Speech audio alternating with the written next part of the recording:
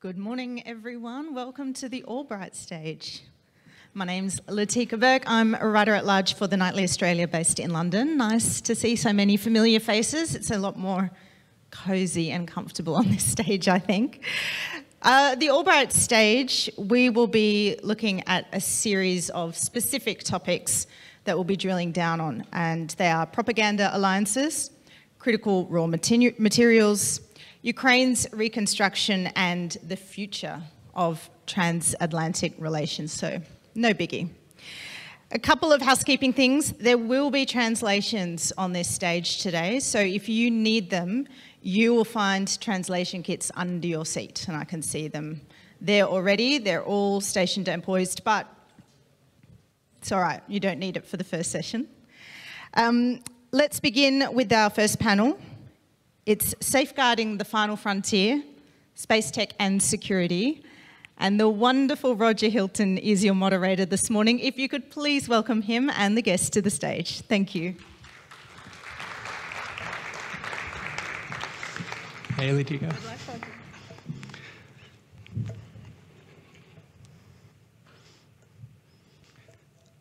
Well, hello, bonjour. Welcome to day one of the GLOBSEC forum. Prime time, I really don't think there's a better place to be right now.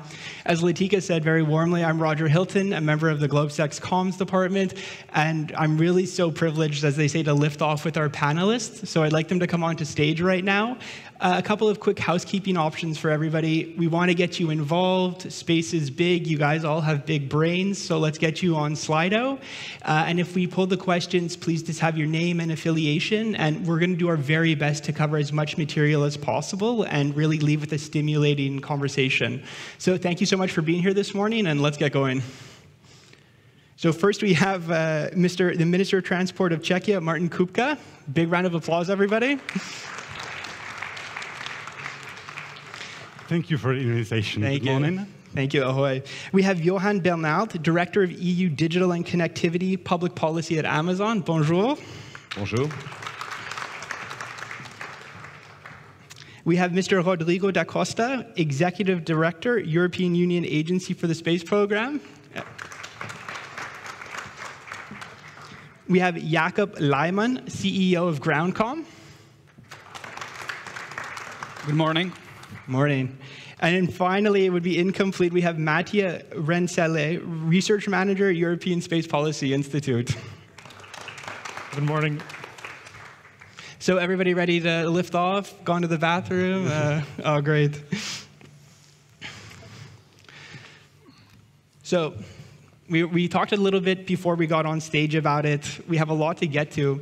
Mr. Minister, let me start with you if it's okay. What are the economic and strategic implications of investing in space resource development? Thank you for this opportunity to speak on this important topic.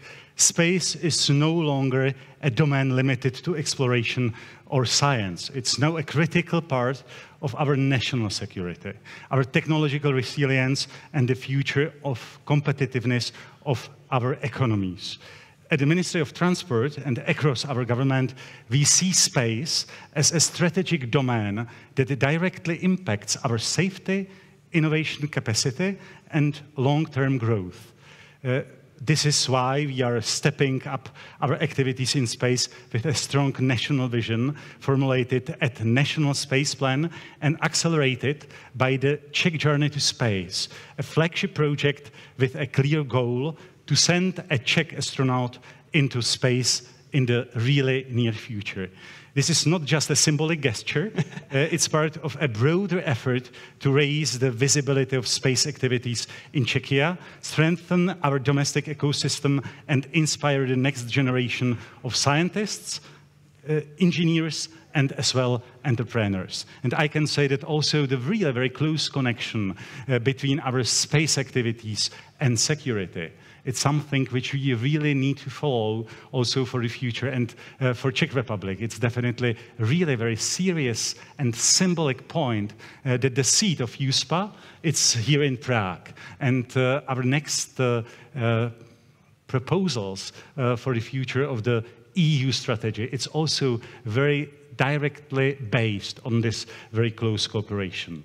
Well, Minister, thank you so much for sort of giving us the opening intervention, providing the government point of view, and we can do this next panel in space, right, when the Czech astronaut is in there. As I said, we started off with the government point of view. I think it's only natural we hear from the private sector. So, Johan, what's your take on, as we said, the strategic implications of investing in space? Well, thank you first for having me. I'm super glad to represent Amazon's Project Kuiper today. This is our low Earth orbital satellite constellation, which will have 3,200 satellites. We have launched the first ones a couple of months ago, and we're looking forward to the next launch, which is literally in days now. So when we think about the economic and strategic implications of investment in space, I think we have to, first of all, we have to think comprehensively. And secondly, I think those benefits, actually, which are either economic or strategic, actually do converge. And I'd like to take two examples based on our investment in that satellite constellation. The first one is, what is the economic benefit of the investment itself and the launching of that system? Well, we have signed a contract back in 2022. I think I had discussed with you, Mr. Minister, at the time, the benefits of that constellation here in Prague. We have signed with Arianespace, which is the main launching company in Europe. What I think their CEO said, it's the biggest contract in their history, up to 18 launches from the European Space Center.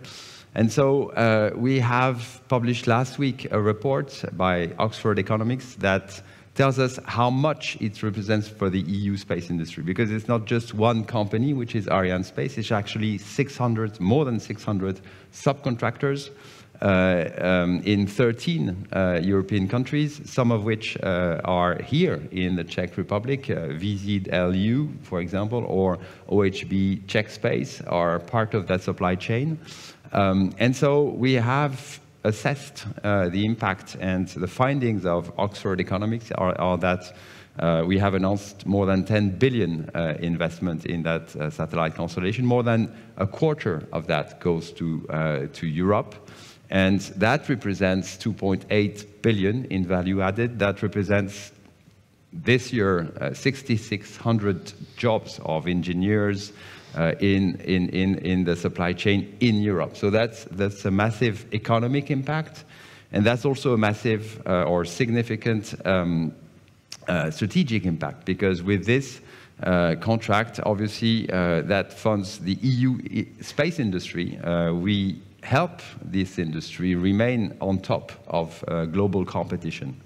So one example of convergence. The second one is, of course, not only in the building of a constellation like that, but also in how it is used, right?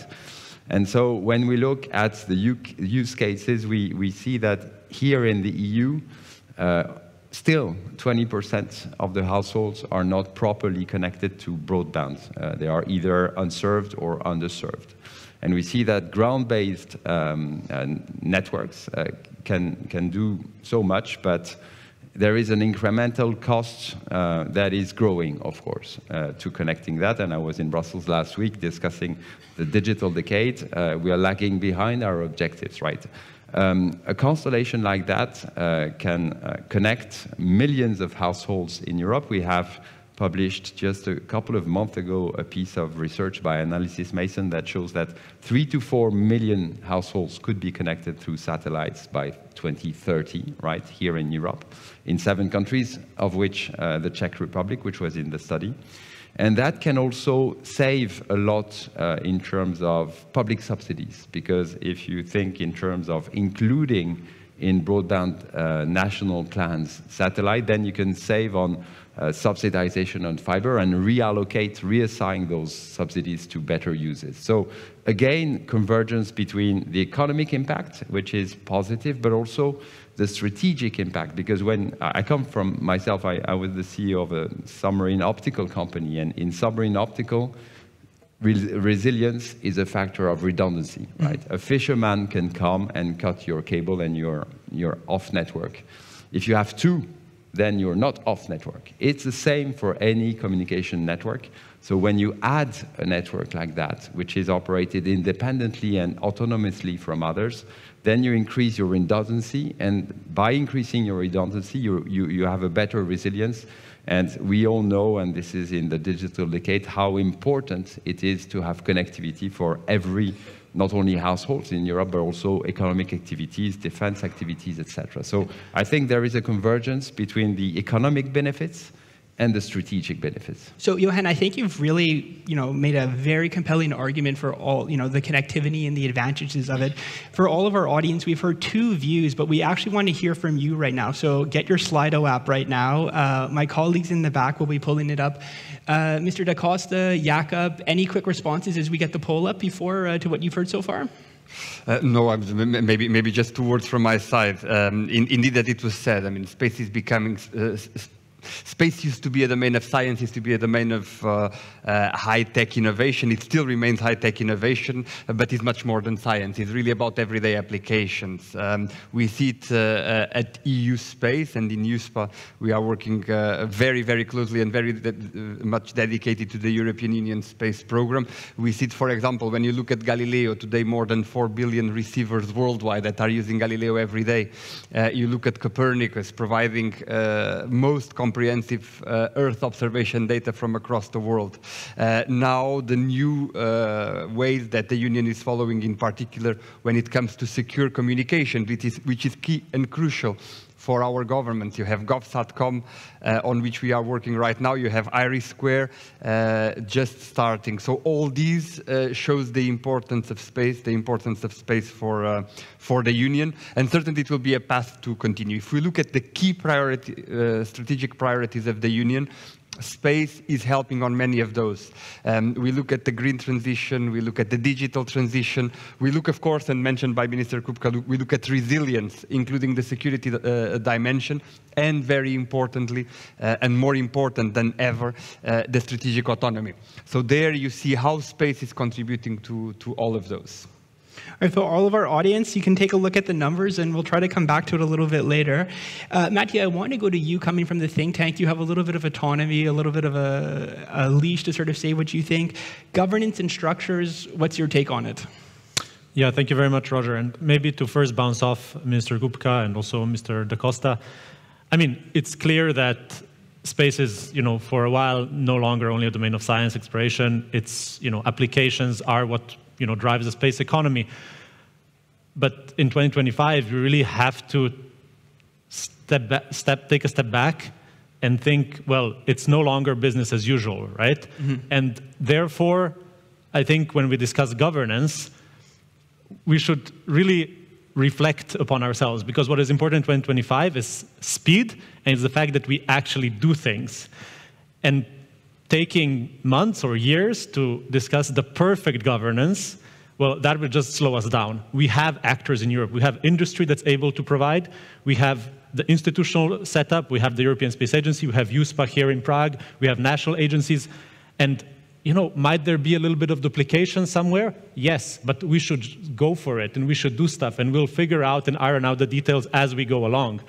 And maybe to give you then some additional reflection on that front. When it comes to governance, okay, I will discuss governance. So I think two things are crucial. One thing is that space sits closer to the highest political level, so to have space more closely tied to ministerial functions. We see that now in Germany with a ministry that has space in the title of the ministry. We have a minister here who I know is very sort of involved in the Czech space sector, which is great to see, and also closer to the level of prime ministers. I think this is an evolution that we do see, that space is becoming a policy topic.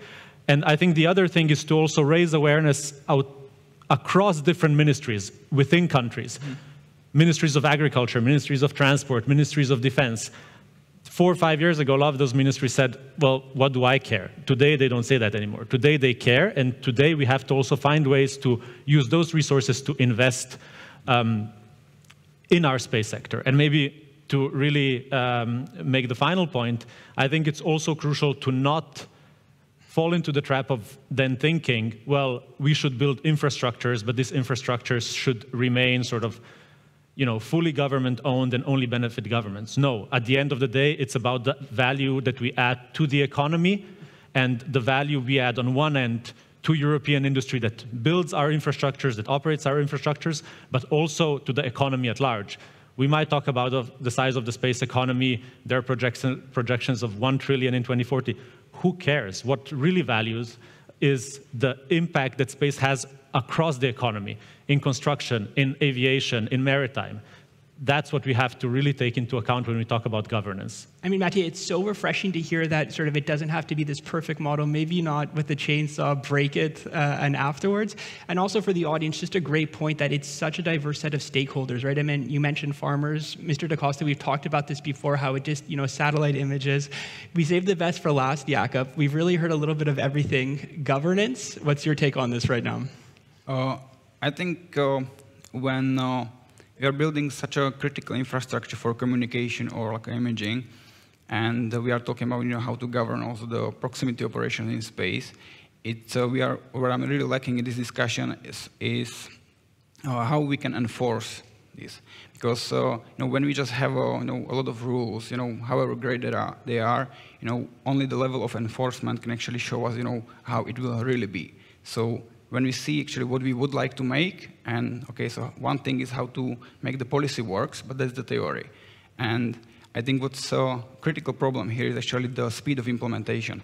I think as it was said, we can see the significant difference in implementation of the new technologies and innovation between the private sector and then the implementation for, let's say, like governmental needs.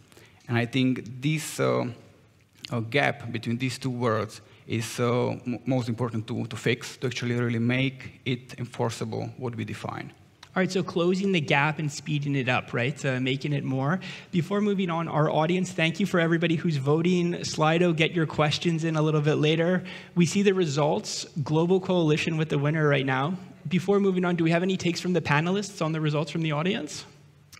I'd like to say that I see as the more important thing to invest to the new technologies and definitely to the new opportunities in the area of the space industry. And I can say that the regulation could be the second or the third priorities. And I would like to say also for all our partners in the European Union that it's better to think about the space initiatives and space activities as an opportunity and as well as a necessity for the competitiveness of the whole European Union. And I'm absolutely sure that it's definitely true.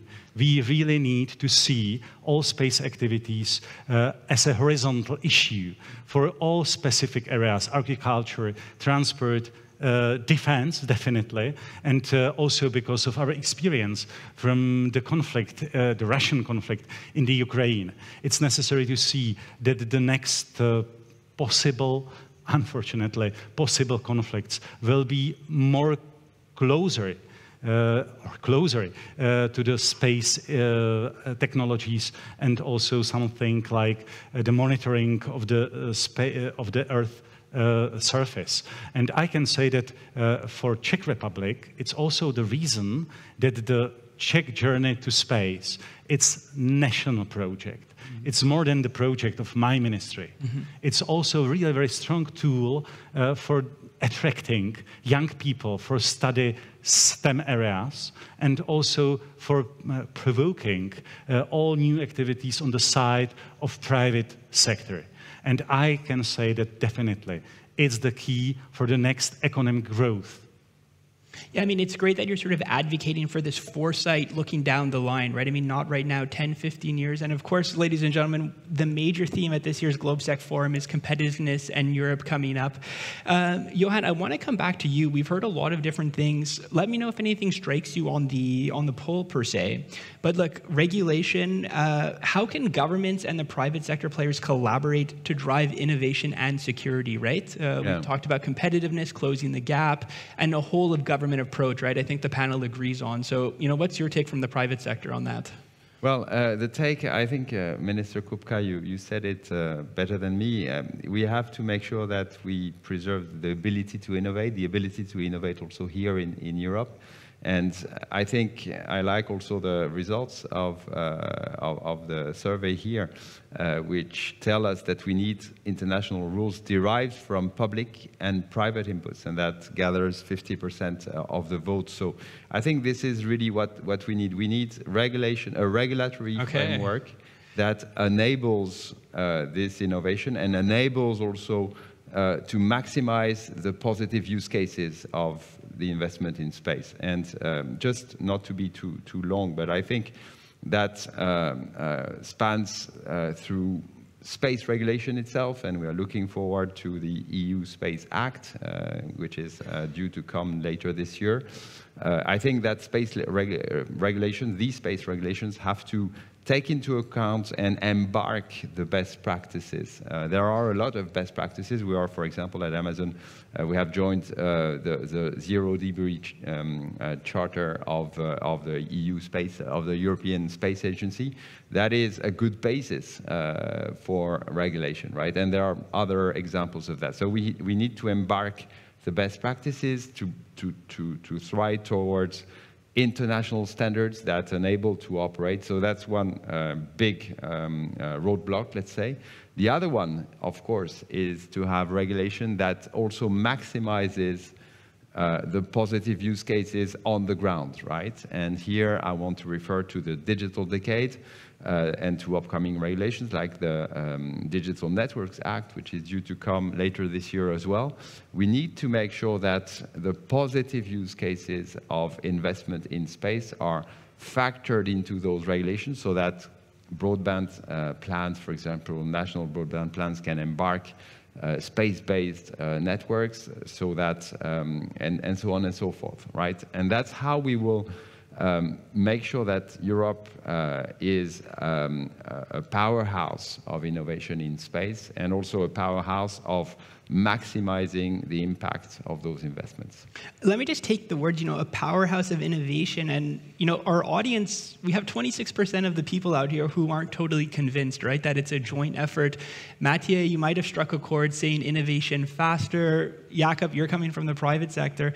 Mr. Da Costa, 26% private companies innovate faster and drive real progress. I mean, what is your message to the 26% of the voters out there? But absolutely, and for us in the institution, and in particular at the level of the European Union, it's extremely important to work with the private sector. When I listed all these activities that we do, what we do in Galileo, what we do in Copernicus, what we are doing in GovSatcom, and we'll do with IRIS², we are doing this with the private sector, with the EU private sector. It is European industry that is implementing the programs. It is European industry that is building the satellites, that is operating the satellites, that is realizing all of this. And I think this is very, very important. It is space can be a driver for innovation in many different domains. Starting on the upstream, of course, when you build the satellites and you use all these novel technologies. But, and I want to focus a little bit on what Mr. Rencelj mentioned before, in particular when it comes to the downstream, because it is in the downstream that the real value of space is executed, is put into practice.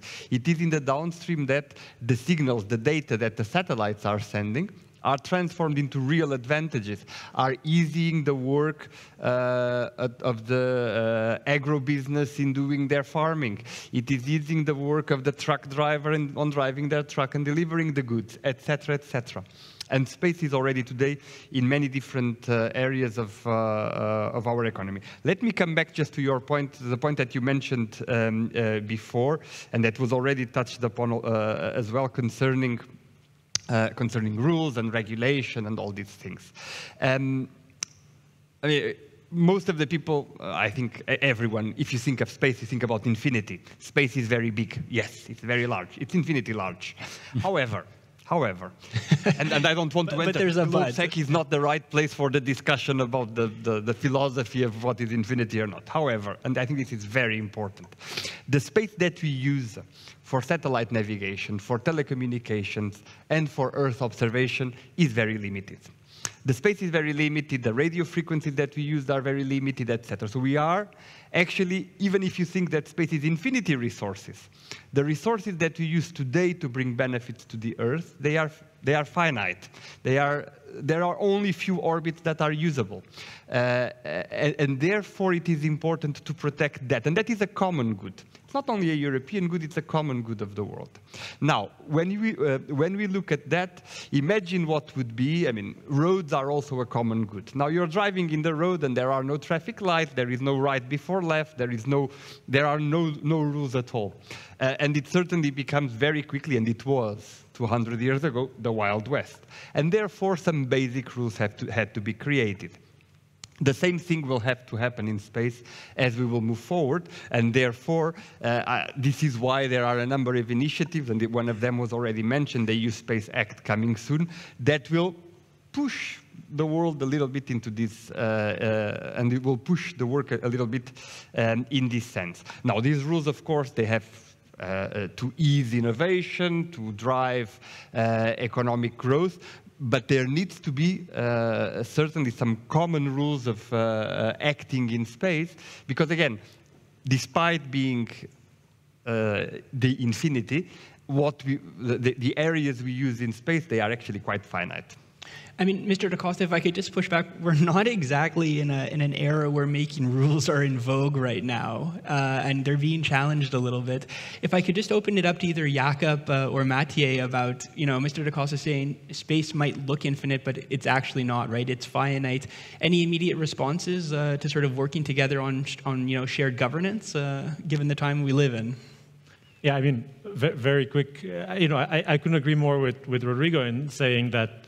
Yes, the orbits we have, the spectrum we have is finite, but in this day and age, I think it's also a day and age where it's a power game, and when you have certain actors that are, already very strong in a certain environment, you can expect that they will do their best to dictate the rules of the game or to compel you to not sort of limit their freedom of action. So I think we have to be prepared for that fight, and we have to stand strong to also benefit European industry and European entrepreneurs. I mean, Minister, what's your take on it? You're just a little bit older than me, but I think you've lived through a different time. But obviously, during the Cold War, Yuri Gagarin, the space wars were really a massive thing. So, I mean, what's your take on us making rules right now, given the landscape we're in? I can say that I absolutely agree that there is necessary to have some fundamental rules. But on the other hand, I'm afraid that the current situation in the European Union, it's definitely over-regulated environment. I've never heard that before. And I don't like this as well because of definitely the limits for the next, I can say, faster development of all technologies. And I think that it could be something like the really serious threat for the Czech and also the whole European industry. And then I would like to say only that it's better to think about new opportunities, new innovations, and secondly, about new regulations, because it's also about the priority on the side of the improvement, the side of the technological improvement, and the secondary, the regulation. Just for our audience, if you want to get your questions in, we have about 20 minutes, and we want to get involved. Johan, any response to what you've heard so far? Well, I can only echo the fact that, well, in terms of the international nature of space, right? It's fundamentally an international environment, and we have treaties, the Outer Space Treaty, that say that Article 6 that says that it's up to nations to regulate their own operators, right, in space. And we have to take into account the fundamentally international nature of that environment from that end. And I hear what Mr. Da Costa said about the need to operate in a sustainable way. And I think there are things that governments can do in that space. For example, to prompt ephemeris, data sharing, etc., and best practices in general. And also we need to take into account the fundamental nature of, international nature of innovation, right? I think innovation in space was always global, even more than in other domains. It still remains these days, and we have to make sure that Europe attracts that innovation and considers innovation in a global framework. Mm-hmm. That's how it works, and that's how we will maximize, I think. Well, for our audience, thank you for the three who's voted right now. We'll come back to it. Jakub, just to coming back to you, regulation as a threat coming from the minister was quite a hot take. What's your reaction? I'm super happy that I heard these words from Mr. Minister, because I think it's very true, and the thing is actually what we can do about it. So I think at the first point, when we see how also the questions are made, we are slowing down this implementation and innovation with the regulations. As it's stated, really we have a lot of regulations, and we need to find a way how to really make this private sector and speed and to leverage it. So I think, when we are trying to use the private sector and small companies, which actually are really the quick in adapting to innovation, and we don't have the right ways to use them within as adapters for the new programs. So we just think big. We actually plan many years ahead, and then actually we are forgetting a little bit this agility of the small companies. And in that case, when you see that we can have the great regulations, yeah, but as it was also said, the space is by definition really very shared space. So it's not that we can have the borders and then we can have our own rules within our borders, but it's a very shared space when actually we need to have the capabilities to look for these rights. And if we are over-regulated or we have great regulations, but we have no capabilities to at least monitor or really do something about following the regulations, then the speed, I think, is much more important. And that's why I'm very happy that Mr. Minister said that we need at first to focus to actually have the capabilities, and then also to apply the regulations when we can demonstrate that we can really enforce them. Yeah, it's a tough rope to walk on, right? Both sort of regulation and driving, for the future, setting norms. I love this question about, are there any low-hanging fruits orbiting Earth in the space domain? We can start with some, small confidence-building measures. Obvious places to start to improve Europe's position in the next space race. So, Mr. Minister, what fruit are we picking up here to get going in the right direction? I see as a really very big potential to have also in the space the new mega constellation of communication satellites, the project IRIS², which can bring to all European states the new possibilities and capabilities, not only in area of connection, but also in the next concrete field for private activities in this area and the technological development. And I can say that it could be something like the low-hanging fruits in this area, not in area of regulation, but in area of the concrete steps and concrete projects. A tangible one that we can actually measure and implement. One short note, I can say that all space activities are definitely in global level, only on global level.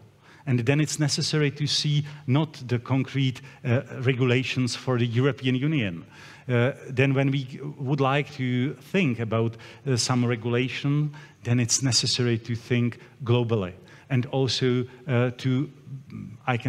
based on some international global rules. And then it could have some concrete positive impacts also on the concrete partners who wouldn't like to respect some fundamental rules. And we know also from the space debris that it could be the problem. Okay. For our audience, if you want to ask a question, you can just have your hand up and we'll start to circulate the mic. We'll take one right now. Matija, oh yeah, go for it, Johan. Yeah, I'd like to react to two questions, actually. The one on low-hanging fruits. I think Europe should be self-confident. We have here a very strong launching industry. I have commented on it. We are partnering with Arianespace, and through Arianespace with more than 600 different businesses here in Europe. So I think the low-hanging fruit is making, and by the way, with such partnership, we also foster, for example, the heavy version of Ariane, because this is what is needed for that kind of launches that have multiple satellites, right? So I think the low-hanging fruit is in developing that industry in a way that it doesn't think of itself in isolation at EU level, but more globally, as a global operator able to compete globally, and through investments, through commercial partnerships, such as the one we have with them, to get that industry to the next level so that it remains competitive at global level in the next generation of launching systems. So that's, I think, already happening. I think we have to make sure that we continue to foster that. And the second comment, maybe very quickly on the first one, which is over regulation. Just one data point. We know that AI adoption is absolutely crucial, and we've conducted in the past few months a survey to see what are the blockers to AI adoption, which is so important to the goals that we have as part of the digital decade. And 44% of businesses across Europe cite regulation as a blocker to adoption, right? So that's I'm not talking about tech businesses, I'm talking about the general businesses, right? And so this is super important that we factor this in to make sure that we are not slowed down by red tape, and instead we enable businesses to adopt AI and more broadly to digitalize themselves. I mean, especially when you see sort of other countries just cutting it so drastically, right? We're going to open up the floor shortly, but I can see Matija or Mr. da Costa, low-hanging fruit. You guys look like you want to jump in on it. I will be brief. First, I like very much how the question is worded, because it meant improve Europe's position and improve. I take it that we are already in a good position, and we are in a good position in Europe. I think there are a set of areas where in Europe we are really leading. We are really ahead. Again, looking at Galileo, the most precise satellite navigation system in the world, Copernicus, the most comprehensive one. And I have, as we did it for Galileo in the Union, as we did it for Copernicus, coming back to the point of Minister Kupka, also for IRIS², I am convinced it will be the best secure connectivity constellation in the world once it comes. And I think we have to build on that. And how did we get there? And I think that's the very important question, because if we understand how we got there on satellite navigation, on Earth observation, we can then replicate this formula in other areas, and those that are in particular critical for the security and for the European society, because space is bringing value to the society. For me, there are a couple main drivers that I want to bring. First, of course, technology. And technology comes with investment. It was mentioned, and certainly this investment needs to continue.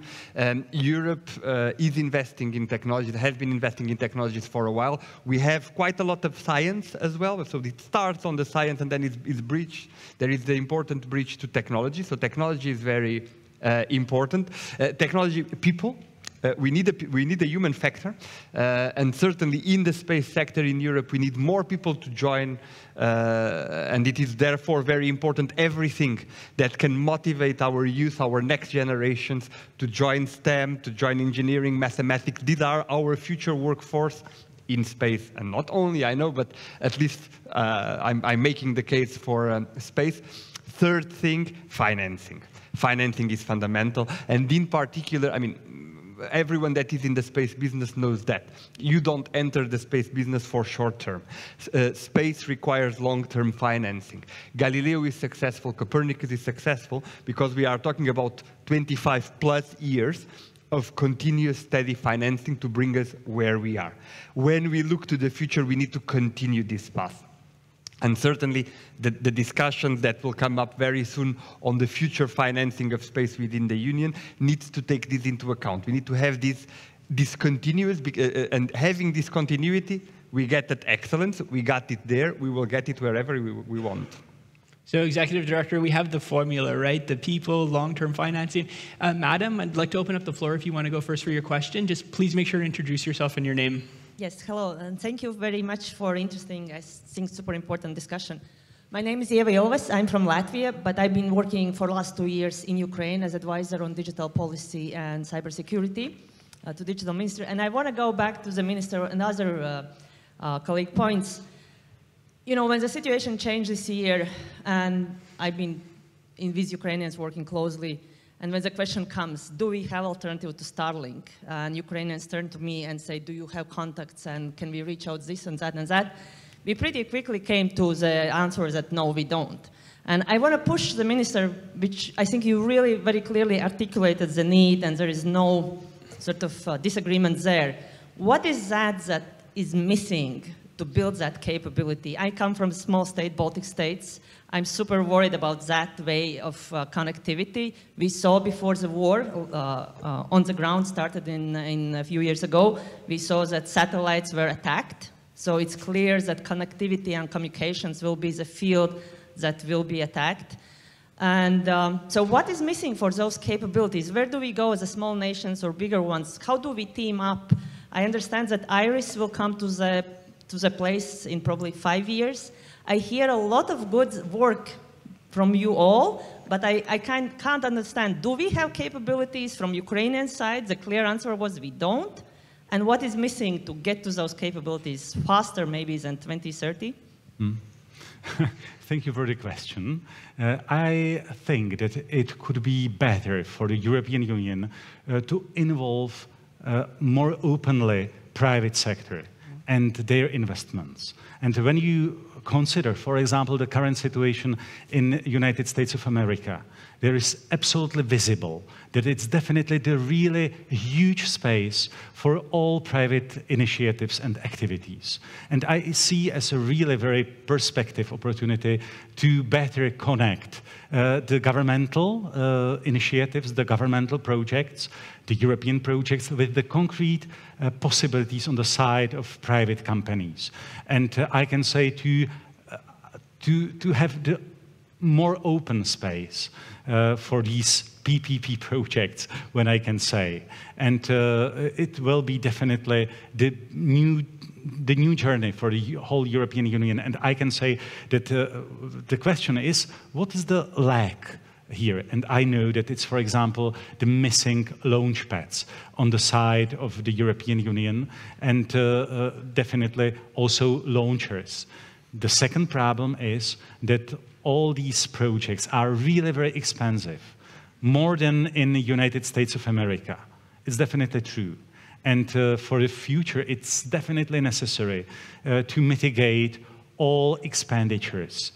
Better said, to have better prices for all our missions. And then it will be definitely better also for USPA and for all the other participants to send our technologies on the orbit, and as well to improve all technologies in the European Union.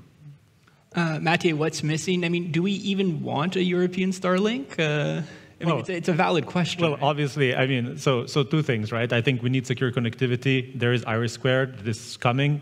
It will be too late because today is too late, obviously. But we should really not fall into the trap of thinking, oh, let's have this governmental system and then let it be there. No, we really need to use that as a backbone for commercial expansion. And in that sense, I think, yes, we have to be confident as Europeans, and we also have to be confident in terms of regaining lost global market shares, because one part is, of course, the secure connectivity for military, but that can only be sustained if you also drive your commercial markets globally. Maybe just another point to also mention is that when we discuss about capabilities and we compare ourselves to the United States, I mean, there was a question, what stops us from capabilities? Well, it's budget. If we look at the space budget in Europe, it's about 14 billion euros a year. That's 5 times less than the budget in the US. With the classified spending, it's around 75 billion a year. And if we look at the ratio between the security and defense budget, United States versus Europe, the difference is not 1 to 5, it's 1 to 15. So I think the answer is pretty obvious, and I think the upcoming defense expenditures also really need to integrate space into that spending, because that's the only way to future-proof our defense architecture. Jakub, I mean, you were literally on the ground, right? Yeah. And just, again, for our audience, I think the question that was asked really blends in nicely to the question about what stops us from capabilities, what is the main obstacle. So, Jakub, you know, you're in the thick of things. What's your take? Yeah, like as we build this like a critical infrastructure for operating like all these satellites up there, I think as Mr. Costa said, like we really have the talent. I'm really sure that we have, I would say, really huge capabilities. And actually, we are just like really failing to really like make the final step to actually be the leader in all the areas. So as it was mentioned, also the budget. When I think what we can really significantly improve, what can be considered as a like low-hanging fruit, is maybe the efficiency of how this budget is used. And our idea is, or the perspective is to switch more to early contracts, because speed actually is not coming without risk. And I think in Europe we are like very afraid of risk. And comparing like to how the innovation is applied like to real world in the US, it's with the early contract. So you don't provide grants, which actually provide you some like a safety that okay, so you can demonstrate the technology, but actually then you miss the final implementation. But if you provide the early contract, like, and we are talking about the very same budget, you are really pushed to actually deliver. And then we need also to accept that not everyone can like deliver on the very first time you try.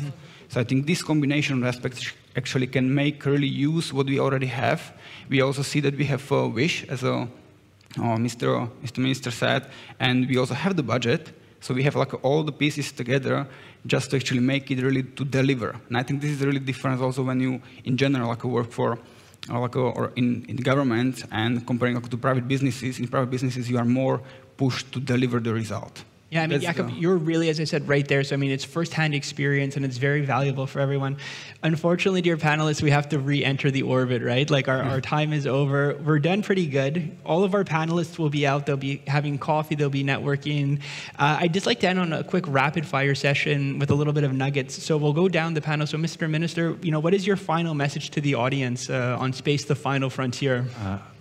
I'm absolutely sure that the current challenge of the whole European Union, and not only about the European Union, but also all partners in NATO, it's how to strengthen all our resilience.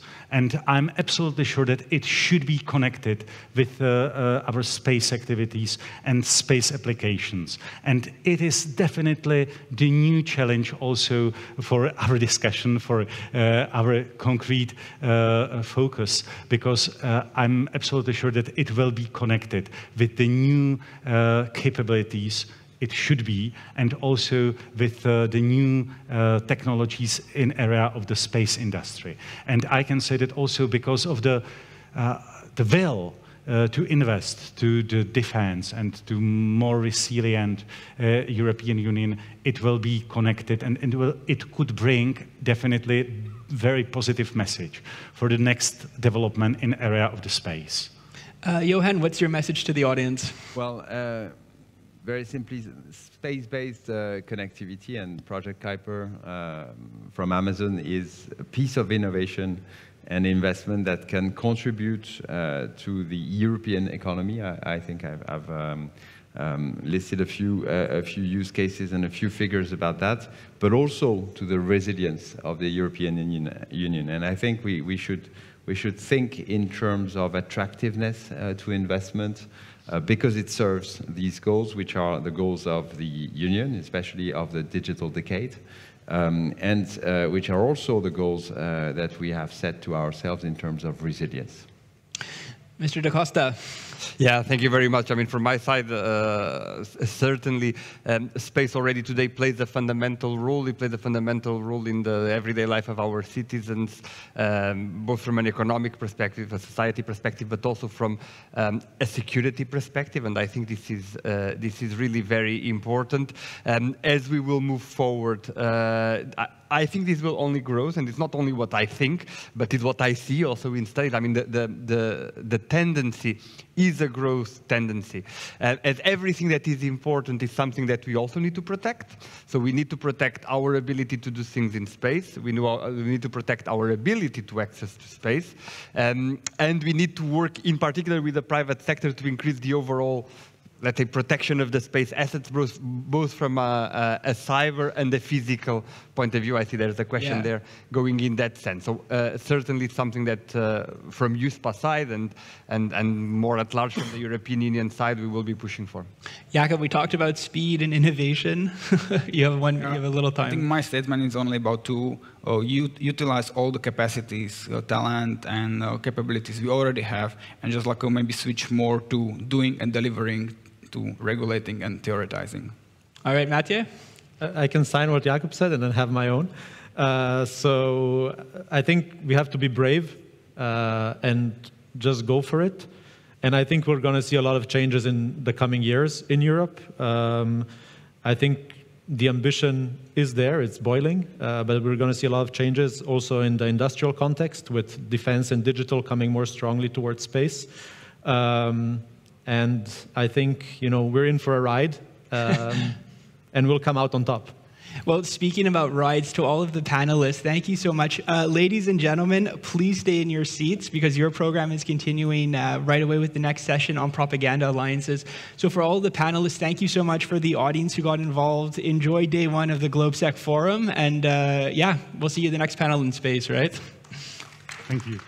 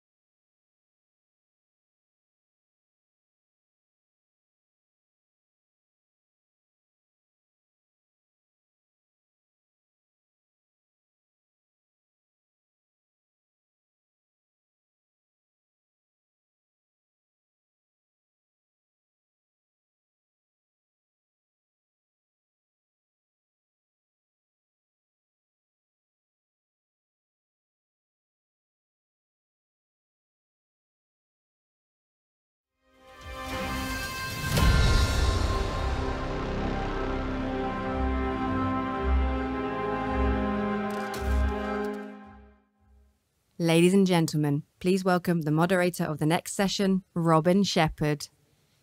So I'm at the far end, yeah? Okay, thanks. Hello, everybody.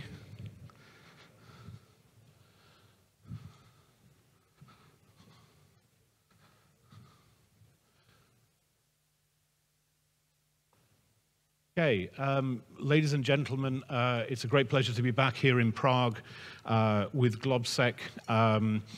As you can see from your program, this discussion is about propaganda alliances, whether they exist or not, or whether they're marriages of convenience, particularly in the sphere of information between Russia, China, Iran, through three very different kinds of tyranny, but they share in common an opposition to freedom wherever it is in the world. And we'll be exploring the questions of whether these regimes complement each other, reinforce each other's narratives, how they differ, where perhaps we have blind spots in terms of whether we failed sometimes to recognize what they're doing, and the extent to which we can fight back. And I'd like to welcome on this panel, please, three very distinguished guests today. The first up is Mikhail Khodorkovskii.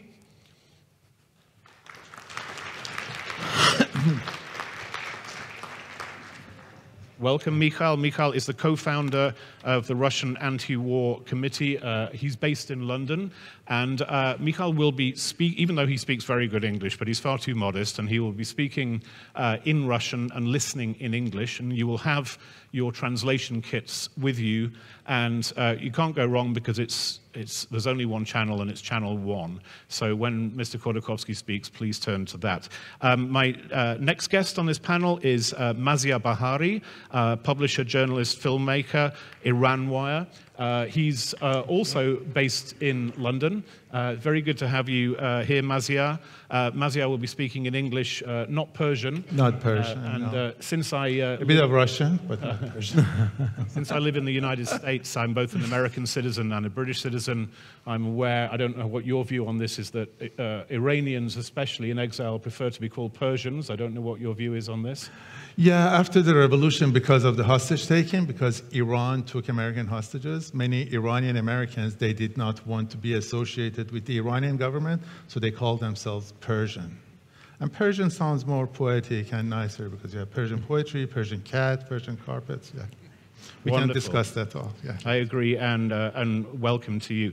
And our third guest is Xiao, and I hope I didn't butcher the Mandarin. If I did, it's your fault because you told me how to say it, Xiao. Thank you so much for being here. Xiao is a director and research scientist at the Counter Power Lab at UCL Berkeley in California, which of course is heavily in the news for other reasons right now. Welcome, and thank you very much for completing what promises to be an excellent panel. What I like to do with all subjects, if it's relevant and possible, but particularly on this one, let's start out by assessing the nature of the threat. What is it exactly that we're dealing with? Is it a few drops of poison in a vast ocean of social media? Is it still, even if that is the case, whether it is or it isn't the case, it's still dangerous because these regimes operate opportunistically, and they can sometimes be very effective if they're targeting certain particular items at certain particular windows of opportunity. And then we'll go into the question of the counteract. So first of all, Mikhail, I'd like to ask you, how would you assess the nature of the threat, particularly from Russia, but feel free to speak on the other countries as well? Are we giving too much credit to Vladimir Putin in the sense that, you know, he must be delighted to think that he can puppeteer-like control our narratives? Does he really, or is this just a few drops of poison in a vast ocean of social media?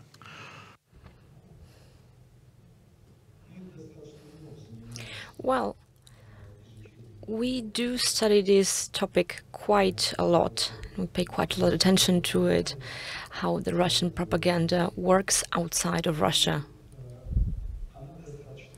And Russian propaganda outside of Russia is quite active.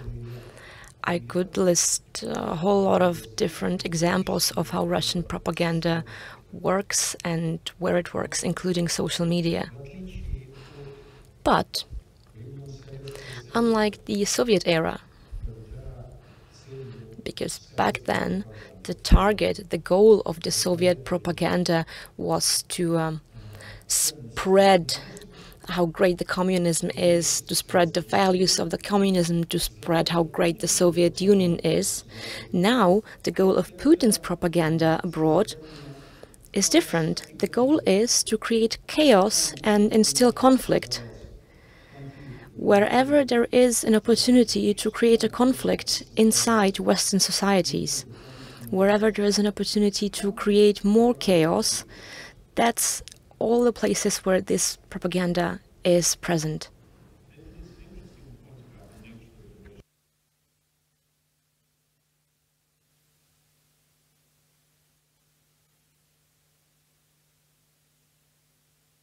People in this world who are sitting and looking to Moscow for a model. There is no Russian model. I mean, if your regime is built around theft and brutalization and mobster-like oppression, there's no threat. However, there are people in this world, and certainly people in Beijing, that believe that Beijing does actually offer a model. Does that impact upon the way that China spreads its propaganda? Well, it does. It does. China can say there's a Beijing model because there's an economic true achievement, right, in the context of globalization. And China can make that kind of China model. Not really, any country can learn from China the way that state control every side of society and economically building up that way. However, with the economic leverage and political power, many countries and many audiences listens. And China leverage from the soft power to censorship to threatening. And in a very schematic way, even right now, you see Chinese TV everywhere, infrastructure, but that's only the beginning. Wait until every Chinese electronic product speak in and listen in your own house, on your own body. You're sitting in every Chinese car, collect every single data.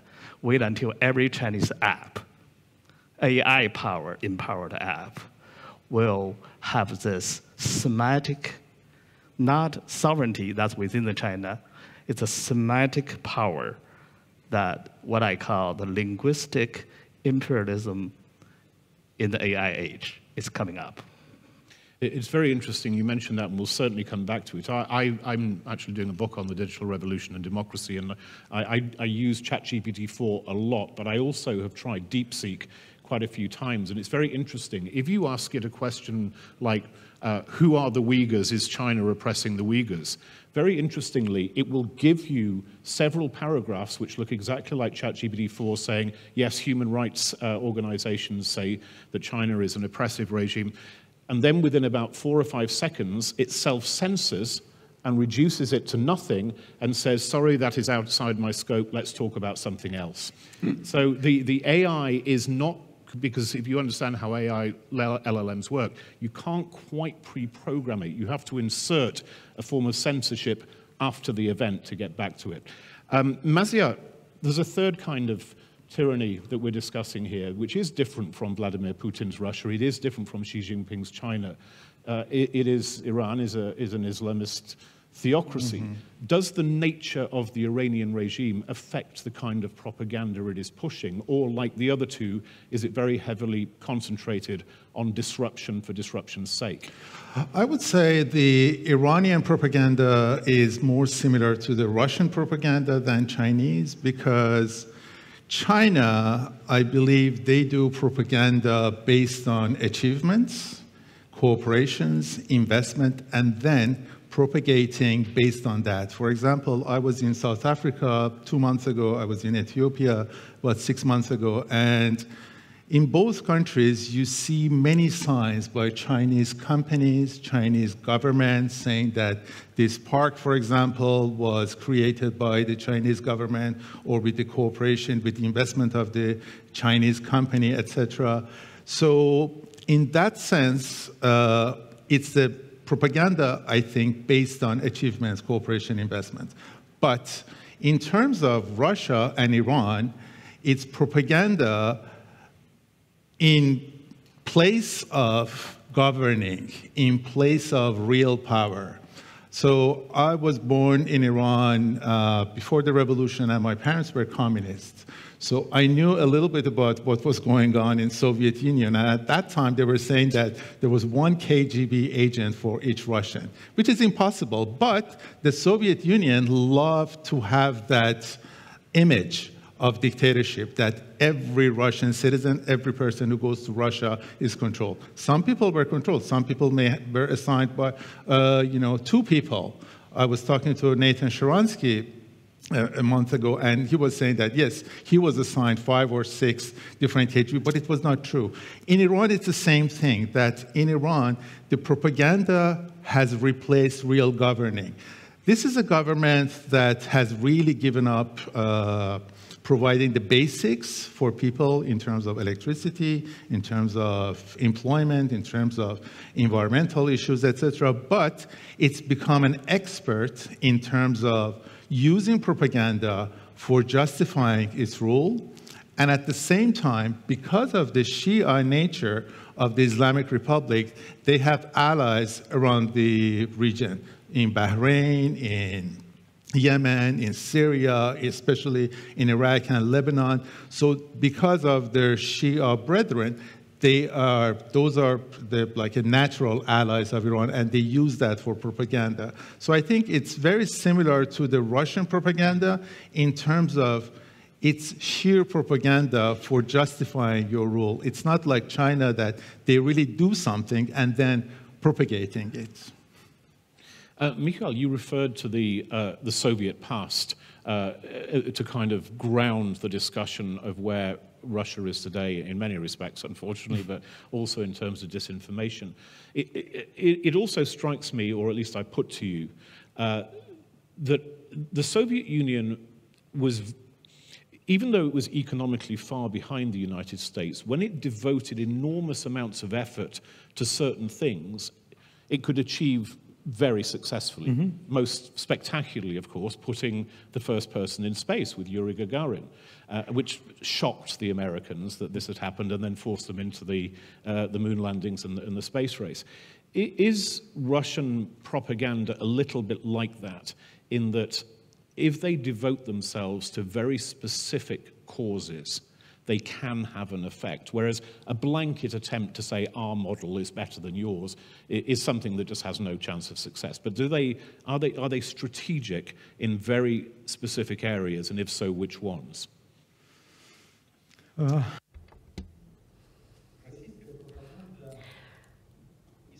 Russian propaganda likes to use the narrative where they say, you know, the West, the only thing they do in the West is that they talk and talk and talk. But in reality, the West is doing the same things that Russia does. This is the narrative that is definitely being used, but this is mostly an inside narrative used in Russia. When it comes to narratives that are projected outside to Western markets, so to speak, here the narratives are different, and it's more about provoking conflicts. We can see that there is quite an active participation of Russian propagandists in various election campaigns in Western countries. They are very active there. Is it important for them to support one side or the other? No, that's not the main goal. The main goal is to create conflict. So whenever in the West there are conflicts, be they territorial or separatist conflicts or any other types of conflicts, these are the targets. This is where Russia enters, joins the situation to create chaos with the goal to weaken the potential future other party in the potential negotiations. And I think this is the approach that is more destructive than the propaganda used to be during the Soviet times. Because the Soviet Union, what they proposed was a different worldview. Not a great one, but different. But here, conflict is all it is about. Or translation kits underneath your chairs. Just a follow-up to that.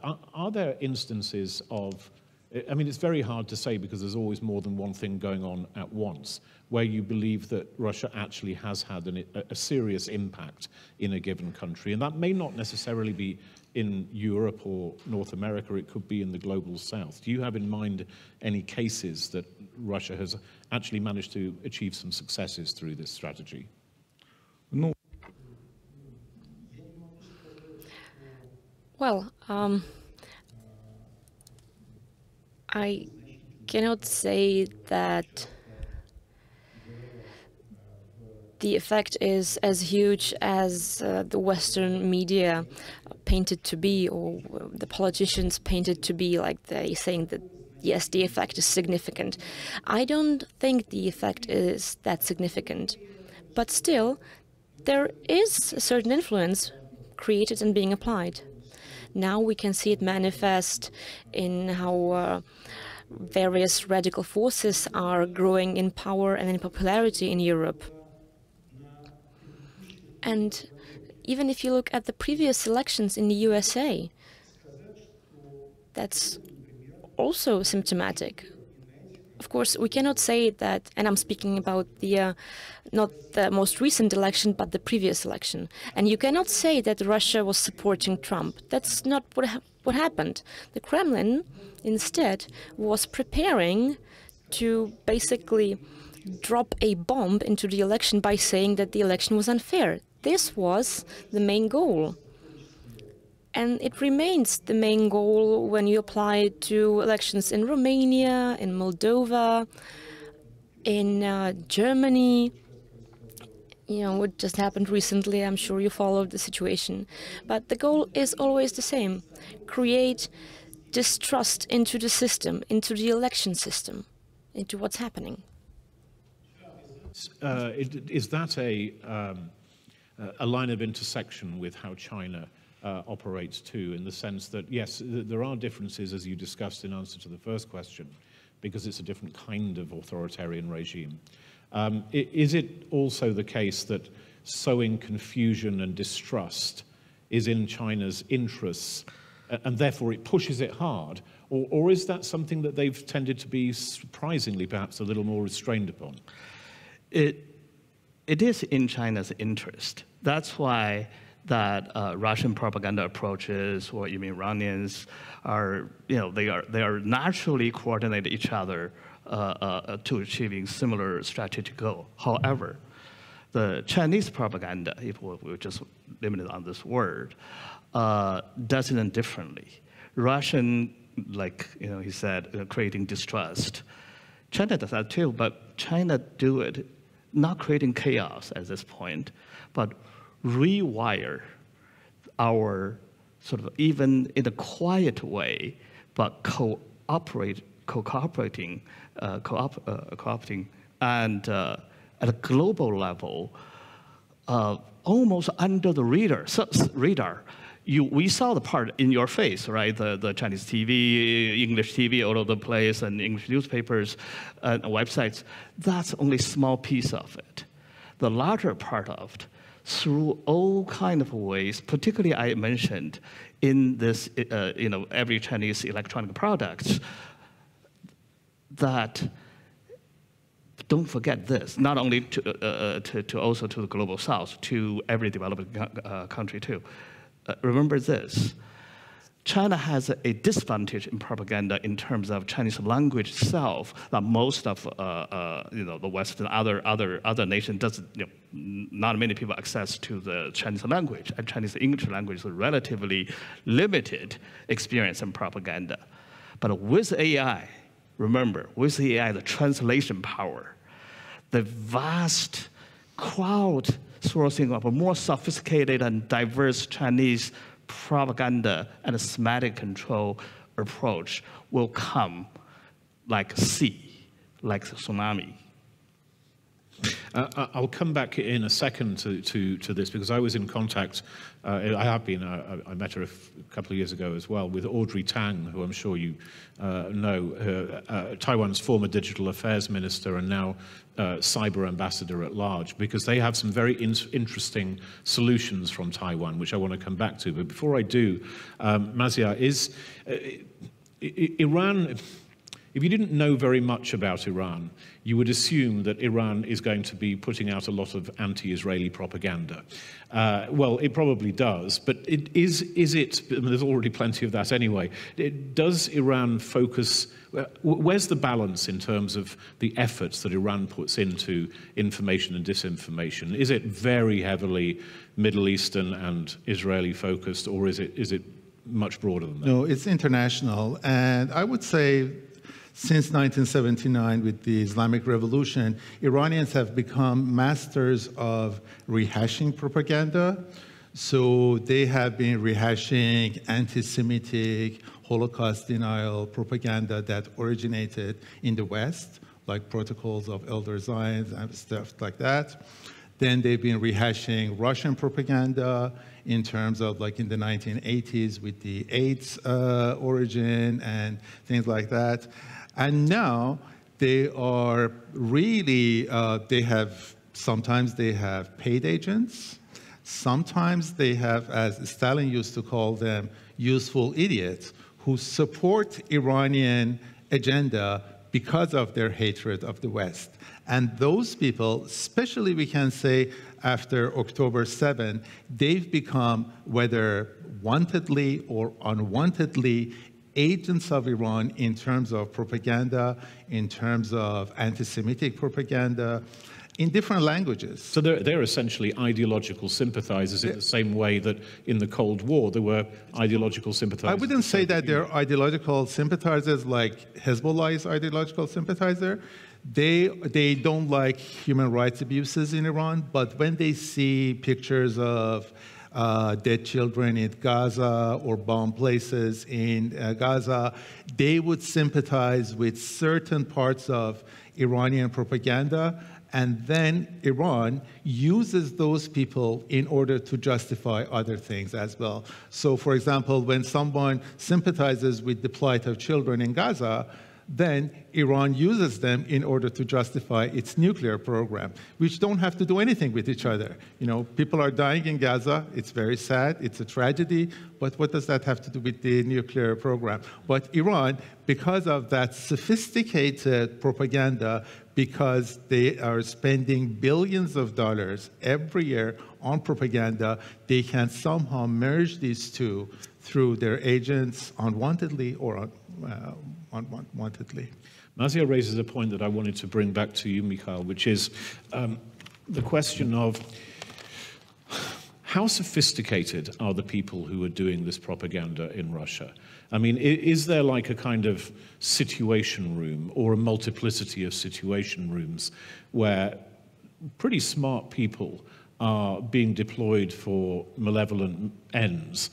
Or is it very decentralized and some people are just doing it to curry favor and make themselves look good, and maybe if they're a startup of some description in social media? I mean, how is it? Is it very tightly directed from the top? I mean, how does it actually work?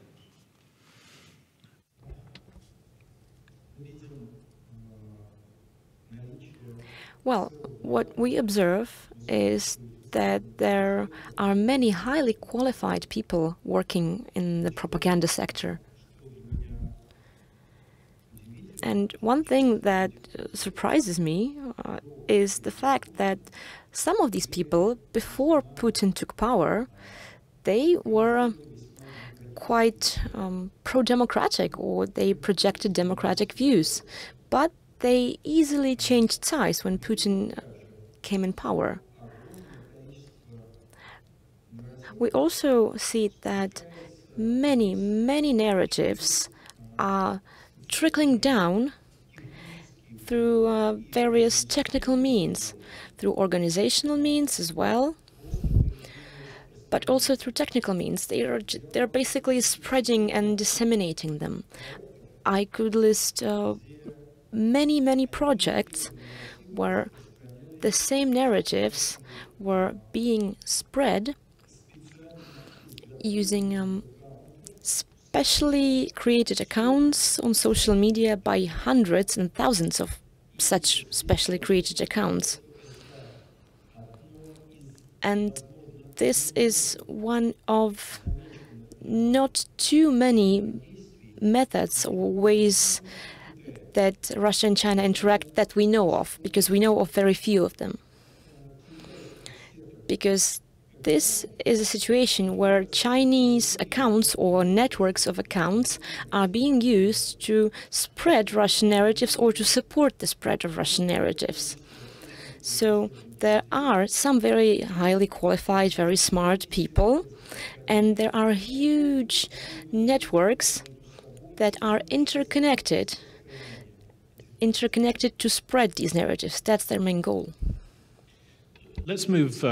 It's a pity we only have 17 minutes left, and I'll come to the audience in a second, so just be prepared to raise your hand with a short question. You can make a comment, but no longer than 30 seconds, please. Perhaps go to you, Xiao, the question of what to do about it. And I raised Audrey Tang and Taiwan because it's a very potentially quite a hopeful example that around this time last year, a lot of disinformation appeared in Taiwan, and with very sophisticated deepfake AIs that could actually talk back to you. And one of the main people that kept turning up was Jensen Jiang, the chair of and co-founder, I think, of NVIDIA. And what the Taiwanese did was to set up this is Taiwanese civic groups, but also with Audrey Tang playing a leading role, by a process which is itself extremely interesting. But they came up with a whole range of different possibilities, one of which is a process known as throttling, which means you can slow down the connection. Say if Facebook won't take down an ad or something, a deep fake, you can actually slow down the connection so all the advertising revenue goes to Google, for example. Well, what they came up with was something a bit different from that. But perhaps you would take over here, because I know that this is something close to your heart as to what to actually do about this. That's what I do every day. But so that's using the first word in addition to propaganda. From the Chinese Communist Party point of view, it's weaponized all in this language space and information space. Taiwan is a good example because Taiwan's the same language, Chinese. That's very important. Secondly, Taiwan is a direct target of immediate target.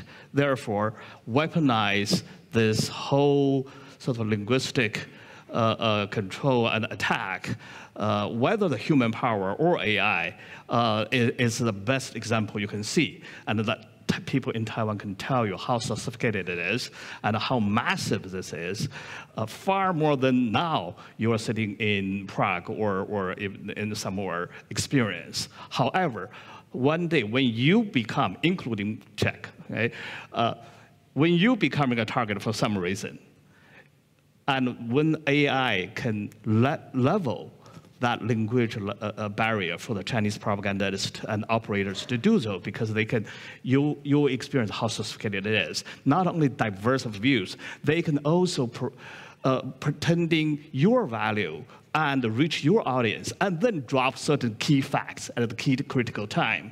And they can creating conflicts and on your side, on their side, and every side, every different level, every target you can imagine.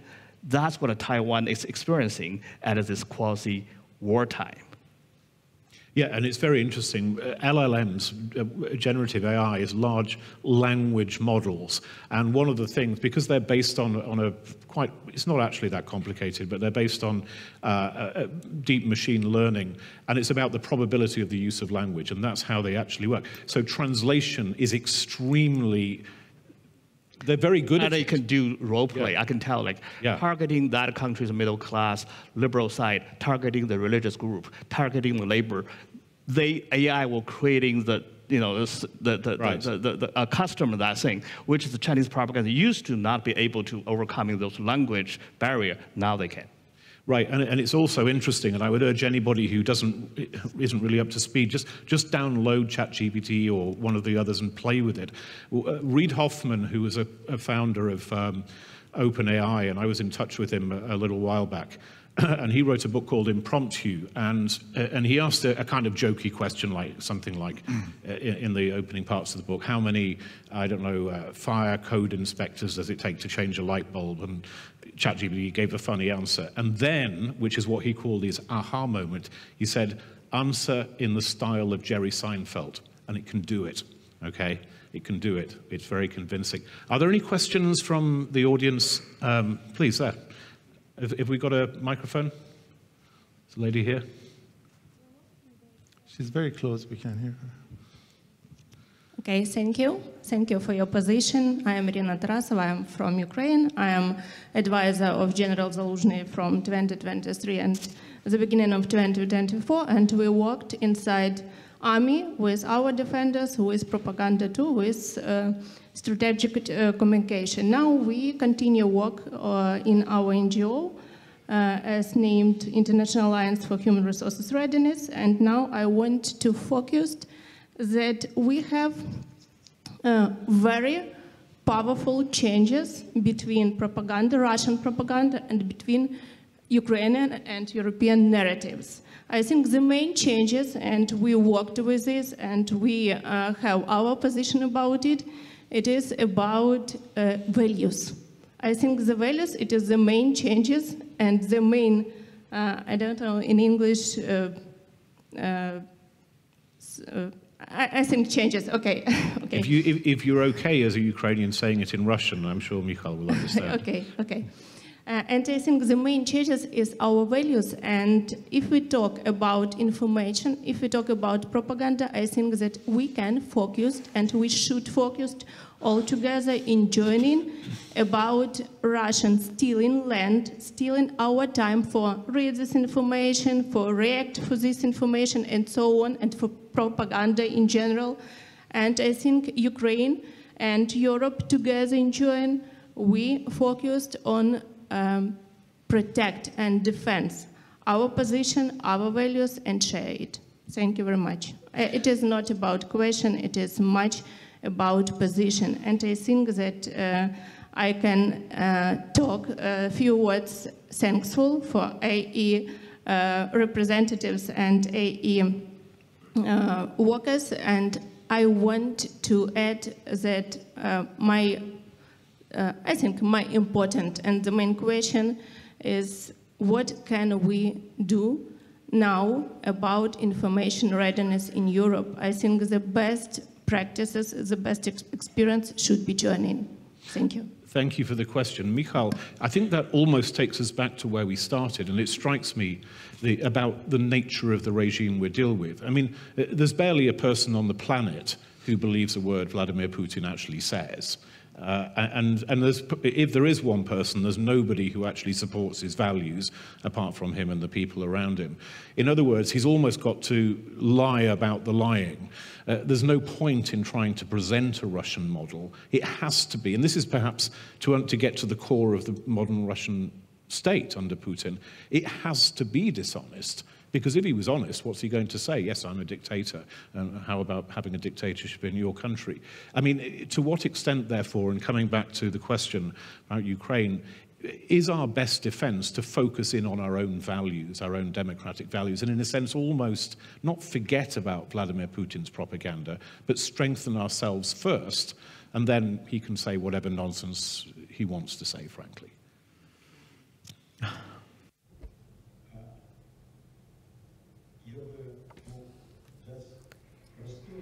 I can have a simple answer to this question, which would be yes, of course. But I would like to delve into this topic a bit deeper. So, currently, what is happening in the West is basically re-evaluation of these values. Or more precisely, there is a conflict between values of the old world and the new world. And the core of this conflict can be seen in what the power means in the contemporary world. What is it? How important it is? We should live in a world where power is something important, right? Or should we live in a world where power doesn't mean anything? Or perhaps we need to find a balance between power being everything and power being nothing. I think, or I would like to live in a world where power is not an important argument at all, but I think we won't live to see such a world. At least, you know, the older generation. So I think we need to find a narrative that matches the reality. And currently we don't have such a narrative. We haven't found it yet. And the people can see it and feel it. Because when you go around telling people power doesn't mean anything, okay, well, does that mean that Europe can spend less than 2% of their GDP on defense? I mean, I think we all understand where this would lead and how it would end. And if we take the stance that power is everything, it means that Putin can do whatever he wants to with Ukraine as long as he has the power and the strength. Now, where is this pragmatic middle ground between these two unacceptable extremes? This is a very important and complicated question. I agree with Mikhail, and I think what brings together the Chinese, the Russian, and Iranian propaganda together is this propagating chaos and whataboutism, and also questioning order, questioning conventions, and presenting themselves as the alternative to chaos and to the old system. So, for example, when you see someone like Tucker Carlson going to Russia and go to a supermarket, Tucker Carlson, for those who know, he's an American conservative personality. He went to Russia and he went to a supermarket and he said, see, supermarkets here are clean and they're not subjected to attacks by vandals and homeless people, et cetera, et cetera. So what they want to do in terms of the Russian and Chinese and Iranian narrative, they want to present Europe and the Western world and liberal world as chaotic. And what is the alternative? Someone like Putin, who can kill his enemies easily, but there's order. Supermarkets are full. There are no homeless people. In China, yes, there are lots of people, clapping hands at the same time in the Communist Party. And in Iran, it's the same thing. So that is, I think, brings all of them together. And in terms of our friend's question about Ukraine, that is the idea that what about, that someone like Zelensky, he is representing chaos. He's representing the old order. But we are the future. We are the alternative.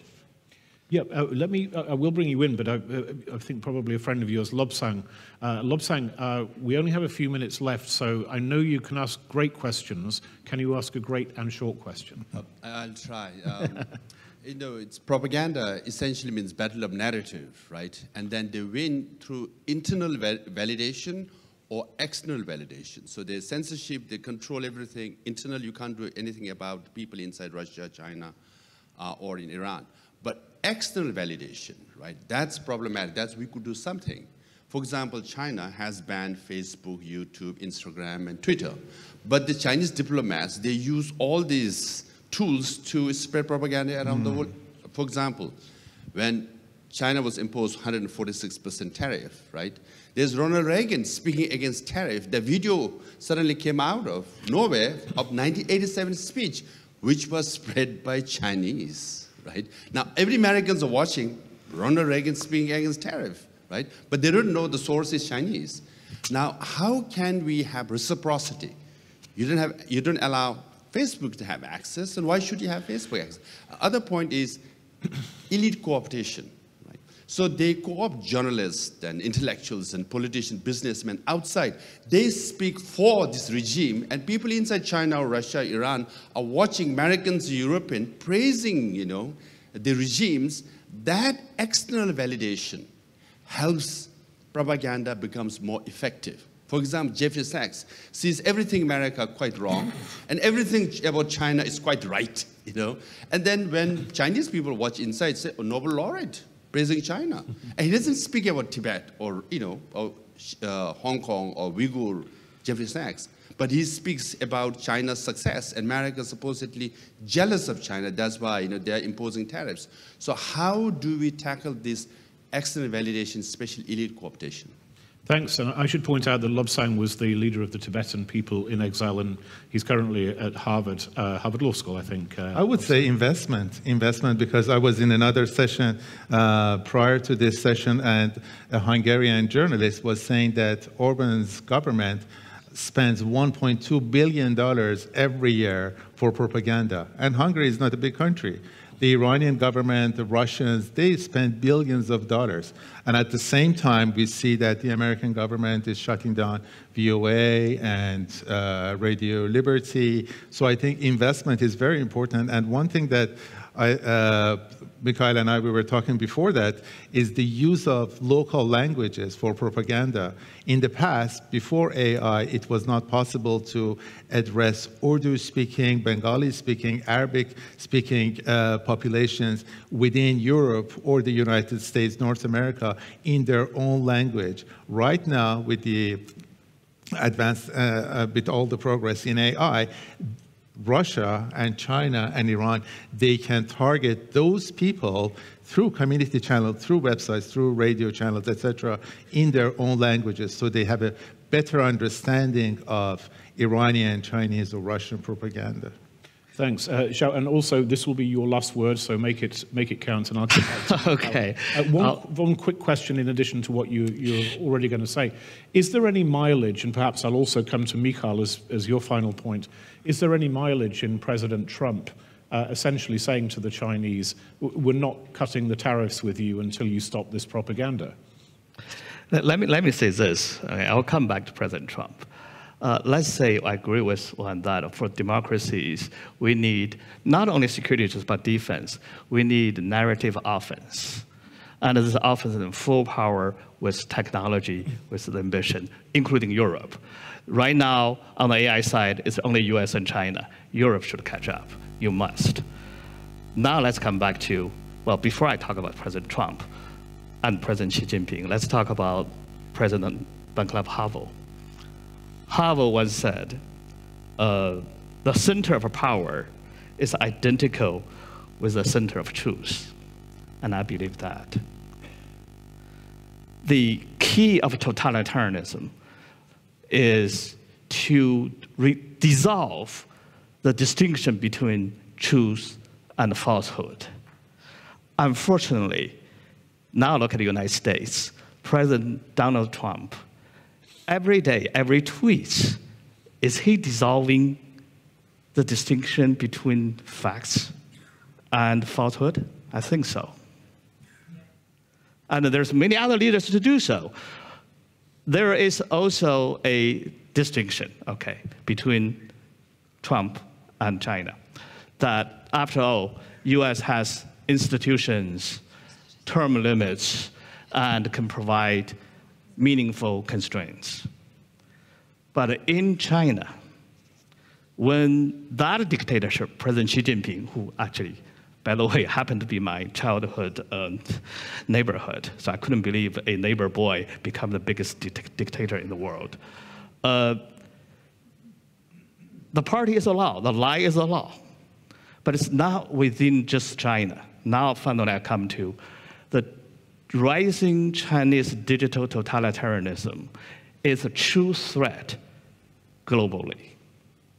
And that kind of web of deceptions is more than just filtering the information, but it's really creating a new sort of language world. Now, eventually, in every society, when China finds it strategically desirable, and that is a threat we must defend. Right. Mikhail, final word to you. Is there any chance of, I mean, first of all, we've got to get a peace in Ukraine, and that's not even for certain. But is there any leverage about the whole propaganda question that President Trump or the United States can use against Russia, perhaps in exchange for sanctions lifting or something like that? Or is this just fanciful and he'll do it anyway? Well, President Trump had and still has a great opportunity.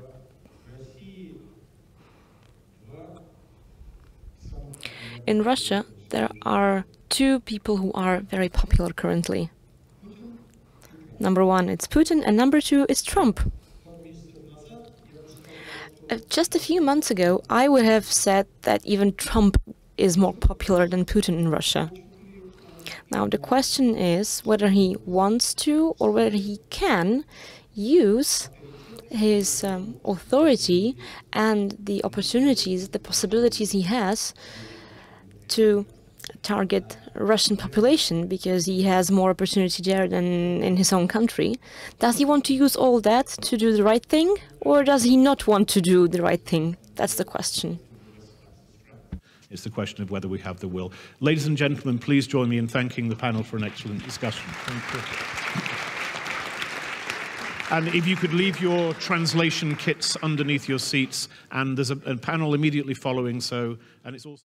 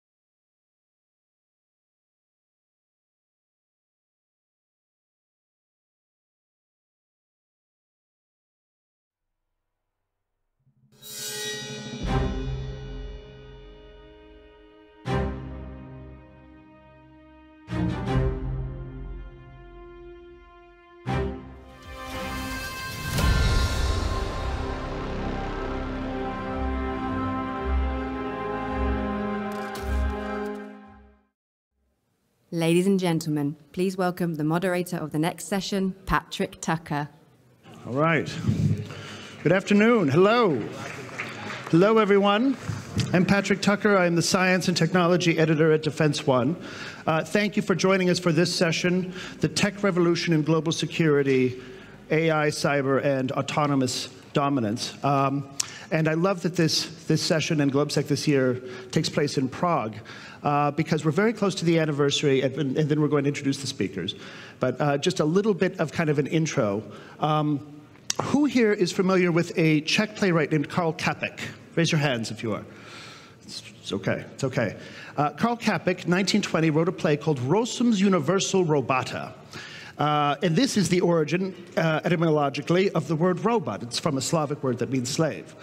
And in Rozum's Universal Robota, this is kind of the origins of all of our anticipation about the artificial intelligence future. It comes from 1920. In the first act, there is a wild, charismatic inventor. He creates a race of autonomoids to displace all human labor. The second act, he becomes outrageously wealthy. All human labor is displaced. And in the third act, the robota revolt and kill everyone.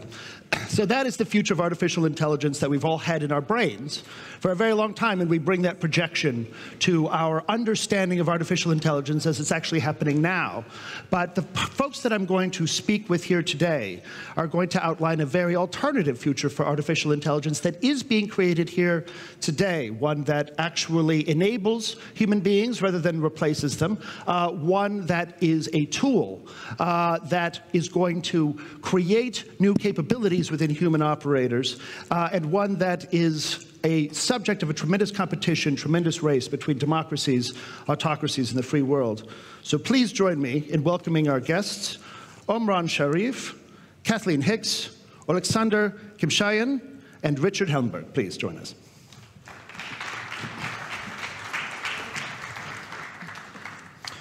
All right.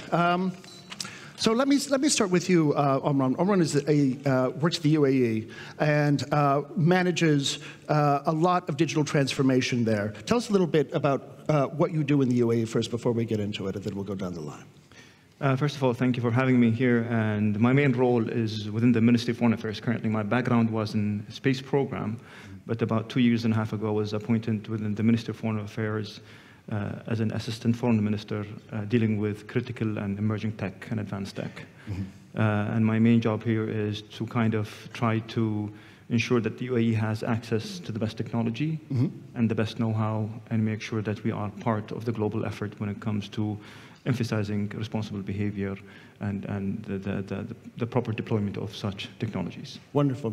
Kath Hicks is a longtime friend of mine, former Deputy Defense Secretary of the United States Department of Defense. Just a little intro, who you are and what you do.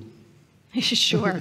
So as Deputy Secretary in the U.S. system, it's often thought of as the COO of the Defense Department, focused down and in particular in translating strategic goals into all of the various systems to deliver capabilities, and that manifests through the acquisition system, through the what I'd call the innovation ecosystem, or operational concepts and other elements that are warfighter-centric toward those same goals, and of course, very notably in the budget process and overseeing the allocation of resources and the big bets to be made for defense. That includes substantial investments during my time in AI, and the creation of whole new organizations, notably the Chief Digital AI Office, CDAO, to execute on a vision of joint all-domain command and control for the U.S. military. Wonderful. Alexander, please. Before the war began in Ukraine, I was working for the private sector, investment business, and when the war began, year 1 of the war, I was running Ukrainian railways. Year 2 and year 3, I was running Ukrainian defense industry. So now I keep doing the same from the position of President's advisor. Yes, and Richard, thank you. Hey there, nice to be here. Representing Shield AI, US company, high-tech, providing mission autonomy through AI and drone systems, and as well vision systems, and really happy to be here. Thank you. Okay, so these folks are at the forefront of a really critical mission area for all governments, which is moving new technologies into deployment far faster, and sometimes that causes changes in practices, in bureaucracy. Sometimes smaller players are a little bit better at it than others, but the landscape of Ukraine provides a fantastic example of what that looks like when it works, and also the urgency of doing that. Just a quick note, please don't forget to use Slido. I'm told that you all have been briefed. We'd love to incorporate your questions as they come up. I can ask myself questions all day, but that doesn't necessarily serve the greater public. But in doing so, let me ask you to start off with Minister Sharif. How would you prefer? Omran. O-M-R-A-N. Omran. Okay, wonderful. So the UAE has stood up, started investing in both the civil and the military space in AI applications. When you're getting into that space from the beginning perspective from a government, and there's not like a huge legacy of different companies that feel like they own a little bit of it, how do you ensure that dual-use technologies are scaled responsibly, technologies that both serve a consumer base and also a military base or government base? How do you ensure that they are scaled up responsibly, and how do you make sure that those companies know that they can continue to serve you, but also the public in a way that meets both your needs and those of the public?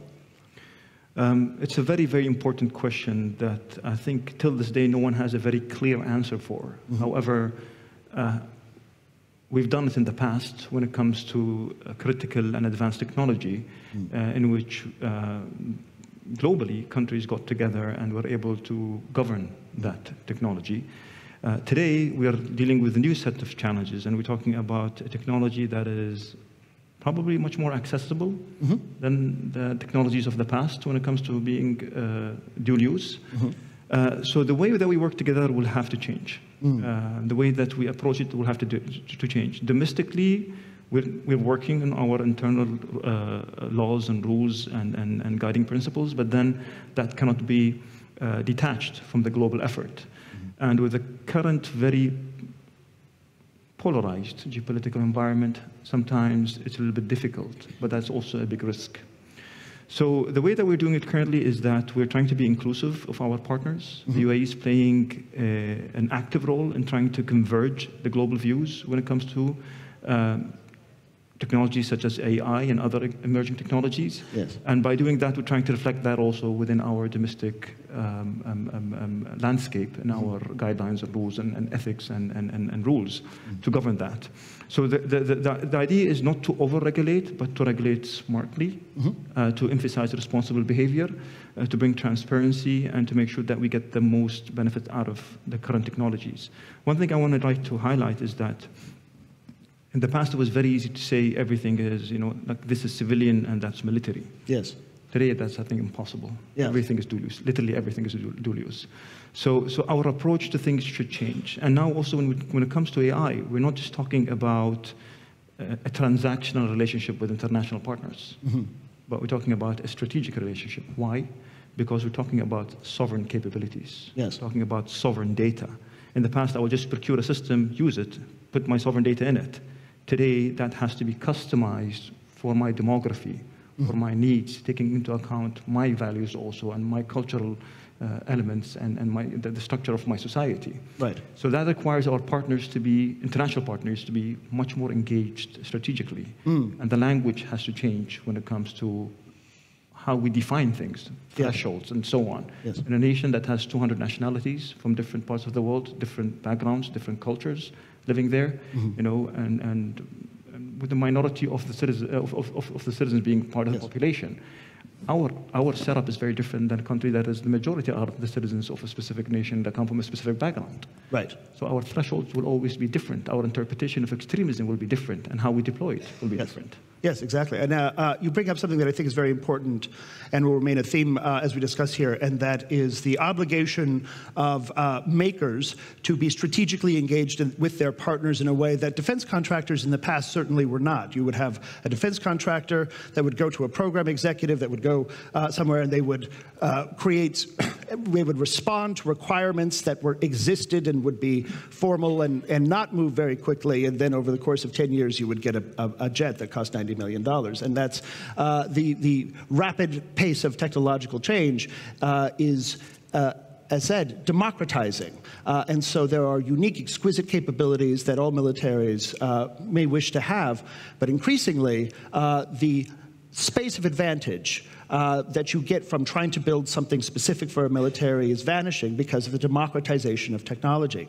So Dr. Hicks, could you talk a little bit about that from the perspective of your time at the Defense Department, striking that balance between the need to have big, exquisite,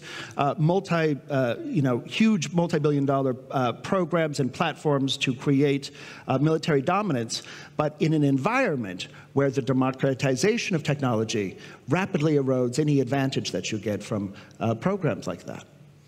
Sure. So I think I'll kind of cut to the end and come backwards. Cutting to the end, it's a yes and approach, a high-low mix, where your focus is first and foremost on the warfighter. It might be the warfighter today, meaning in the next 2 to 5 years, or it might be looking down the line at how do you want to operate for best advantage. And for each country, for each set of coalition partners, that may vary. The answer to that may vary. Yes. For particular scenarios. So, there's a lot of work. I mentioned earlier the innovation ecosystem in the US. There's a lot of work beyond tech that goes into how to fight for advantage. We do still have exquisite, I will call them high-end, high capital-intensive, multi-decade developmental programs that make a big difference to our advantage. And so we have to get better at that. Largely hardware, but still software-hardware integration. And then you're raising the democratization around a whole range of technologies and capabilities that we also have to understand how to incorporate much more quickly as they develop, largely software-centric. So we have to get better at a number of things at once. What we have faced in the US, and I think probably resonates throughout Europe, is this accumulation of challenges to our industrial bases, our manufacturing bases, and the defense piece of it, to Omar's point, the defense piece of it is really just a reflection of that broader dual use or capability base. We can't think of it, the defense industrial base, really as a distinct entity anymore. Yes. Stop there. Exactly. So that's an important point, I think. Dual use technologies, an industrial base that is actually now open to everyone to participate in on a global level, and making sure that your alliances and partners have a firm group of companies around the world to rely on. It's very important here in Europe with NATO attempting to modernize, but a whole bunch of different companies in a whole bunch of different countries now competing for the attention of a larger whole. So let's turn to you, Alexander, because you are both an entrepreneur but also a warfighter. So you're an example of that person that is serving both roles, both as, in many ways, warfighter, but also technology development. Talk to us a little bit about how you see Ukraine using autonomy and AI in the near future, and also some of the challenges that you've experienced moving new technology to the front line as rapidly as you guys have been.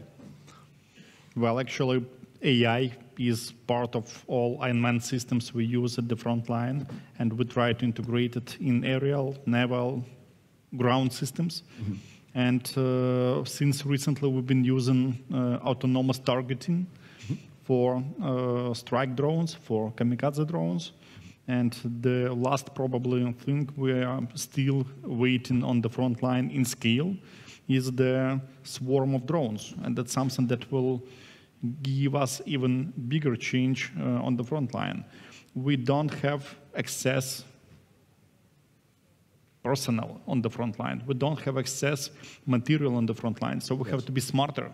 Yes. So what we learn to produce in Ukraine, we call zbroya, and that's what we call the smart force. That's something that we try to override Russian scale with the smart approach we have. AI is definitely part of that. Yeah, yeah, and I think that's so that brings up, I think, something that's now incredibly important for all militaries. And the U.S. military, in many ways, is beginning to model that a little bit, becoming sort of more of a large military that more and more resembles special operations forces. And the Ukrainian military, in contrast to the Russian military, has many distinct advantages. One of them is, of course, a very strong non-commissioned officer corps, individuals with strong training and autonomy within the legal parameters to make their own decisions on the front line. It's a lot of trust in the individual non-commissioned officer as opposed to a bureaucratic sort of top-down approach. And that's, would you say, part of what enables this rapid innovation at the front line as well? Well, necessity is the mother of invention. We have to be creative. We have to be smarter. Yeah, exactly. That's the only way we can survive. Wonderful. So let's turn to you, Richard, because Richard is with Shield AI. And who here is familiar with Shield AI, with this company? It's one of, I think, one of the most, there's a good handful.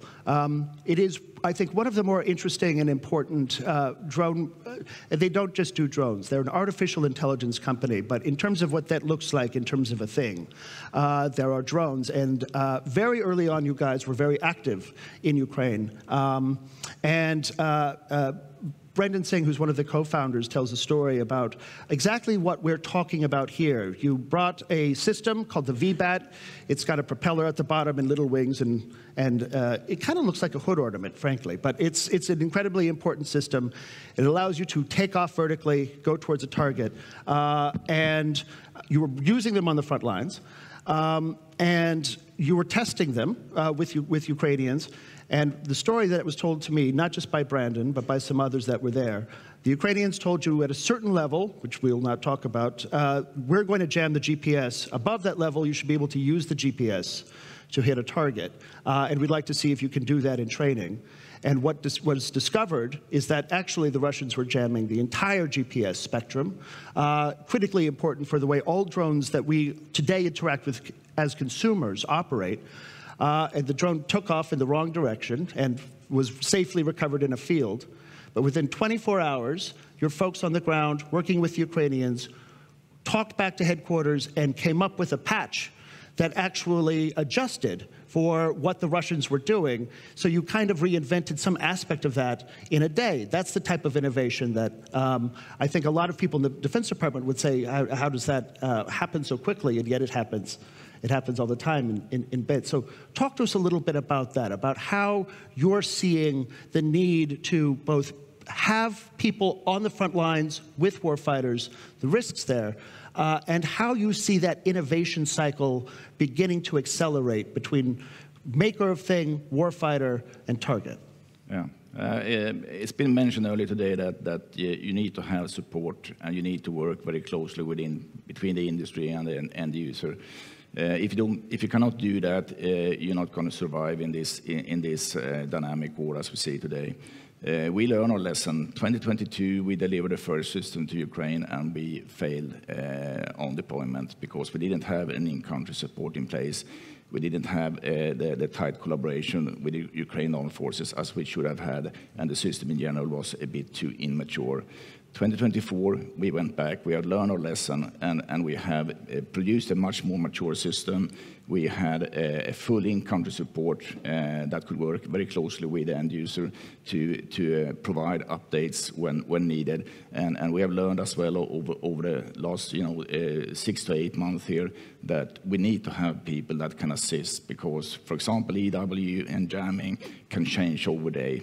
And if you cannot be on site, support and guide with that kind of work. So, for example, we had a very clear example of that where an engineering team received that one day we couldn't take off. So we were in contact back with the Home Office in the US. And we were constantly calling back and forth and sending information. The day after, we had fixed the problem and you could operate again. Yeah. So you need to have an in-country support. That is extremely crucial. Yes, yes, and you also have to have, as a defense contractor, as a maker of things, you have to be willing to be there with your customer at a much closer level. But this brings up, I think, also another sort of key challenge, which is that this democratization function isn't unique to our partners and allies in countries that we like. You see Russia's technology abilities, at least economically, being aided by China. You see technology transfer between the two of them. You see North Korean missile development being aided now by Russia, and as an exchange of, part of their larger partnership where North Korean troops are moving into Russia to attack Ukrainians. You see Houthi rebels that are now using more sophisticated technology, in part because of partnerships with China and Russia. And you see small players and large players increasing their own capabilities there. So let me turn to you, Omran. As countries like China are rapidly scaling up innovation through state capital partnerships, how does your model of technology investment and global collaboration position you to keep pace? Because you've just brought up dual-use technologies. You need companies that can serve a government need, but they have to have also be there for a consumer base. How do you approach this in a way that is different from the Chinese model? And how can you keep pace with basically what is state-sponsored everything, which is now what we're seeing permeate the globe?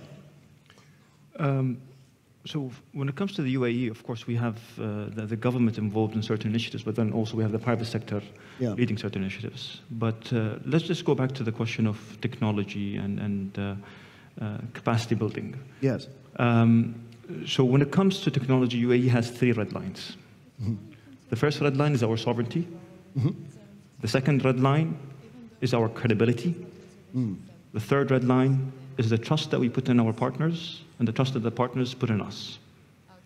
We take technology security, research security, and know-how security extremely seriously. We would never, ever allow any country to sabotage a partner through us. And if that happens, we take swift action. So these are kind of the principles that guides the UAE's relationships with its partners internationally. Yes. Like the US or any other country in the world, we have to work with East and the West.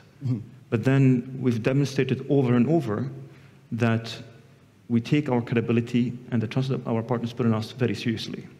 If you look at our space program, when it comes to Earth observation missions, South Korea are our main partners in optical systems. Yes. When it comes to deep space missions, the US is our main partner.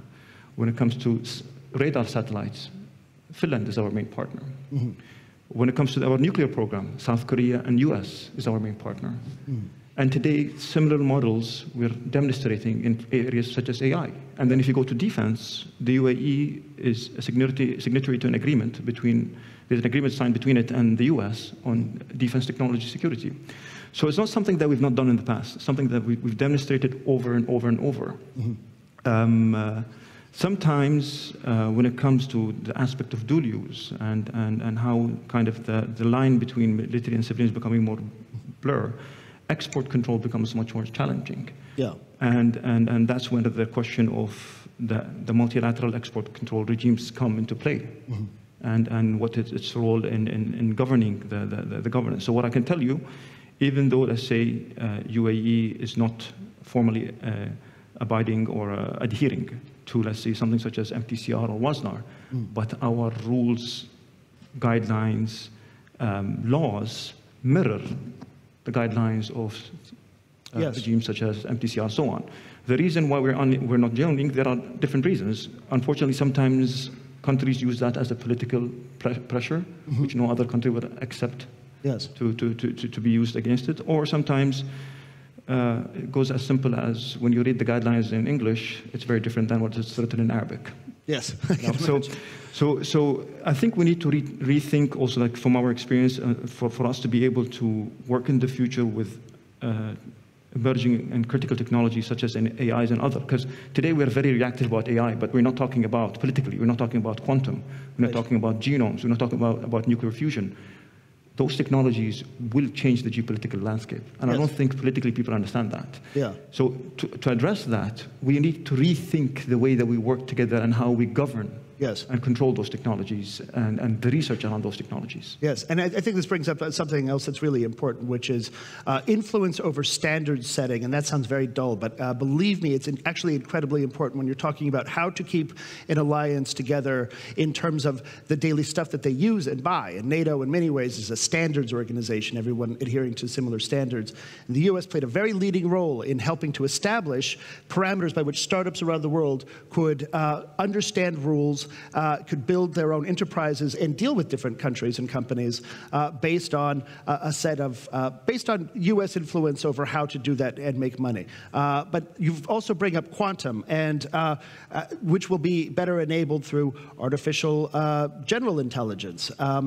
And the prospect of strategic surprise, this technology is advancing so quickly that there is I was just at a big AI conference in Washington, D.C., and this was a uniform sort of plea, is don't underestimate how quickly the influence of any one country will dissolve should another country like China develop strategic a capability, particularly around AI, that is exponentially superior to what already exists. And quantum is another one, as is breakthroughs in genomics. So let me turn to you, Dr. Hicks, because you've warned a lot about strategic surprise and the importance of staying ahead of it with things like generative AI and quantum computing.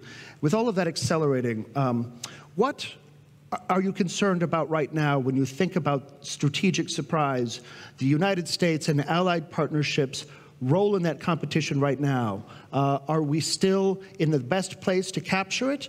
And how long will that last, if so? Well, first on the question of specific strategic surprises, I'm going to take the out that my old boss, Bob Gates, when he was Secretary of Defense, used, which is we have a 100% hit rate in terms of our ability to predict the future, which is we're always wrong. So I think that then leads to the answer, the broader answer, which is having an investment, and I don't just mean that in resources, a focus approach that is managing risk. For the US and like-minded countries, that means what can we do collectively? Where are certain industries, sectors, countries best positioned to take advantage, and how do we make sure we are able both to manage across those range of risks? And you've laid out several of the texts. In the US, while I was in the government, we had 14 technology areas that we explicitly defined within the Defense Department as priorities. But that just gives you, the fact that there are 14 and there are probably 20 left not included in that list gives you a sense of... You can't have 14 best friends. Exactly.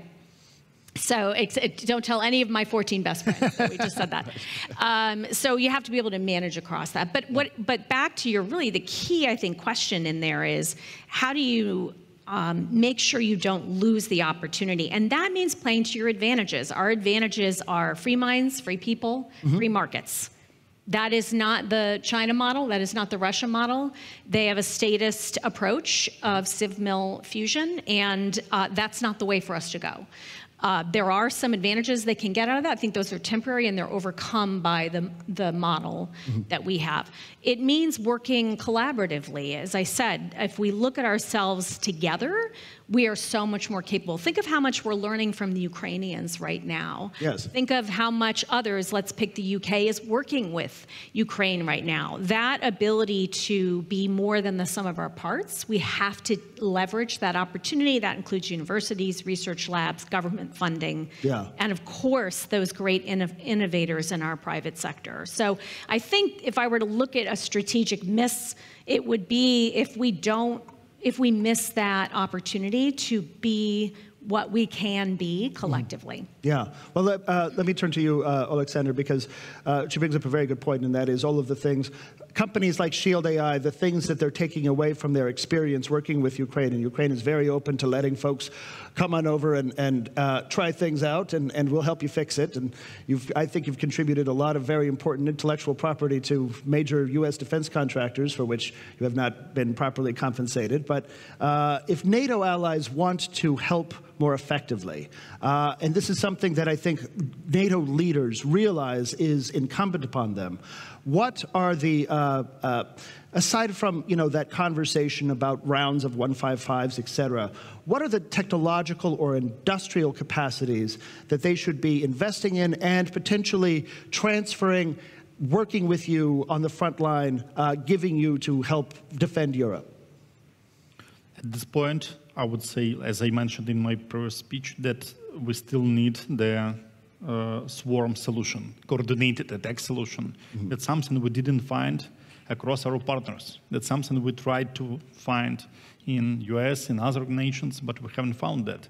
So we have to develop that, and that's something we have to work out under jamming, under severe frontline conditions, and that's something that will fly finally, and we would be happy to share that back to our partners. Outside of the swarm and AI, I would say that at this point we are pretty much well settled with all the technologies we need, and still some technologies come from the West for testing in Ukraine, and I would say that at some point we would be happy to share those results back to our partners. Again, in this war, so much changes in a year that technologies working well today would be not perfect in a year. So it's not about the product, it's not about the technology itself, it's about the proper environment, the process, and the sauce that is getting all of those things together and make it finally evolve into good products and good companies and good teams. So it's about the environment more than the technology itself. Okay. So we have a lot of great questions from Slide. I'm going to move to a few of them, and I'll have more in case they run out. But I think we should be pretty good. Keep putting them in, though, because it's always a contact sport to get in your question and have it be the best one. But a lot of them are for you, Alexander. Spiderweb on Russian territory. Who's familiar with Spiderweb? This was the great big, very dramatic operation taking out Russian strategic bombers, which was quite an embarrassing day in Moscow. Spiderweb on Russian territory was successful. What does this smart operation say about the future of threats around the world?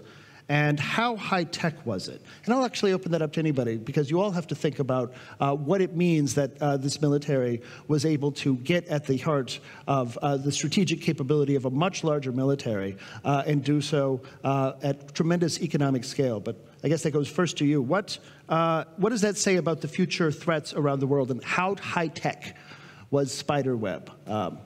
First of all, speaking about how high-tech it was, we're not in the competition for high-tech, we are in the fight. So we don't try to be the most high-tech operation of the world, but that one was probably delivering the impact for European security more than any other operation in decade.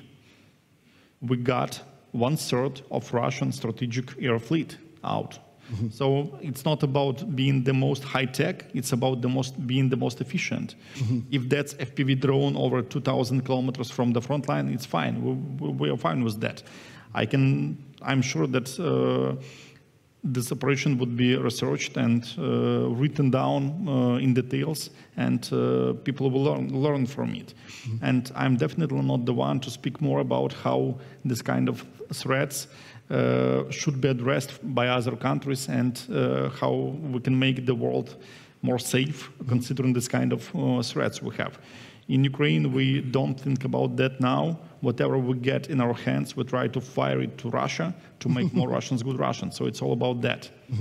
Yeah, let me take that to you, Richard, because I think that's a really good point that also speaks to exactly how high-tech any frontline solution actually is, and it might appear the future's just here. It's not evenly distributed, is a quote that I really like.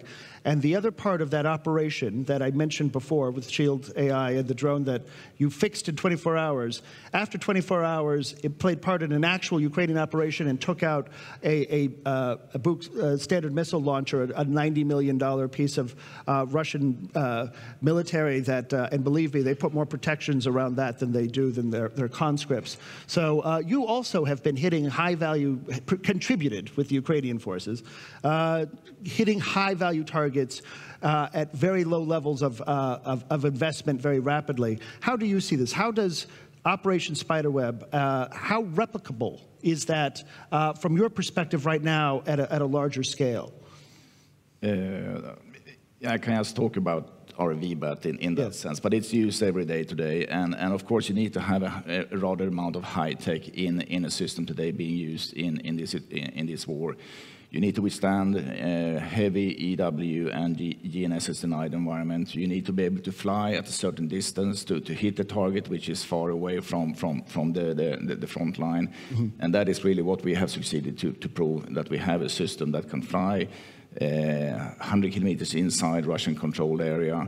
We have a decent amount of high-level sensors that can find and track targets, giving back to the ground control station a really high accuracy of high-value targets, provide that information either through, it could be Link 16, or it could be on ground-based link to weapon systems or up to fighters that can actually hit that target.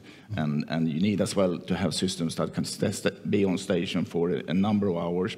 The VBAT can be 5-6 hours on station following the mission if it's success or if you need to re-engage again. So I think you need to have a rather high level of technology built into the system. But then it's to a decent cost. And I think that is what the key feature for the VBAT is really, that it doesn't cost like extremely high value drone today. Yeah. So the cost benefit is really important for the future. Yeah, yeah, absolutely. Here's one from Dan Castro, Center of Data Innovation. You should all look up the Center for Data Innovation. It's a very good DC think tank that talks about basically the backbone of AI as we now understand it, which is data, which is telecom, and we all play a part in that. But very interesting question. U.S. Secretary Hegseth, Defense Secretary Pete Hegseth, said he wants, quote, lethal AI, not equitable AI. Should the EU and allies focus less on AI ethics and more on modernizing military AI capabilities? I think that that's a great one for you, Kath Hicks, because, and also for you, because as you point out, there are different national perspectives on ethics, but you also must meet a public, and you also must meet a military need.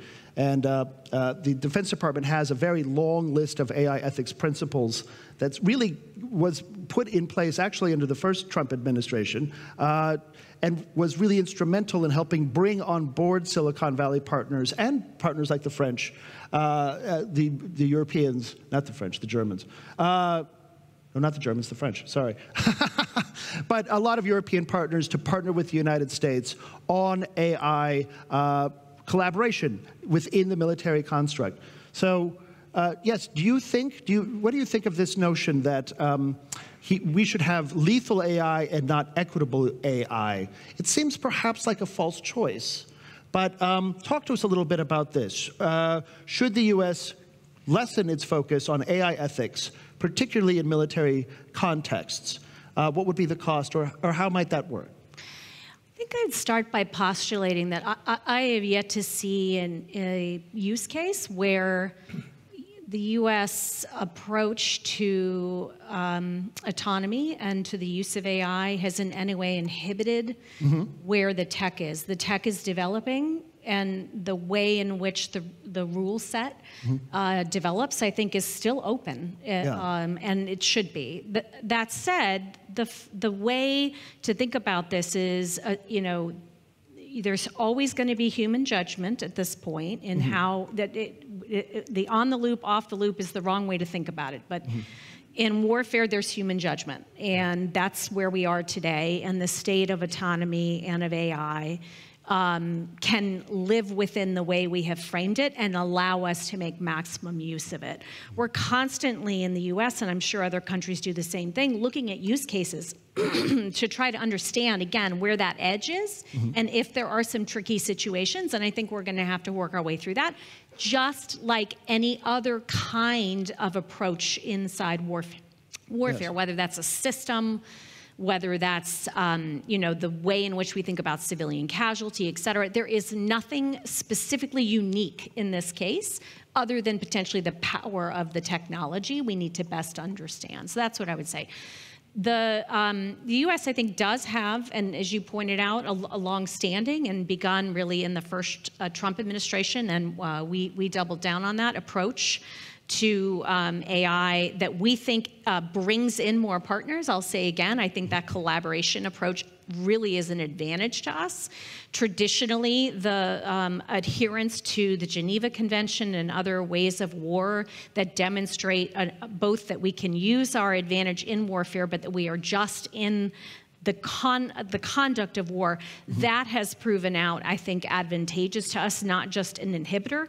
You see the Ukrainians think about the difference between the Ukrainians striking air bases, for instance, and aircraft on air bases, and the Russians striking hospitals, schools, et cetera. There are strategic advantages to being who we are as a people and sticking to our principles. It doesn't necessarily just cost us militarily. We do it because it brings strategic advantage to who we are and what we're trying to achieve. Yeah. Well, yes, Omran, these words from Secretary Hicks, lethal AI, not equitable AI, is that alienating to you at all? And how do you think about this question of how much ethics should be in AI within a military construct for you and from partners that you might want to engage?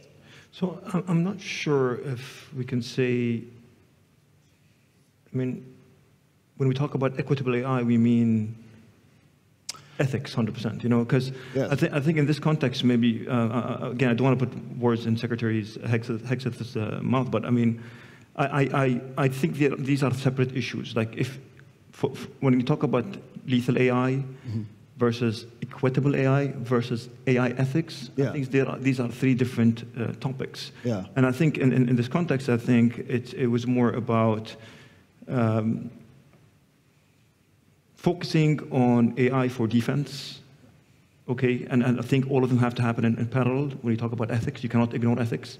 I think if you do not, you run into a huge risk of this falling in the wrong hands, whether it's irresponsible states or irresponsible non-state actors. And I think the ignoring the ethics part is something that we need to be a little bit careful of. Yes. But then when we talk about lethal AI for defense purposes, we should not just think about it as it being lethal in the sense that it takes out let's say the other side. We need to think about it as a tool, again, to de-escalate, as a tool to bring peace rather than just kill and destroy. And when it comes to equitable AI, I think that's where I guess there's slight overlap with aspects of ethics when it comes to responsible use of AI. Yes. And I think irresponsible actors should not have equitable access to AI. Responsible actors should have equitable access to AI. So this is why I wouldn't link it fully to ethics. I think that should happen regardless. We shouldn't stop. But then the equitable access to AI, that's something that should be linked to certain criteria and requirement. And I think that's something that we should not undermine or not take seriously. Yes, that's very good. Clearly, you have a very good law background because you really took apart the question. Well, because the question was Hegseth said lethal AI, not equitable AI, and then Castro said, joined onto it, how should we have a discussion around AI ethics? And you disentangled them to get at the literal meaning and create that better understanding of the three different categories. So I did notice that Dan Castro failed to get one past you there, so I appreciate that. But I want to bring the same question to you, Alexander, because as has brought up, the Ukrainians in many ways, in part to appease the United States and other partners, were fighting with kind of one hand behind your back in terms of not hitting every target that you could hit, in terms of meeting the expectations of whether or not you might fire certain rockets beyond a certain range and things like this, really trying to meet the expectations of others. And that is part of the reason why you continue to have great public support, I think, among all of Europe. It really does show a contrast between Ukraine and your adversary. But do you feel as though ethical constraints, particularly around autonomy, are in any way a barrier or slow you down on the field?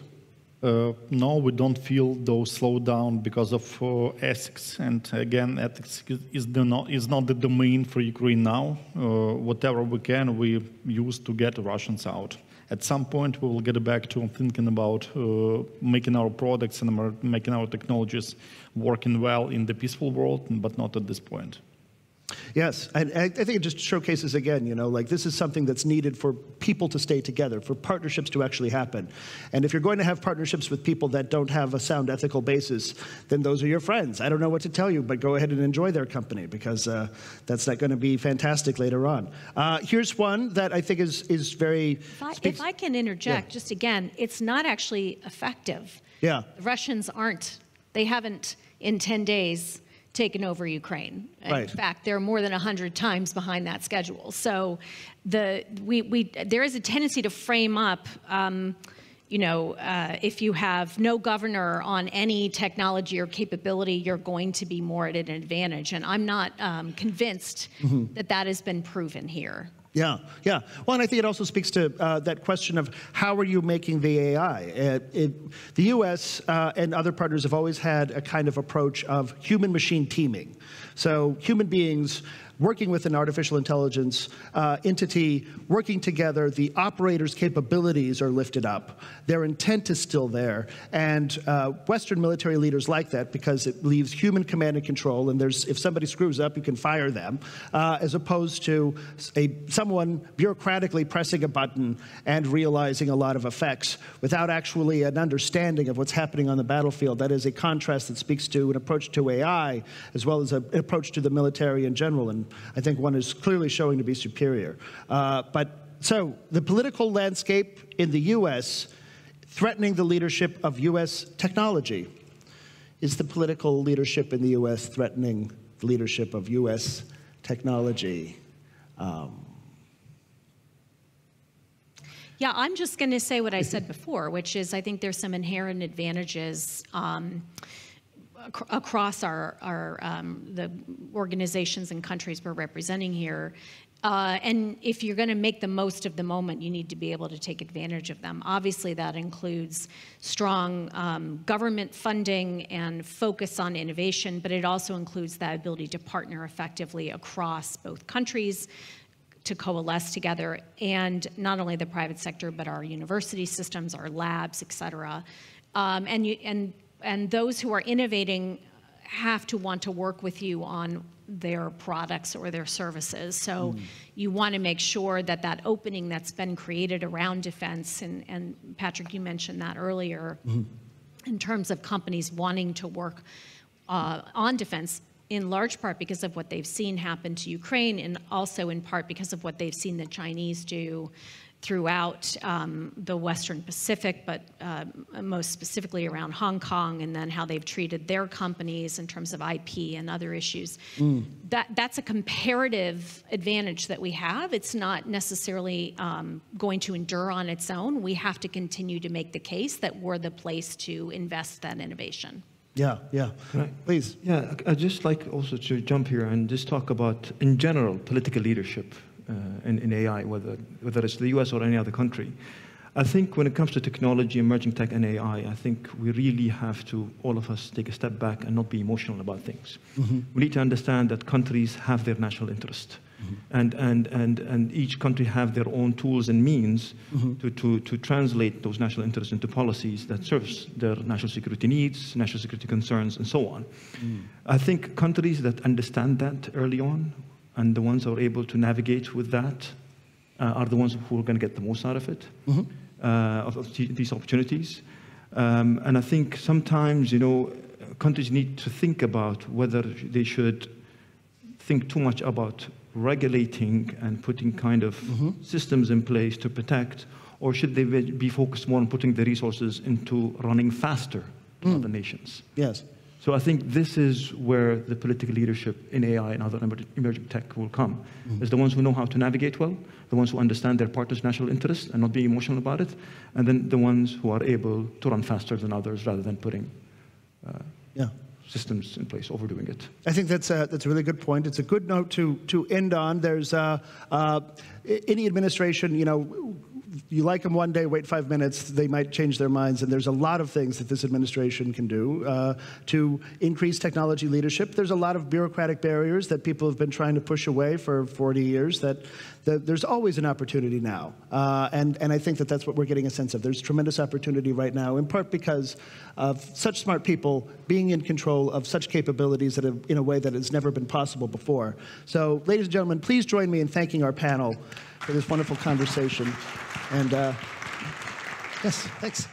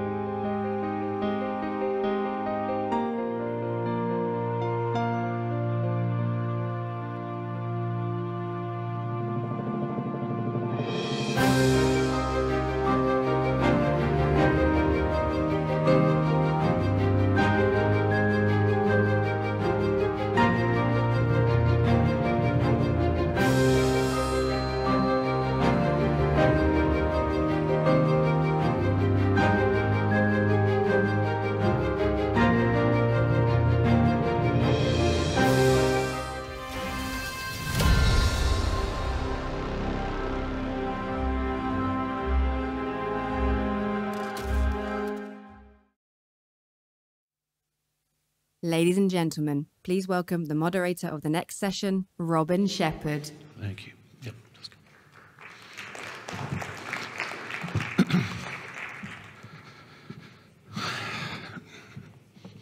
Please.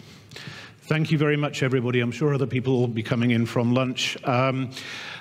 Let me first of all immediately introduce Deputy Prime Minister of Ukraine, Oleksiy Chernyshov. It's a great pleasure to have anyone from Ukraine here. We have many great friends who've come here today, and it's a particular delight to have you. And we're going to be discussing Return and Rebuild Ukraine's strategy for post-war recovery. And Mr. Chernyshov is perhaps uniquely qualified both to talk and act on this subject as the minister of the newly formed Ministry of National Unity, which I believe was created in December 2024. And in previous roles, you've done a lot of work in the civic administration in Kiev, also in transportation, I believe, certainly Naftogaz in the commercial sector. Well, utilities are obviously a crossover between the commercial and the state sector. And we're going to be talking a lot about refugees. I don't know whether in fact, I didn't mention just before we came on that I have an apartment in Bratislava, and just after the outbreak of full-scale war, I live in the United States, and I housed a family of refugees from Kharkiv.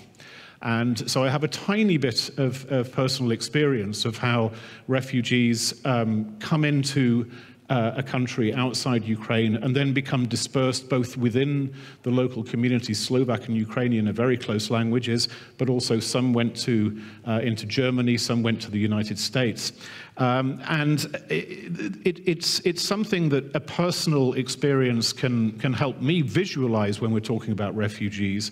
But there's also just the sheer scale. And one of the things Mr. Chernyshov is going to be doing is using some slides to help illustrate the complexity, because it is a very complex question about refugees. But just before we get there, this whole discussion presupposes there's going to be a peace. And more or less every day, especially when you live in the United States, as I do, well, it gets pushed off the agenda by things like riots in LA and domestic politics, but it does come in and out of the discussion. Do you believe that there really is a prospect in the short or medium term of an actual peace? Can President Trump pull this off? Hello, everyone, and many thanks for attending this panel. I really appreciate you being here and having the interest to this, I think, very important topic today, as we're going to be discussing human capital and Ukrainians in Ukraine and abroad, and our collaboration with European and other countries. Coming back to the peace perspectives, I would like to once again say that there is no nation than Ukrainians that want peace more than us. And what we see a daily continuous attack and terror, Russian terror, mainly on civilian infrastructure of Ukrainian cities, using combined attacks with drones, ballistic and cruise missiles, and it's happening every day and night. And that is the practical position that we witness. And I don't think that is moving us towards the peace right now. Obviously, the West, which is a civilized bloc with European Union, United States, Canada, Japan, Norway, and UK, should increase imposing sanctions, should deprive Russia from the incomes related to energy and other things. I think Russia understands only one language of strength. Otherwise, we will not sit at the table or will not discuss it practically. So this would move us to peace. And do you think that there is an argument out there that the violent escalation, particularly the attacks on civilian areas, but also the attempts, that there is an argument that this could be the last-ditch attempt by Putin to grab as much as he can before he is ultimately forced to the negotiating table? Do you subscribe to that? I would not. I don't think. I think we are trying to guess in this situation. For more than 3 years, we are witnessing absolutely opposite position. And I think the situation is escalating rather than moving towards peace. Again, there is no other way but to motivate through strength Russia in order to be at the table and have the practical discussion and not to, I would say, manipulate. I was reading an article this morning, actually, from the Kiev Independent about the Operation Spider's Web, which was a very spectacular military attack very deep inside Russia. This was nowhere near the Ukrainian borders, in fact. It was a long, long way into Russia. And I also noticed that the head of the Special Intelligence Service said that this was not the last attack. Is that something, is Ukraine also thinking potentially that in order to get to a position of a peace that, of course, will not be perfect, but as good as you can possibly get, that actually escalating and showing Russia that if it continues this war, then it itself will suffer unless it comes to the negotiating table? Is that part of what things like Operation Spider's Web was all about? I think it's obvious and logic that Ukraine will continue to defend itself. And that is of nature, of resilience that Ukrainians are demonstrating for more than 3 years. And we will do everything to protect our sovereignty and to protect our dignity and to develop new developed Ukraine. I will not comment on the special operations, especially those that might theoretically be planned. It doesn't make sense. Understood. Yeah. But it is interesting that I think a lot of people, probably almost, especially in Russia, were surprised by the efficiency and effectiveness of that operation. And the SBU chief actually said there will be more surprises to come. So, but it won't be a surprise if you tell us what it is. So I understand. Well, look, at some point this war will come to an end. All wars do. And one of your roles is to address the question of the refugees. Now, I could throw out a bold statistic of, what, 6.9 million refugees, but we can break that down, can't we? I mean, who are the refugees? Before we get to the question of how we get them back, who are the refugees? Yeah, it's a good question, because I think all of us underestimate the number of Ukrainians being abroad. I don't know if I will be supported by your technical team. Yeah, thank you. Yes. So we have an interesting figure stating that Ukrainians abroad are now from 20 to 25 million people. And Ukrainians inside Ukraine, controlled territory of Ukraine, is less than 32 million people. So roughly half and half. How this 25 million appeared? Obviously, we take three categories. Category number one, citizens that left Ukraine during last 35 years before the full-scale invasion. Category number two, citizens that left during the full-scale invasion, refugees. And number three, diaspora and ethnic Ukrainians. I would like to state that Ukrainian population decline has been a constant fact since Ukraine gaining independence in 1991. We started with 52 million people, and then the decline was quite obvious and steady, and was not always connected to the war risks or war in practice. If we would consider the group number 2, which is the refugees that left Ukraine during the war, I think that is the most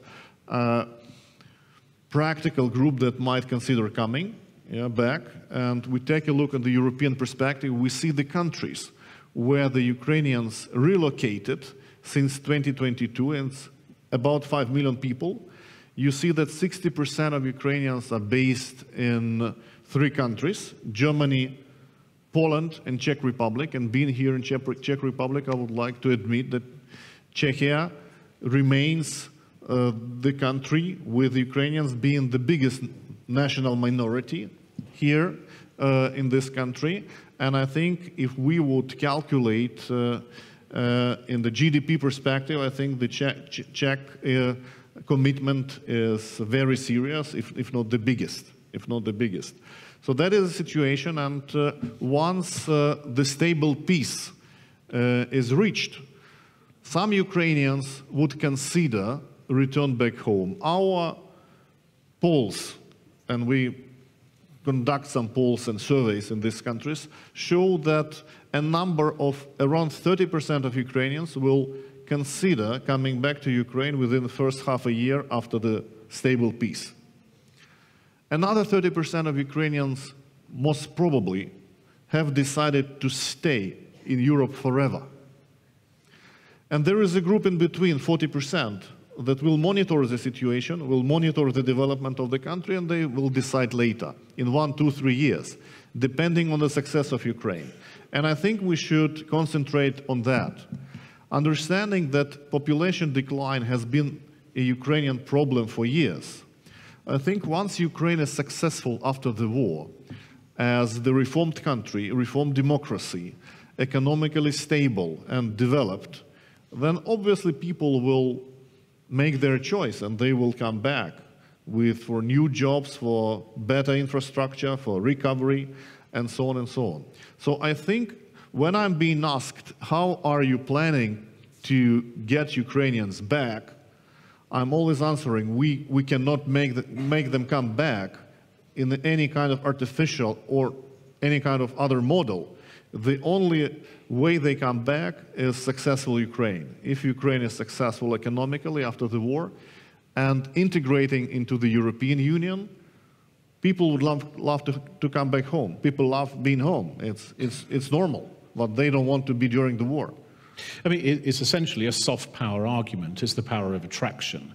Well, right now, obviously, it's almost the opposite of that, which is why people have left. Because, I mean, you know, people are frightened, and understandably so. As I mentioned, I saw pictures of these people's buildings just destroyed in Kharkiv. Right. And this will be a very common theme that you've encountered for the last few years every single day. It sounded from the figures, we're talking about 7 million refugees since 2022. About 2 million will come back when the fighting ceases. Maybe about 1.5, 2 million will stay regardless. And it's that center ground. I mean, there are obvious things. I mean, I happen to be a dual national of the United States and the United Kingdom. It's not an uncommon practice to grant dual nationality. Is that is there and I actually go between the two countries all the time. Is that a model that Ukraine is offering? I mean, is it just as a matter of fact? I don't know the law in Ukraine. You can presumably have more than one nationality, right? It's a good question, and thank you for raising it. Actually, Ukraine is one of the countries that does not allow multiple nationality. And I think it's a post-Soviet narrative that left after the Soviet Union times. Given the fact that 90% of Ukrainians now in the world are living in the countries with multiple citizenship. So we have made a decision to introduce multiple citizenship law in Ukraine. Moreover, we plan to do it next week.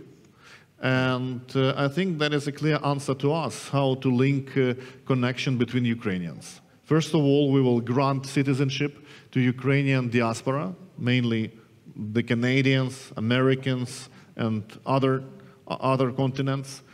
And for those Ukrainians that are taking European citizenship now, we cannot stop them, but we want them to keep Ukrainian citizenship. And there are others who are also joining Ukraine now, and foreigners, and they would be, some of them would be happy to become Ukrainians. A lot of, I would say, other nationalities are considering Ukrainian passport. And we just want to be smooth and clear. That is our answer to it. So let's say if I move to Ukraine, if I move to Kiev the day tomorrow or the day after a ceasefire or something, yeah, and I made a commitment to be there for a few years, you're going to introduce a very easy path to citizenship, are you? Very easy. If you represent Ukrainian diaspora and you can confirm your Ukrainian roots, we will not even ask you for a term of your stay in Ukraine. So you're going to be receiving it quite fast. So, but if you're a foreigner or a British person, then you would have to spend 5 years in Ukraine in order to get into and to step into the Ukrainian citizenship. Beyond the legal framework, which you said you're changing next week, which is quick work, famously, there has been a deal, or at least a preparatory agreement, I'm not quite sure how we describe it, with President Trump and the United States focusing on the extractive sector in Ukraine.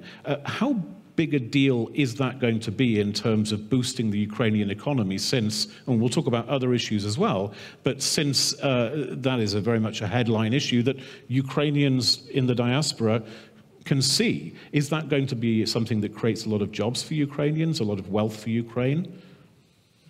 Yeah, I think it's a good deal. First of all, it brings us to the topic of economic development after the war. And that is the economic success is the only way how to develop the country and bring people back, and also to invite others.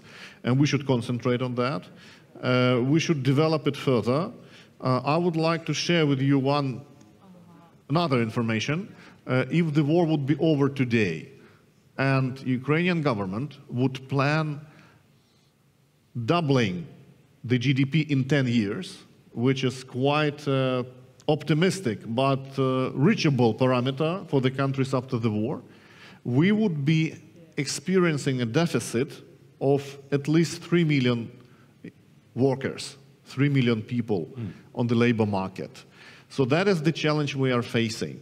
So I think we should be concentrating on making people and encouraging people to return to Ukraine after the war is over in order to enforce our labor market and to produce this economic growth and the dynamics we are looking forward to.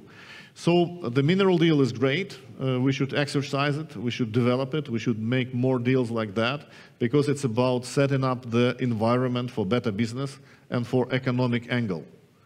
I mean, there's a very interesting segue into the question of cooperation with the European Union, where the vast majority of the refugees are currently living. Is that I'm almost certain you're going to say that you're not going to encourage European governments to force people back to Ukraine or by not extending visas or something like that.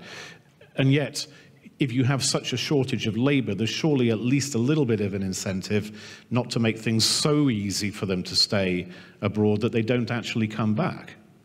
It's a good question. You know, honestly speaking, you cannot force anyone to make this or that decision. I think you should offer the conditions of life and economic development that motivates you to select this or other country. Human capital flows within the world, especially Europe, very freely and independently, and you cannot make it go there or there. The only way you should develop intensivized and developed markets and free markets, the democratic markets. That's the only way we should do. And we treat every single Ukrainian, regardless of the place of residence right now, absolutely equally.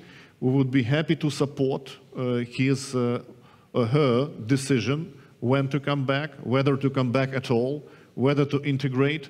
I think we should keep the global Ukrainian narrative and to be united as one family. I'm sure if Ukraine is successful, big companies will come to recover Ukraine. Big European companies, who they will employ. They will definitely bring Ukrainians from Europe, because they speak language, they understand the nature of Ukraine, they understand the philosophy, and they know how to behave. And I'm sure they will do it. So I think we should concentrate on answering one question. What is Ukraine day one after the war? What is the model of the country? How we speed up the reforms? How we engage with economic incentives? How we attract direct investment? Please do not forget, Ukraine has been an equity shortage market for decades. So obviously we should create an environment for better business opportunities. It would require significant structural reforms in the rule of law and anti-corruption fight. Obviously we should do all of these things, and we should not wait until the war is over. We should do it now, and we are doing it now. One of the silver linings to an extremely dark cloud, of course, in Ukraine is that Ukraine has become very much a leader in tech, in a lot of aspects of tech, particularly in when you have LLMs and generative AI, and there's discriminative AI, which is particularly relevant to such things as drones, as whatever. Many of these things are dual use. Is the tech sector something that you are interested in promoting internationally? Is it something that you believe? And also we haven't got that much time left. What sort of sectors do you believe will take off quickly once peace comes in Ukraine? You know, Ukraine has been associated historically during last decades with the following industries. Obvious industry is agriculture. Another one is IT. Another one is mineral resources. And I think we should be open for a breakthrough in other industries as well. I think Ukraine should develop the technological breakthrough inside the country to develop the agricultural business into a different scale and stop being a resource for and commodity producer, but to switch to a product-based country. And we should be more technologically advanced in major spheres. Yeah. So I think Ukraine has the greatest asset Ukraine has is a human capital. So we are in all the rankings and all the ratings of the countries, I would say, incentives and countries' parameters. Ukraine has the best ratings in human capital. The capital that we are losing every day now, and we should do everything to create opportunities for them to get back and to remain in the country.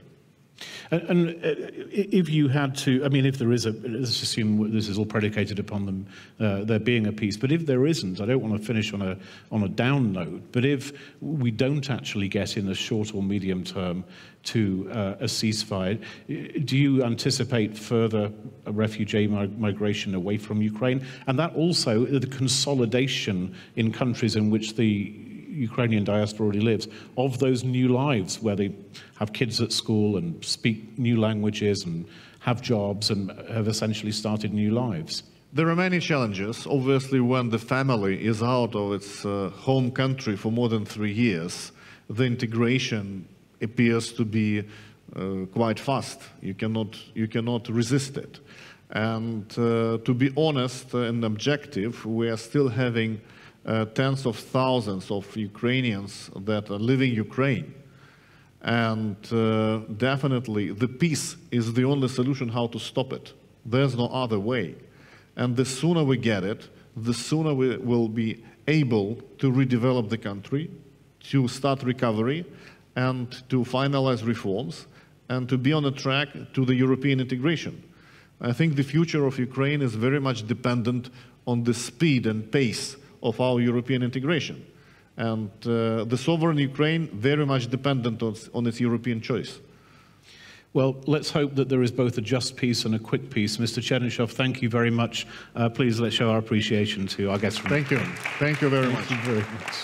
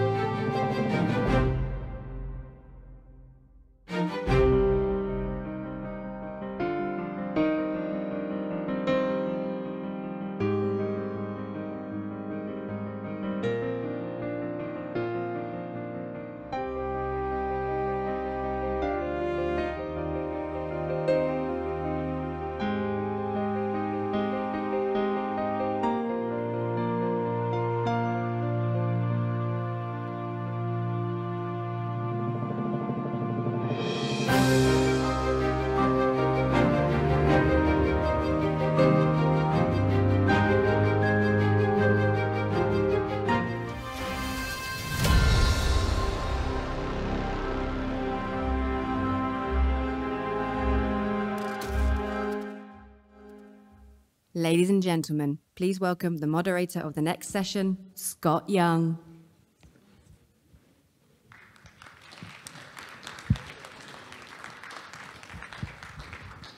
Good afternoon, everyone, and welcome to this session on critical raw materials. Please join me in welcoming my panel up on the stage. Thanks.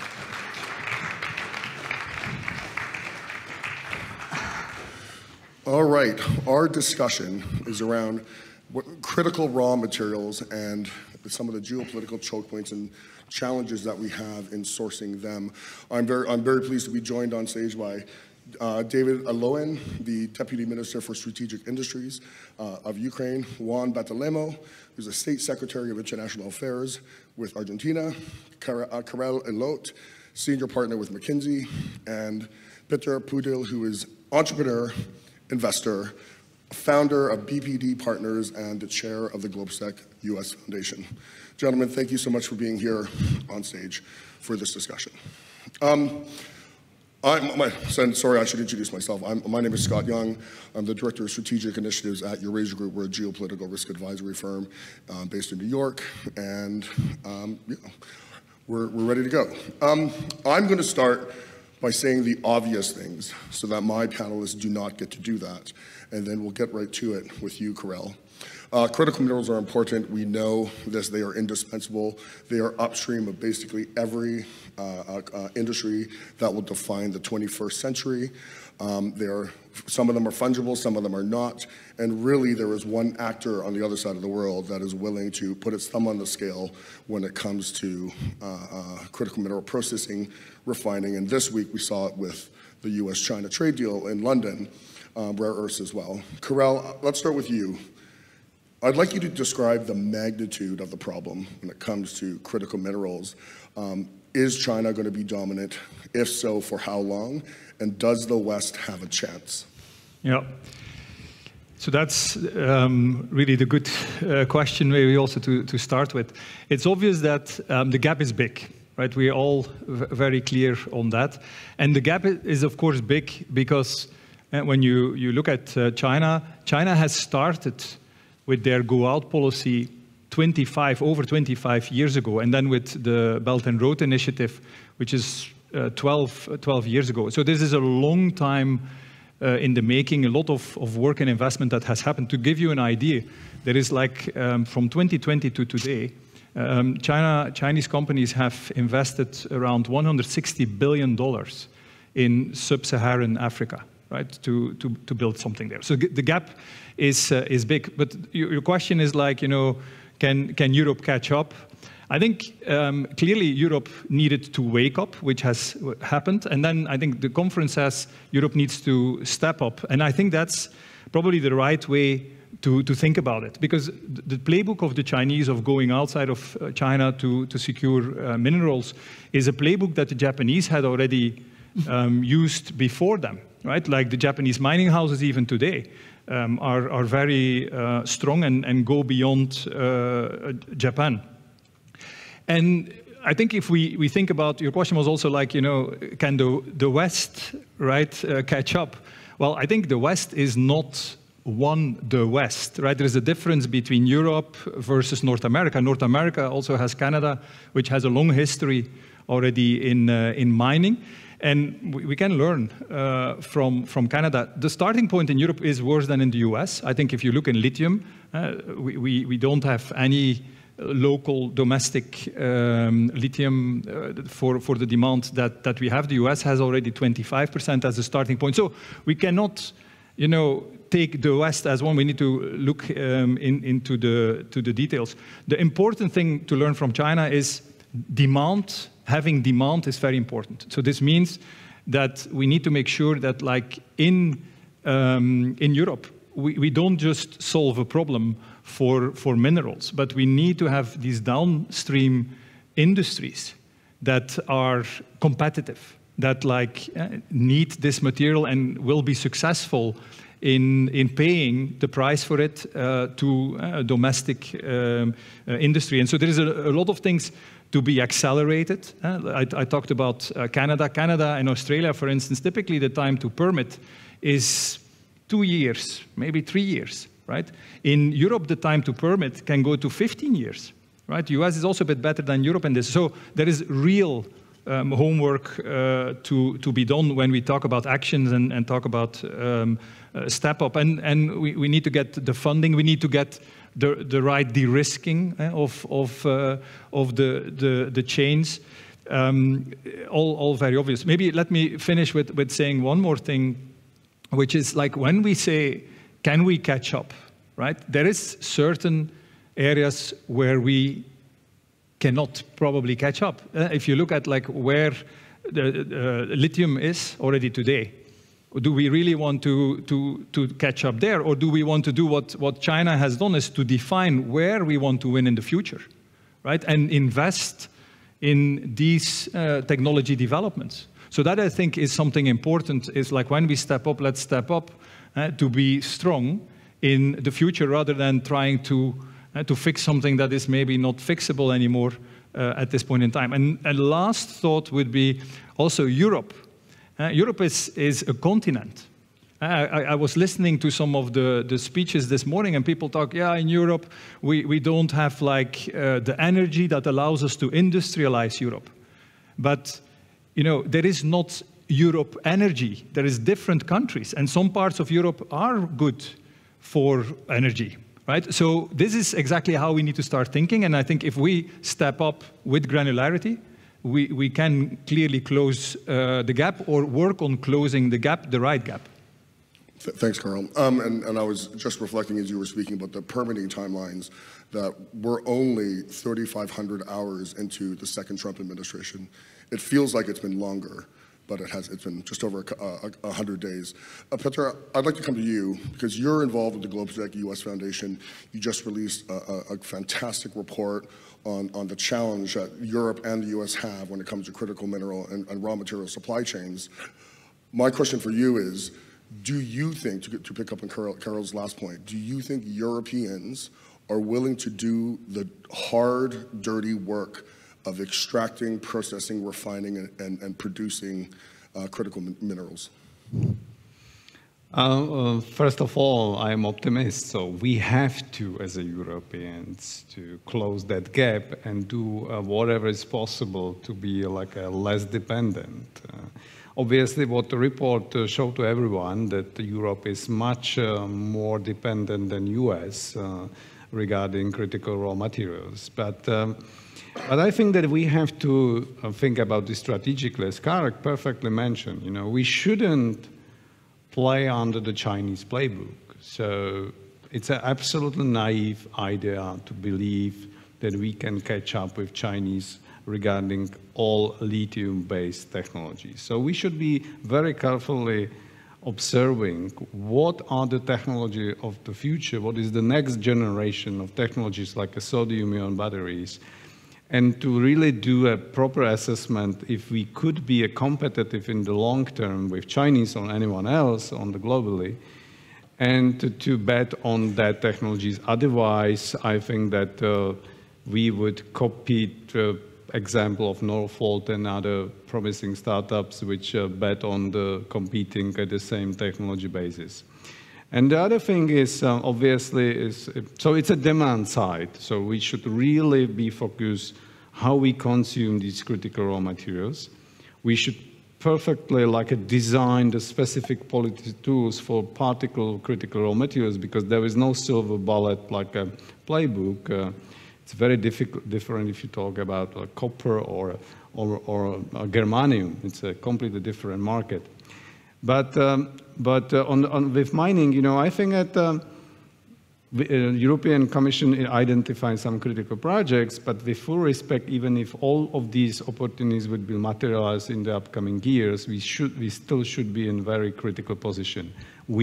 I would love to see a strategic alignment cooperation with some of the countries on the global south, led by European Union, deploying capital, innovative technologies in that country. So having an Argentinian representative here would be great to see that. Otherwise, we would be always in a position of consumers rather than someone who is building an independent position. It is worth noting that there are some initiatives that are looking to build those ties, whether it be the Mineral Security Partnership, whether it be the PGII, that there are initiatives to sort of bridge some of those challenges. But I'd love to come back to your point around innovation. You mentioned battery chemistries, you mentioned energy density, just sort of some of the new technologies that are coming when it comes to where you use critical minerals and around energy efficiency, et cetera. But let's go south to you, Juan. Argentina, home to some of the largest lithium reserves in the world. We talked about lithium with both Carel and Peter. Most of it concentrated up in the Puma region in northwestern Argentina. Argentina has been really interesting, though, because it has taken a lot of Chinese investment, Chinese support around developing its lithium industry, which is traditional brine, which is different than DLE and hard rock. My question for you is, given the current geopolitical environment, what does that mean for Argentina's relationship with its largest lithium customer, China, the United States, and Europe as well? Well, thank you. Let me say that it's easy to answer because, in part, my previous colleague told plenty of things around it. But look, if you look Latin America and Argentina, specific in the issue of critical raw resources, when you look China against United States and Europe, you will find that China has capital ownership and long-term access, and that is the real advantage that China has over European. And when you look the Latin America, not the Western Hemisphere, but if you look Latin America, and if you compare Latin America position with Africa, for example, China is dominant, and in Latin America, China is strong, in Argentina is strong, but also Japan is a good competitor of China in the northwest part of the Argentina. But actually, the European Union is absent on this competition. So it's really hard for you Europeans try to catch up.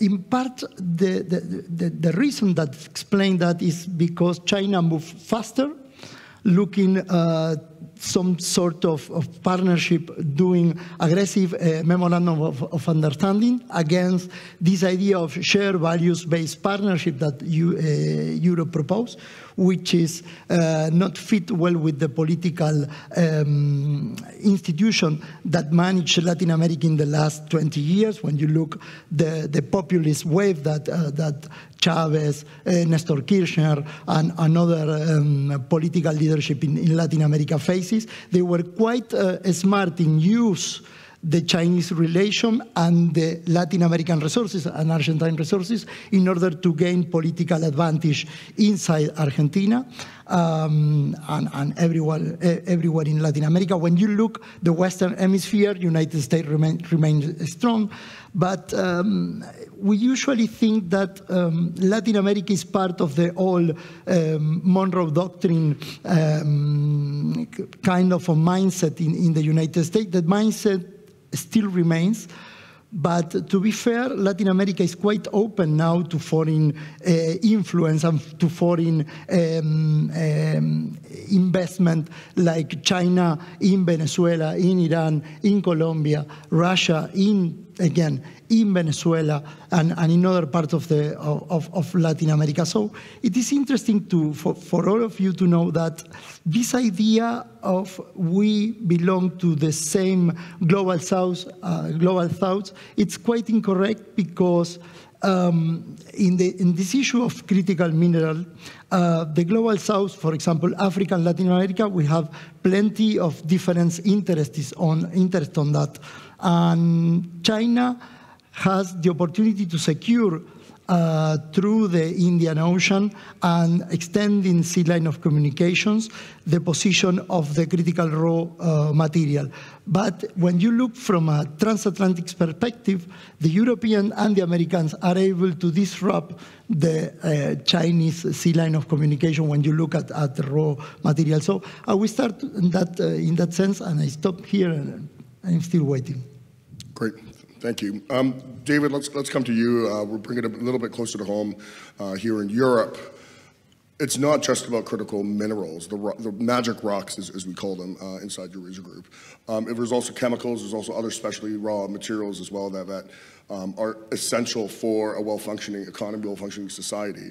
We've been thinking and learning about the importance of supply chain resilience since 2020, since the pandemic, but really over the past 3 years, when we were backstage, you were telling me about some of the lessons that Ukraine has learned when it comes to cooperation around sourcing the components and the raw materials that Ukraine needs at this time.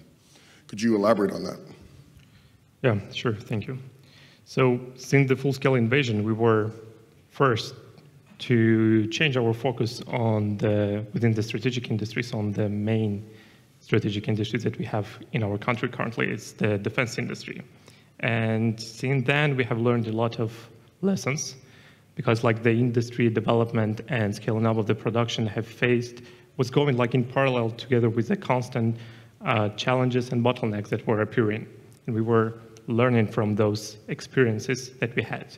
And one of the main lessons that we have learned is that you need to secure your supply chains, and specifically the supply chains of the critical components, and they also consist of some chemicals, the chemicals that you need to secure your production capabilities.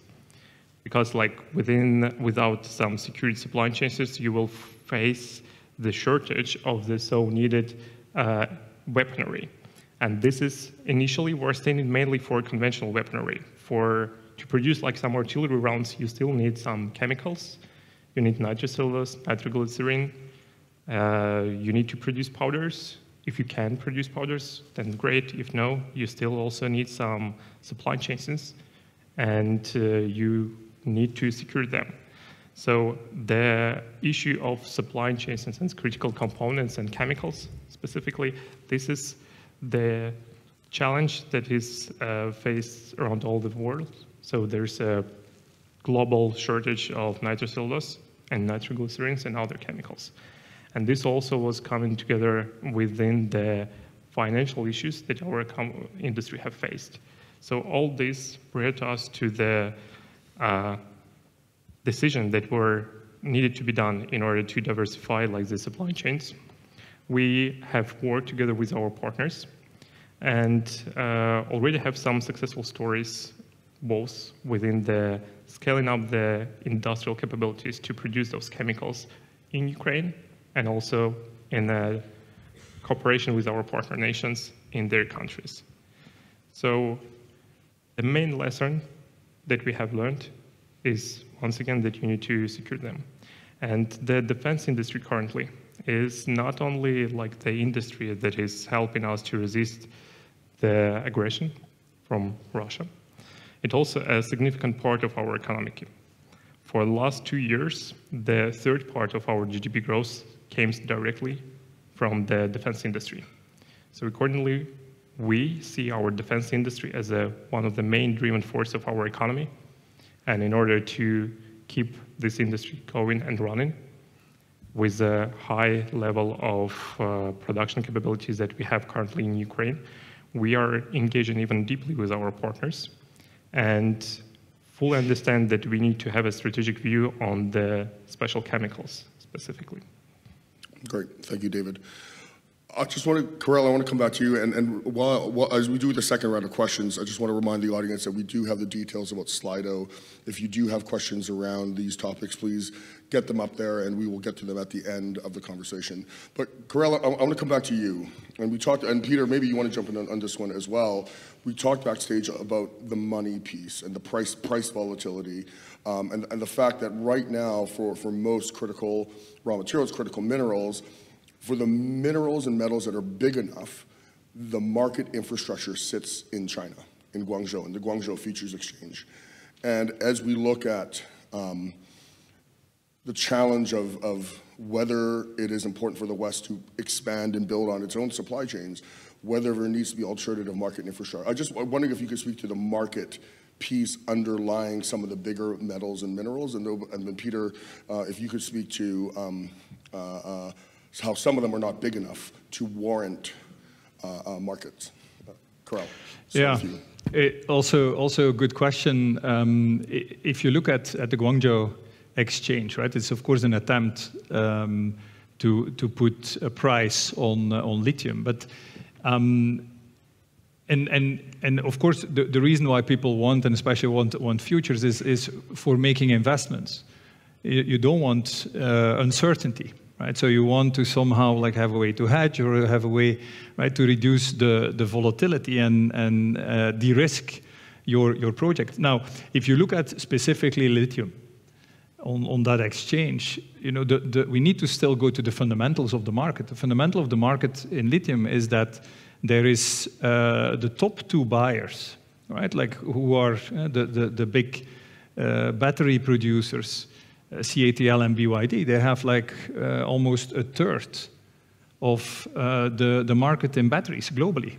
So if you have a market structure like this, it's clear that these are already like de-risking themselves outside of the market. So then what do we see then in the market? And if you look at the lithium price is low, you could say, right? Like under 10,000. And why do I say low? It's like, it's completely normal because it shows the market is efficient. There is a slowdown in electric vehicle growth. There is overcapacity, so the price is low. But that price is actually too low to incentivize asset development in Europe.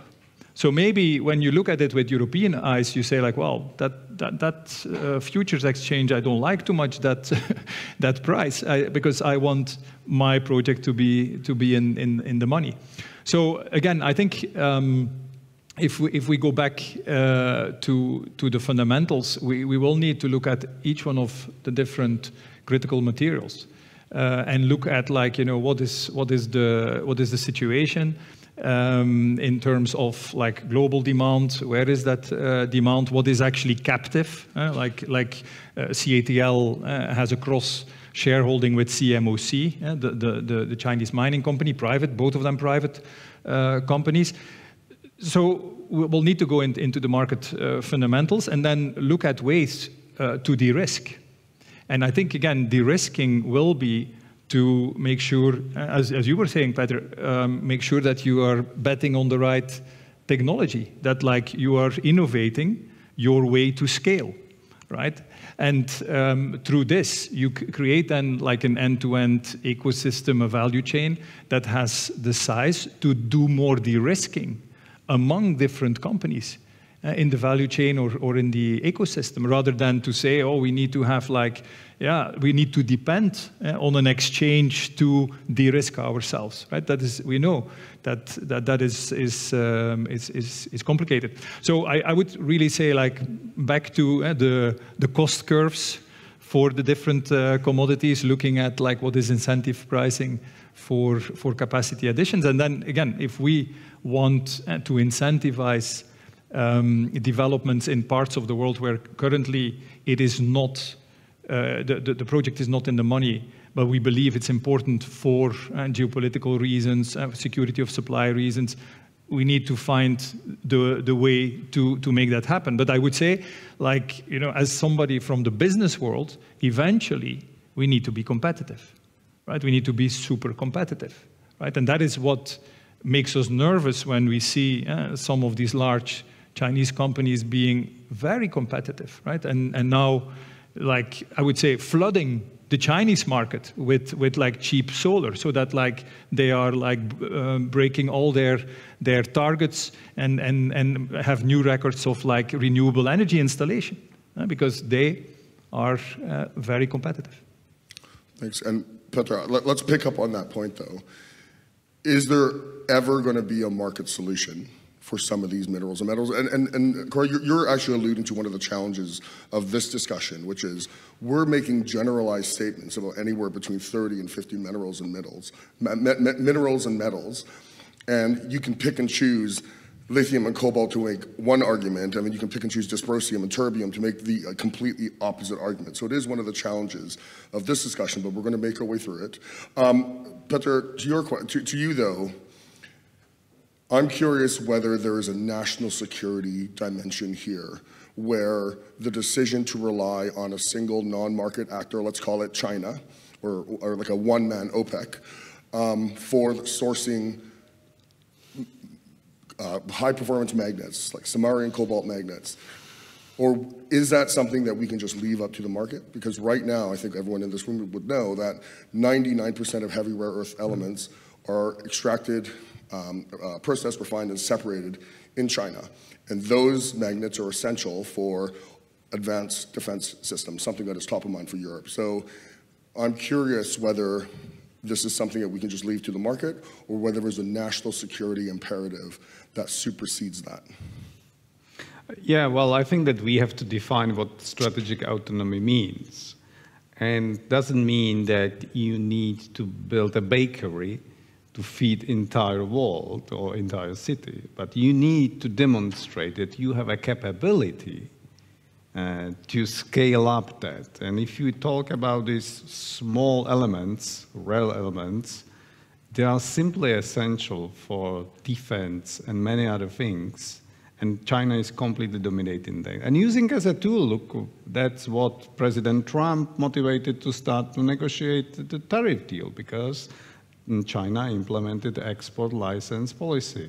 Mm-hmm. And so we desperately need to demonstrate that we have a capability to scale up in all these critical raw materials, which not necessarily mean that we have to be totally independent to China, but China has to understand that if things are going really bad for us, we have a plan how to be independent.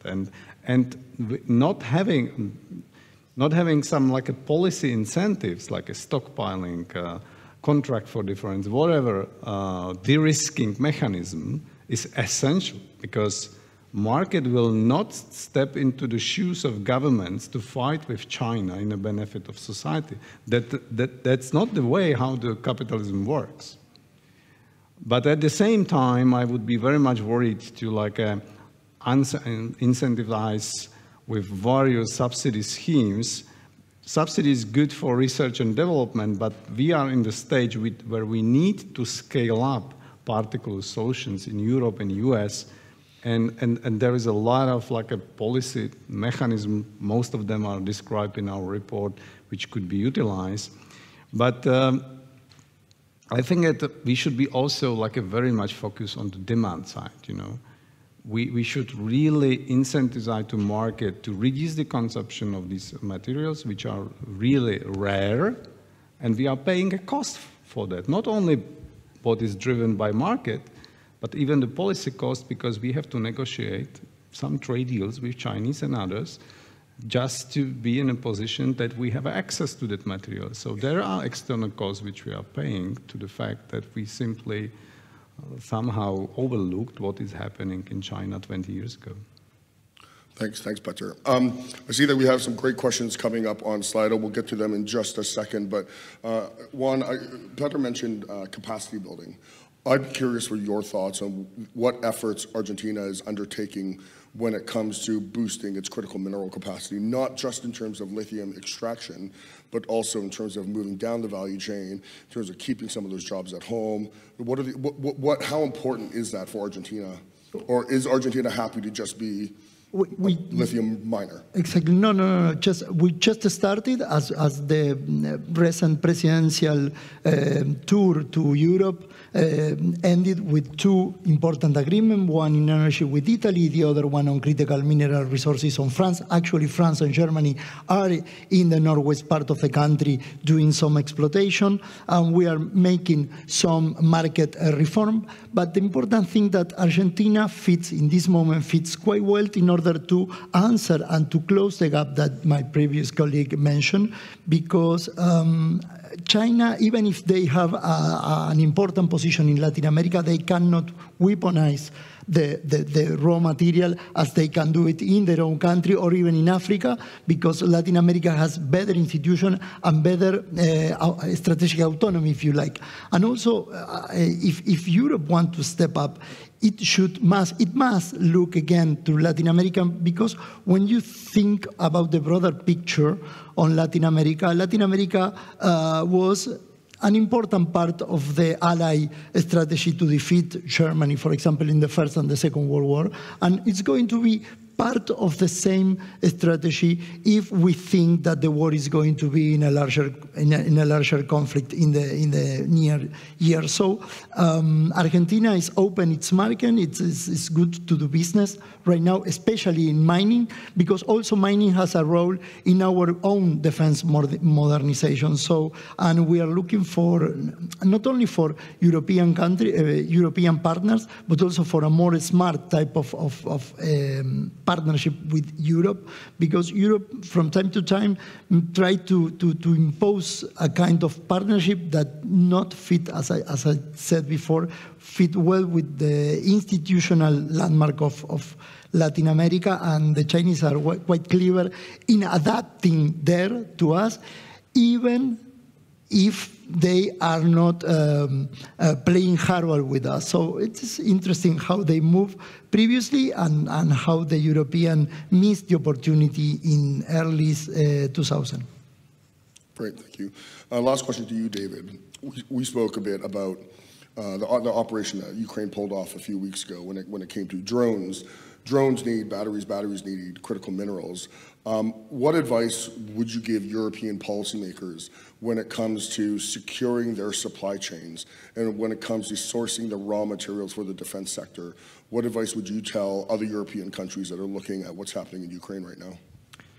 The main advice is to try to reduce the dependence from one supplier, so currently to make a diversification of the supplies. And once again, based on our experience and lessons that we have learned, is you should use the available technologies on the market to reduce the gap between the demand and the available capability within those critical components or materials. What we are currently doing in Ukraine, we are reusing already used some of those components and bringing them back to life, using them with our products. And in these terms, we can also scale up the production of the final goods of the weaponry. This also helps us to scale up significantly, even like, as you mentioned, the FPV drones. So just last year, we have produced more than 2.2 million of FPV drones, and the existing capability for the production of those FPV drones was even like twice more. And the main challenge was within two things. This is obviously for Ukraine, is within the funding, and the second one was specifically within the components. And this year, we already learned from last year's experience, we're gonna work towards doubling this capability within the actual production, and even be able to scale up it with the numbers of times. So using the available technologies that are on the market and reusing some of those components and batteries, wherever that was used, this is something that helps us to also fulfill our market and our capabilities within those components that are needed. Great, thank you. Well, we have some great questions on the slide. I'm going to start with the top one that was been upvoted 6 times. For the panel, I guess, let me rephrase it. Who are the under-leveraged players in the critical mineral space? Countries, or companies that could do more? Who's underperforming when it comes to critical minerals, and where? Who wants to take that one? Peter. Well, I think that question is very much associated with another one, and it's again back to technologies and countries. You know, definitely the worst performer is Europe, undoubtedly. And I think that what could change the situation is to be focused on the technology of the future, and just on the energy transition.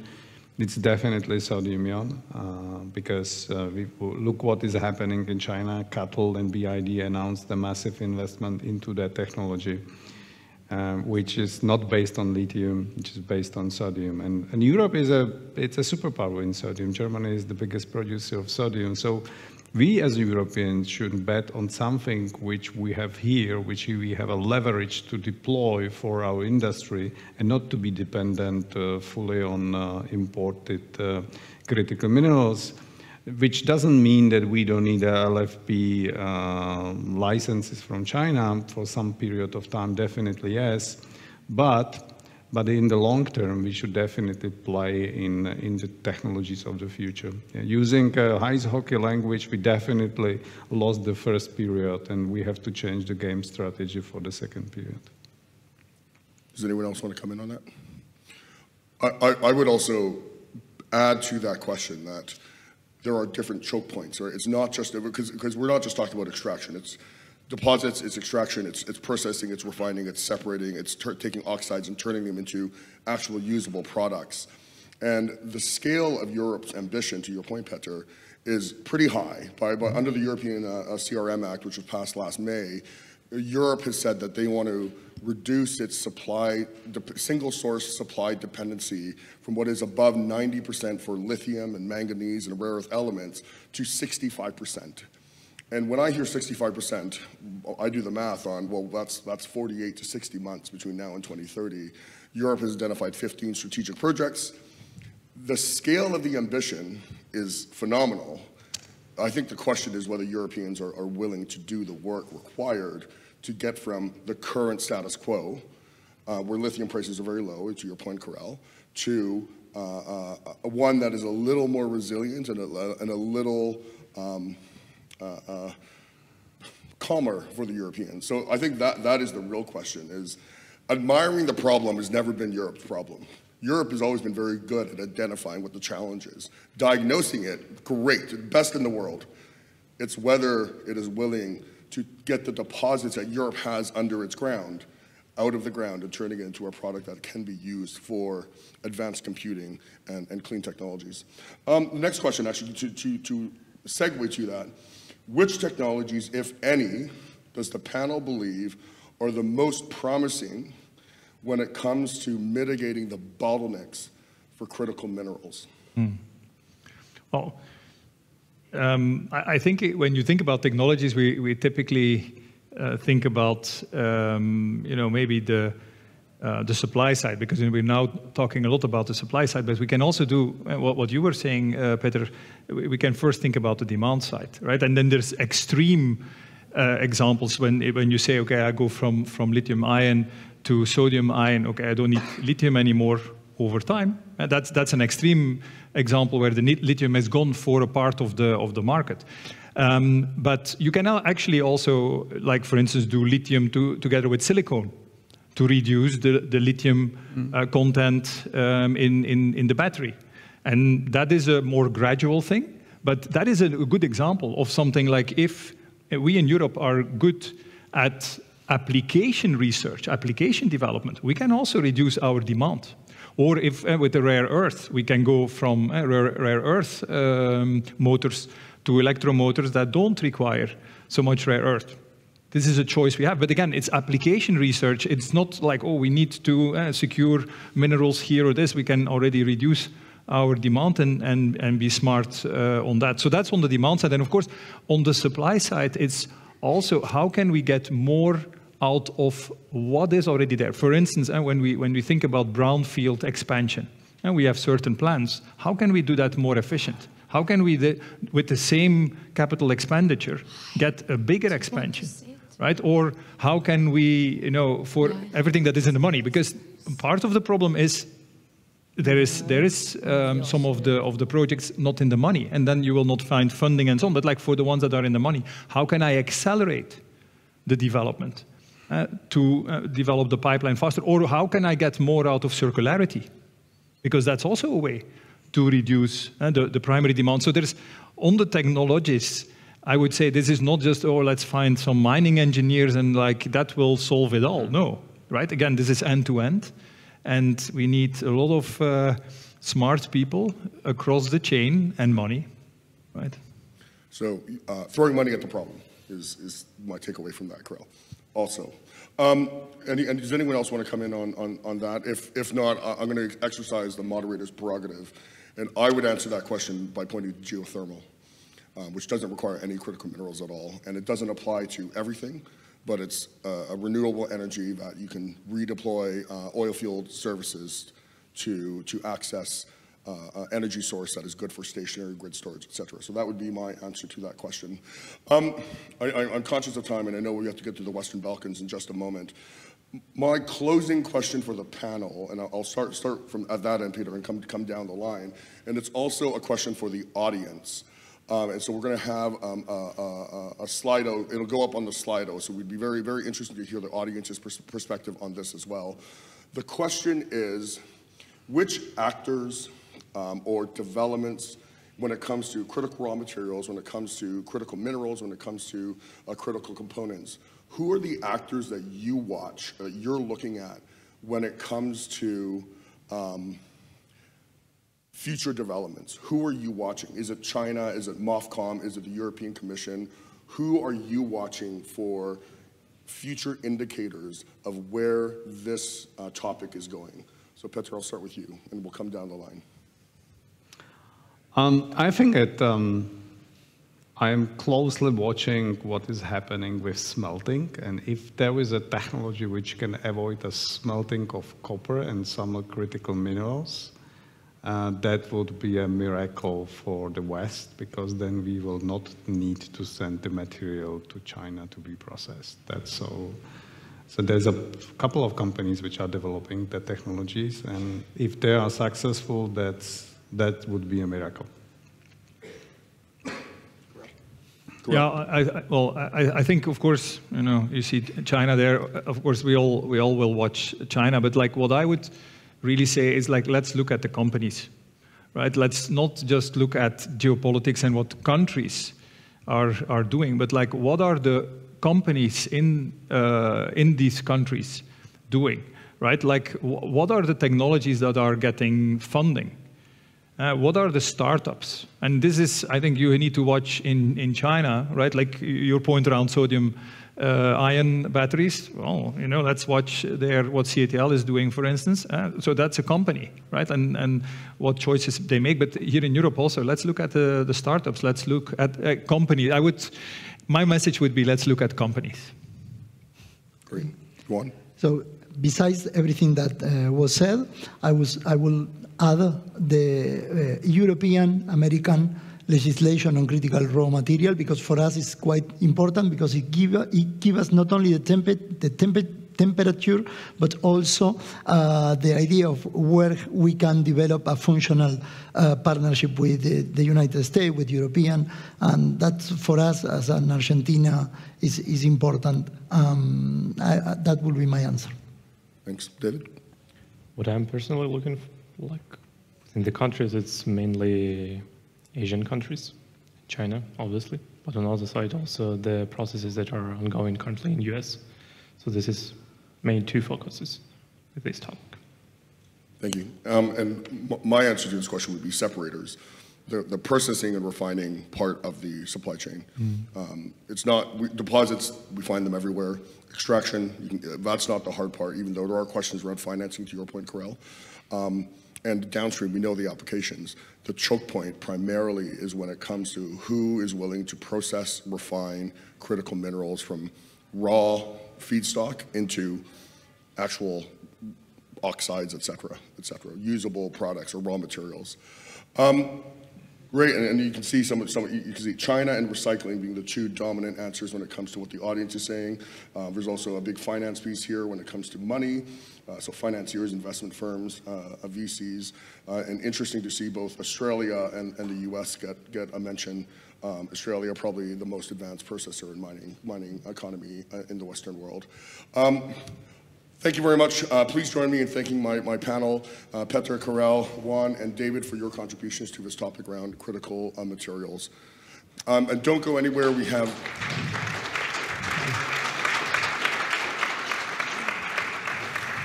Don't go anywhere. We have the stage will be passed to the session on the Western Balkans at a geopolitical crossroads. So thank you for joining us.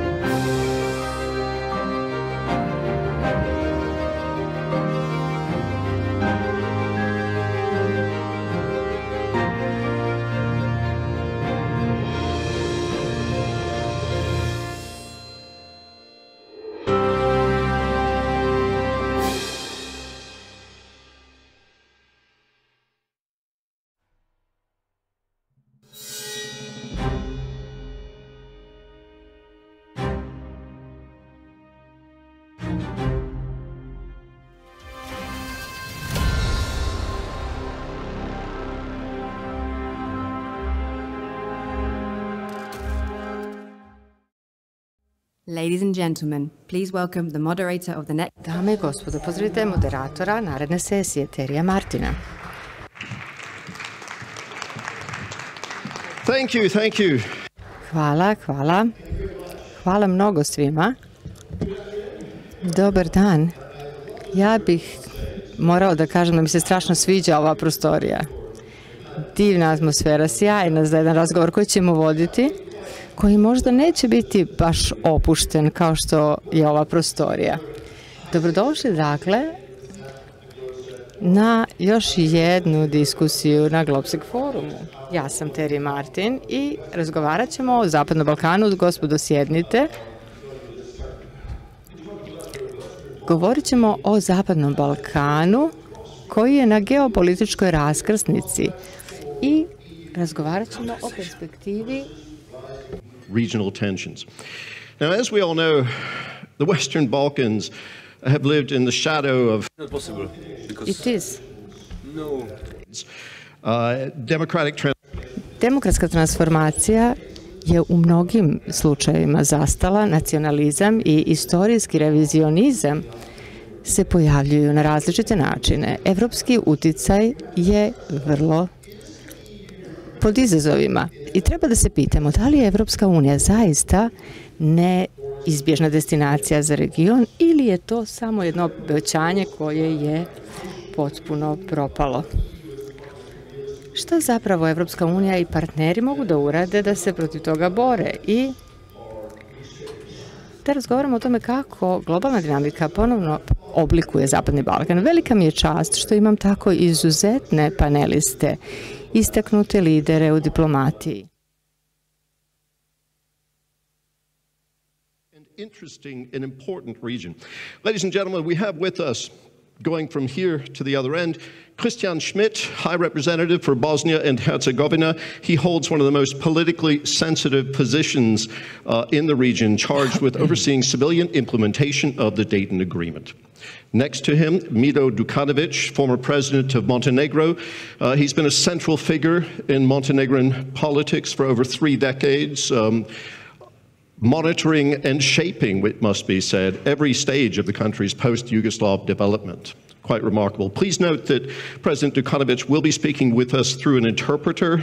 You will find translation kits underneath your seats or couches, wherever you happen to be seated in the room.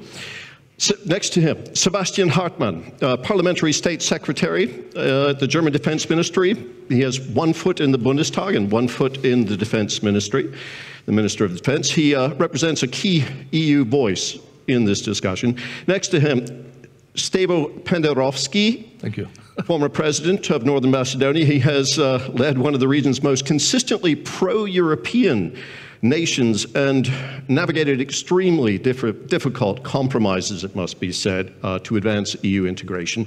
And last but definitely not least, Christopher Hill will be familiar to many of you, former U.S. ambassador to Serbia, lots of other titles I could attach to him, a seasoned American diplomat intimately acquainted with Balkan politics and U.S. regional policy across multiple administrations, it must be said. So, I'm going to begin by introducing our Slido poll. We have a Slido, and this was introduced this morning at the very beginning, and I'll see if I can find it here. It's a question which, if you have accessed Slido on your phones already, you know how this will work. It's just a simple poll that we're going to do today with a multiple choice questions. There we go.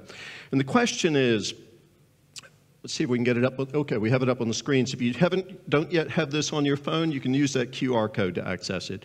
The question is, for the poll, what is currently the greatest obstacle to EU integration in the Western Balkans? Is it A, lack of political will in the region, enlargement fatigue in the EU? We hear a lot about that.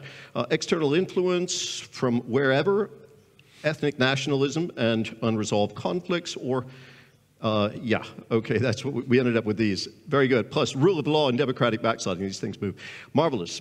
Okay, well, without further ado, let's get started with a direct set of questions. I'll finally sit down.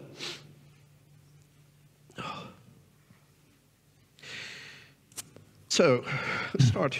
We'll just start and move down from this end here.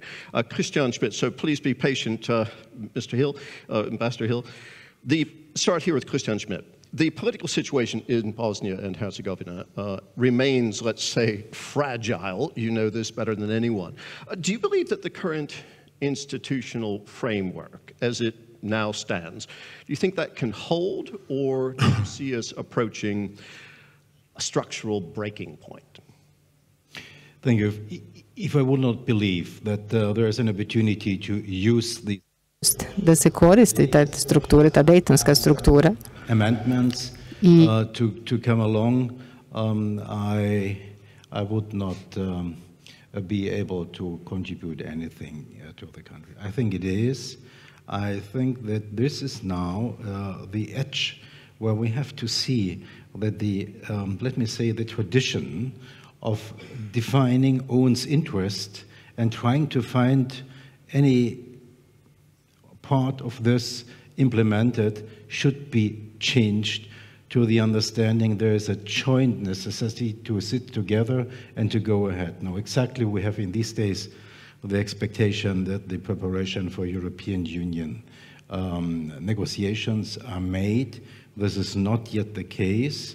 Bosnia seems to have a lot of money, as they not yet managed to get the €1 billion of the growth plan to be done. I know that this is not the case. There's a lack of money, and so I'm quite hopeful, quite optimistic that at the end of the year we will stay in a better stage, especially because we see that the framework of external influence does not play in favor of the Western Balkans. Talking about external influence, do you think that outside actors, particularly Russia, pose a real danger to Bosnia's viability as a country? Looking on the economic data for Bosnia-Herzegovina, I would not say this is the hotspot of economy, but it is involved very much in the neighboring countries, to the neighboring countries in terms of trade, and to European Union. So any political interference, destructive interference, which does not need to focus on getting any economic advantage. And this would fit, in my understanding, to the Russian approach, finding proxies and using the proxies just to make noise. That's the challenge.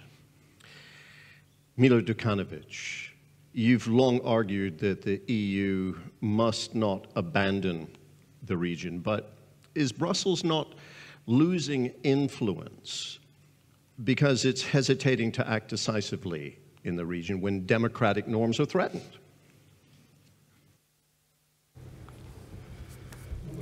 You are right. Brussels is losing influence in the region. And I will tell you what my impression is. As you said, I have been involved for more than 30 years in the political life of that region. Today, the situation in the Western Balkans is worse than 10 years ago. The reforms have practically stopped. And those are the reforms that should ensure the standard that will make us an organic part of the European civilization. And then it shows that integration is not the top topic, the most important topic anymore. And particularly that there is skepticism about even the prospects that would be foreseeable, the Western Balkans in the European Union. You know, in 2013, Croatia joined European Union, and since then nothing happened. And 10 years before that, in 2003, in Thessaloniki, in the summit EU-Western Balkans, there was a proposal for European Union accepting the idea that by 2014, until 100 years of the Great War, all countries of the Western Balkans should become members of the European Union. And only one of them became a member of the European Union, Croatia, and others are further from the European Union than they were in 2003. So as a consequence of all of that, we have the lack of the main effect that we want to see through integration, and that is emancipation of the Balkan society. Unfortunately, Balkan society is deeply lag behind. And what all of us want in the Balkans, and I assume in the European Union, we want to see reforms. We want to see establishment of the standards, because we want to adapt those societies to live properly in the European Union, united on the shared values. And there is no such an effect in this time. And I will tell you why. First of all, European Union was so indecisive for so long about what to do in the Western Balkans, what to do with its most successful policy, the enlargement policy. If you remember, when Romania and Bulgaria became members, then they started talking about enlargement fatigue. After that, they started talking about dilemmas of whether to continue enlargement before finishing the internal consolidation of the European Union, although it is completely clear that the internal consolidation does not respect on whether European Union has 27 or 35 members. European Union with 27 members is dysfunctional in certain segments, and it requires reforms, but it does not mean that we should then hesitate to admit new members, members from the Western Balkans. Then after that, we got the ideas of Europe at 1 speed, 2 speeds, and after that they changed methodology for negotiations with the candidate countries, and in the end we got European political community. And whatever we call it, my impression is that's a kind of alternative, a substitute, which is offered as something before the membership. So European Union was thinking about what to offer to the Western Balkans instead of the most logical thing, and that is the process of an aggressive enlargement and acceptance of new members from the Western Balkans in the European Union. Of course, we all know that geopolitical vacuum does not exist. There is no such a thing. If European Union is not there, the others will be. So Russia came, and Russia is there, and they activated the stock of their historical heritage in the Western Balkans. First of all, strong pro-Russian sentiments. Russia strengthened their proxies in the Western Balkans. They put them into the function of their own goals and started devastating the values in the societies of the Western Balkans. So the narrative that Russia is sending through their proxies, first of all Orthodox Church, is that Europe is a rotten civilization and that NATO is the Fourth Reich. So that's the narrative. Because of that, we have the public in the Western Balkans which started seriously hesitating about whether it will be possible at all to become a member of the European Union. And I will conclude by saying that I think that this type of devastation of values was neglected quite a lot by the Western policy, particularly the European Union and the United States. They just did not see what was happening in the Western Balkans, and the Western Balkans actually saw the awakened nationalisms. So whenever there is some turbulence from Russia, and whenever Russia starts focusing on the West, first of all on Europe, then the Western Balkan nationalists think it's their time.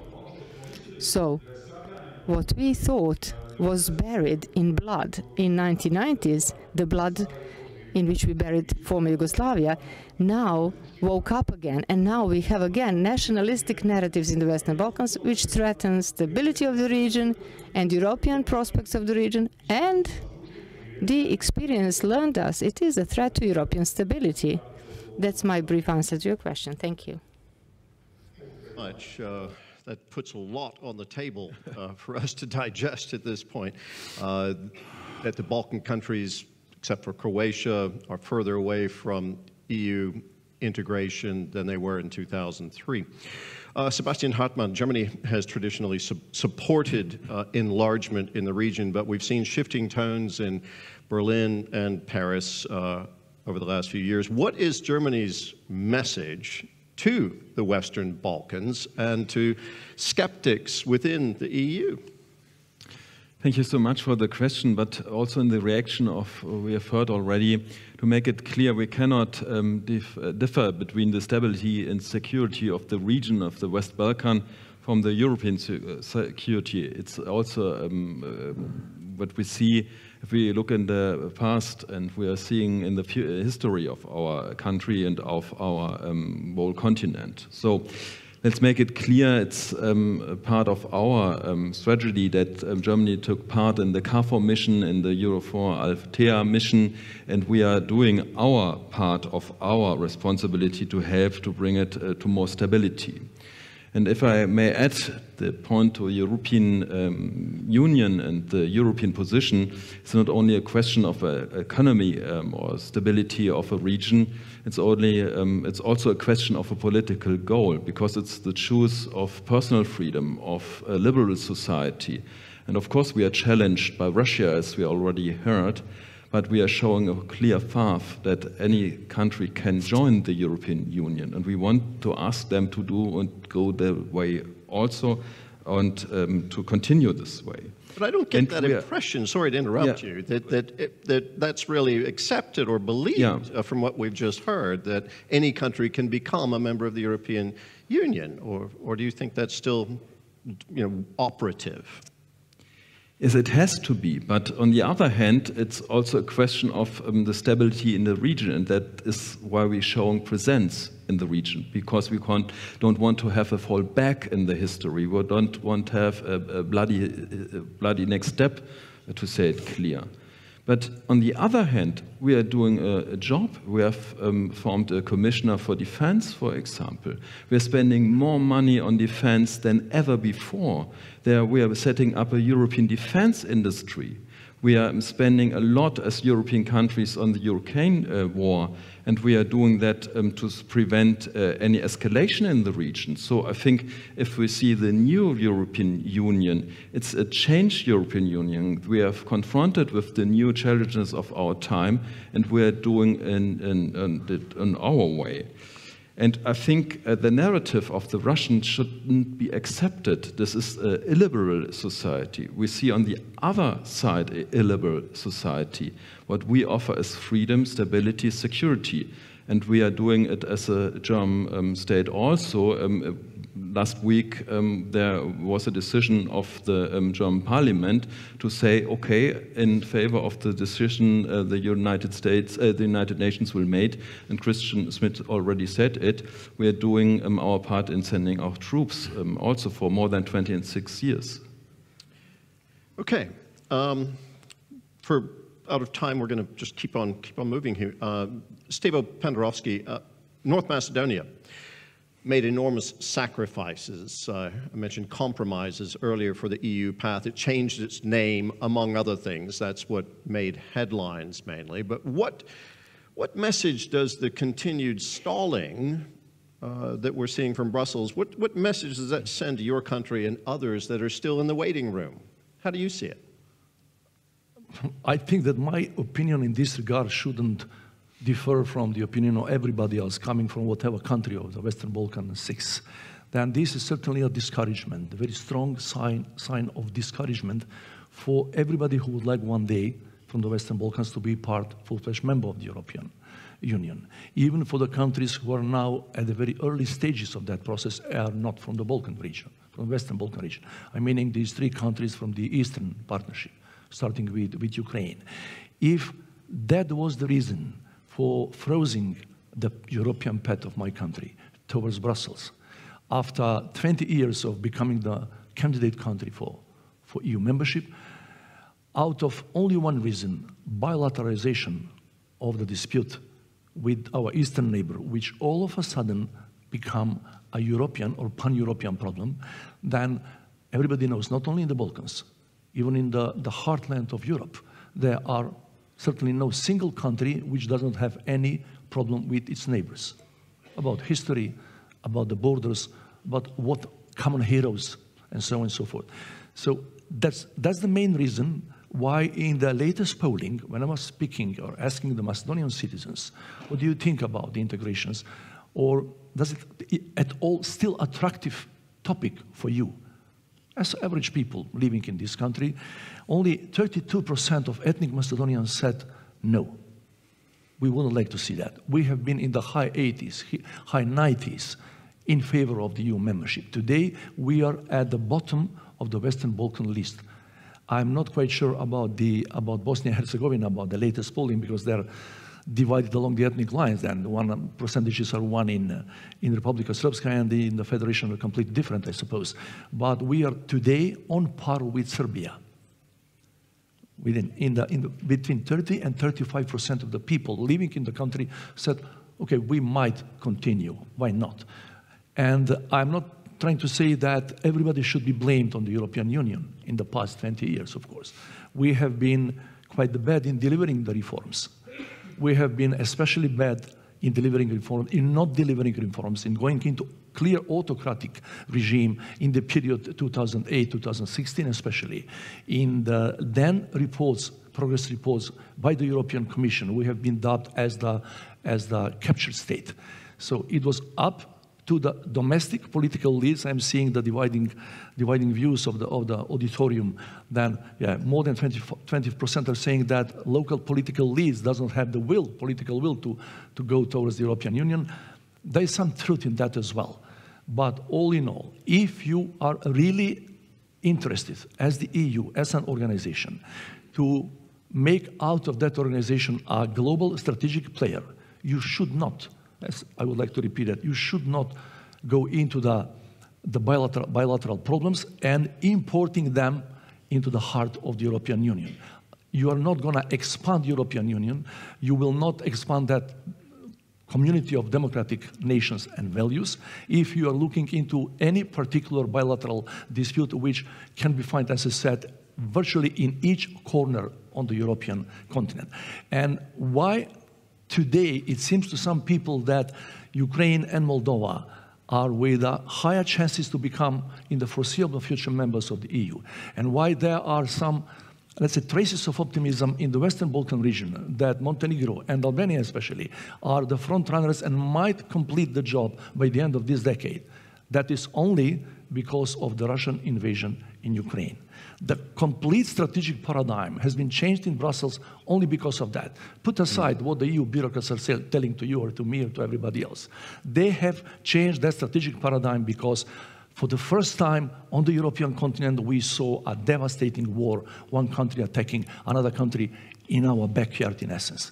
That means that if, that's pity to say, but if you do need, as an organization, a war in order to think about becoming a strategic or global player or becoming your expansion, that's not speaking quite well for the so-called strategic thinkers in Brussels. Okay, so the Ukraine war, you think, is to some degree a game changer here. And of course, we all remember the Balkan wars as well. I was, at that time in the 90s, I was a young anchor at CNN International, and we were following that. And I had the opportunity to meet Richard Holbrooke and followed the developments there at the time. Those memories also persist, something that may provide some motivation. But let's keep moving. I forgot to remind you that your questions are also welcome. I'm going to go around. You can stand up and deliver questions in a moment, or you can put them on the Slido poll. Either way, if you find it more comfortable to put them on the Slido poll, feel free to do that in Slido, and I'll have access to them here too. I see there's already one anonymous question that's been posted, but we're welcome to get some more. Christopher Hill, U.S. policy in the region. It has had kind of a two-pronged approach. There's been a combination of moral leadership on the one hand and strategic support on the other. We are now in a new administration, Trump administration, Trump 2, not Trump 1, very different Trump administration.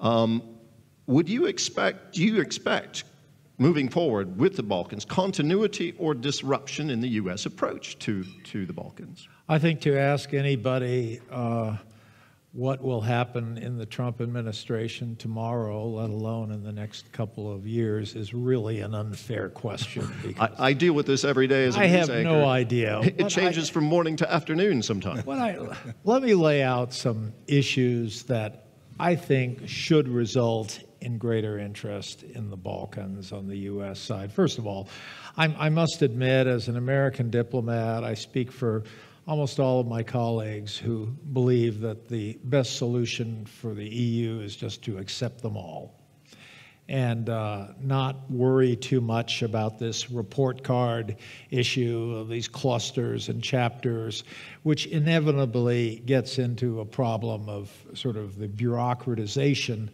of the EU. After all, the EU is probably the most important peacetime entity that has happened in Europe in centuries. It is something that every European should be very proud of. It is extraordinary what the EU has accomplished, and they ought to really rededicate themselves to completing the mission. Why I think it's important that all the countries be involved is that inevitably, if you choose one over the other, there will be accusations of favoritism. There will be all kinds of accusations with a net result that you'll probably create more tension than you will have resolved. So that's one point. I think the U.S., I think we have done best in the Balkans, not when we are moralizing, not when we're shaking our finger, waving our finger at everybody who's not quite up to our standards, but rather I think we've done best when we've worked closely together with the EU. I think what was important about the 1990s, and you allude to my mentor and my tormentor, Richard Holbrooke, was the fact that he understood the need to work closely with the European Union, that this is the way to get the project done. Because ultimately, if we have a situation where dealing with a tough problem like the Balkans divides the US and EU, we will have done more harm to the Balkans than good. So we got to stay close to the EU. I think ultimately the EU, it has a tough mission, but it's the mission it's chosen for itself, and I think we can be helpful. For example, I think to the extent that the EU wants to have different tiers of membership that is joining the single market as opposed to full membership, issues like that ought to be looked at. But most importantly, I think it has to move more quickly. And not allow anybody to say we've been waiting 20 years, as people can truthfully say. I think for the U.S., we need to be active, one, to repair the EU relationship, and I think there's an understanding among sensible Americans, and maybe that is not the majority of us, but nonetheless an understanding that we need to work closely with the EU. We need to avoid a situation where Russia will exploit the divisions, and we've seen Russia. Russia is very competent at soft power. It's kind of surprising to hear the term soft power and Russia in the same sentence, but they're actually pretty good at it. They know how to exploit things, and they know how to appeal to some people and create tensions within the society, and to leave these countries out in this kind of no man's land between two sets of barbed wire is not a very safe for these place for these countries to be in, and so we have to be very careful about that. China, I mentioned China because I think it was one of the first questions that has popped up from the audience. I think it's a big challenge. My own view, having worked with China, especially on the North Korea issue, if you think it is difficult to work with China, try working against China. It is even worse. So, you know, there needs to be an understanding of how we can proceed in the Balkans. So, you know, the Balkans is a very tough issue, but it's made more difficult by the fact that often you have one leader in the Balkans criticizing another leader and saying, choose me, instead of that other leader. I think there's something to be learned from Czechia, from Poland, from Hungary, where they also engaged in this kind of practice in the early mid-90s, saying, we're the best of the three, choose us. And then ultimately realized this was not the best way to make an appeal to the European Union. So they met in a very small town called Visegrad in Hungary, and they announced the Visegrad process. And okay, the Visegrad process is not a big deal today in 2025. I mean, no one remembers, for example, that it was in Hungary. But the Visegrad process held things together for a critical moment in history. And I think people need to understand that history is not some continuum. It's a set of important moments, and that was an important moment, whether there would be enlargement to the North Central countries, and the answer was yes, thanks to those countries working together. I would urge the countries in the Balkans also, there are Visegrads to choose from in the Balkans as well, a very famous one in Bosnia, actually. I would urge them to try to work together on this so that when very tired Europeans, and there's nothing wrong with being tired, and there are a lot of reasons to be tired, will look at the Balkans and say, you know, okay, we'll bring these countries in, but with this process of working together, we're not going to have to worry about bringing their problems in. We can bring them in. And I think it would be in the interest of the countries to work better together and not always to criticize each other. But I really can't answer your fundamental question because I have absolutely no idea what is going to happen with the U.S. administration. But I can just encourage people in Europe, do the right thing. It will confuse your friends, astound your enemies. It is do the right thing, and I think the right thing is to get serious about enlargement. If European publics are worried about it, figure out a different track where you have central market, but get something done, and don't create a situation that by doing things in one country and not in another, you create more tensions. And don't worry about us. We'll come around. We will get on the right path after we've exhausted all the other roads, and we're in the process of that. Very good. Thank you very much. Thank you all. So we're going to look at the results of our Slido poll, first of all, and then we're going to go to some of the questions. We'll look at some of the questions on Slido and get your questions from the audience. So there we go. It's up on your screen here. Well, I mean, it's interesting to see the way that the answers have come out there, that enlargement fatigue in the EU is identified as the main obstacle to EU integration at this point of the Western Balkans. But you also see lack of political will coming in at a close second there. Now, whose political will, of course, would be a question that could follow up on that. But I'd like to get your questions as well. Let's maybe take one, because we haven't really addressed the Chinese influence in the region very, very carefully. Not that we need to go into it to a large degree. I was just wondering if any of you care to reflect on that? I mean, we heard Ambassador Hill saying that yes, it's difficult, working against the Chinese. You kind of have to work with them in some ways, but they've been active in the region, have they not? Anyone care to reflect? If I could just follow up on my point, everyone thinks of the Chinese as being long-term thinkers. I don't. I think for them, long-term is actually increasingly what a corporation looks like the next quarter. And I think China is making a lot of mistakes where they have gone overseas, and they're making them in the Balkans. I think there is a sense that they can do things quickly, and often the roads they build are not as good as they should be. The bridges they build are not as good as they should be, and the relationships they build are much thinner than they need to be. So to some extent, I think it's for China to show their weaknesses, not for us to show the Chinese weaknesses. But in another sense, we need to be strong competitors. We need to understand that it is in these countries' interests that we compete for these things and not to allow China to do these things, because I think often it will be second rate. And finally, on all these questions, to any student in the audience taking competitive exams, the correct answer is taking multiple choice exams. The best answer is always all of the above.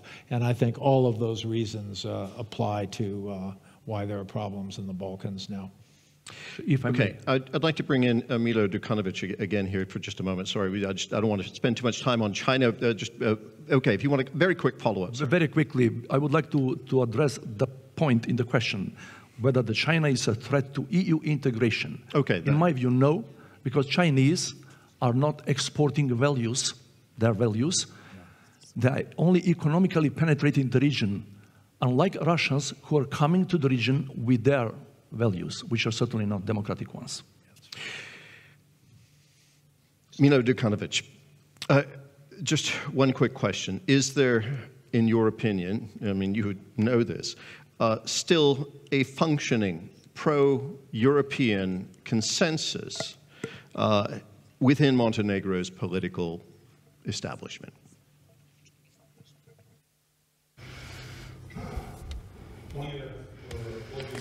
Well,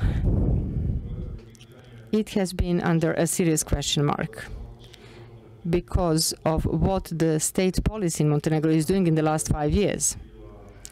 Montenegro was an excellent role model and example in the region of a country where there was a broadest consensus for years about the wish of people to become or to go to the European Union as soon as possible. But in the last 5 years, thanks to the chaos that I described when I was answering your first question, and that chaos, in my opinion, was generated to a large extent from the level of geopolitics.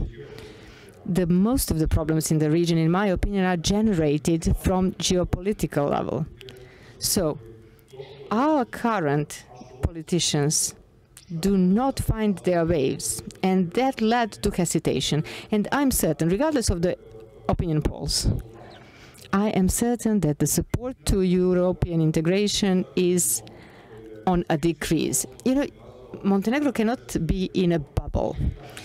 If you take into account what Mr. Pendarovski said, and if you read media from Serbia about this, it is clear that the entire region started hesitating about certainty that we will become members of the European Union. And Montenegro cannot be completely different from that.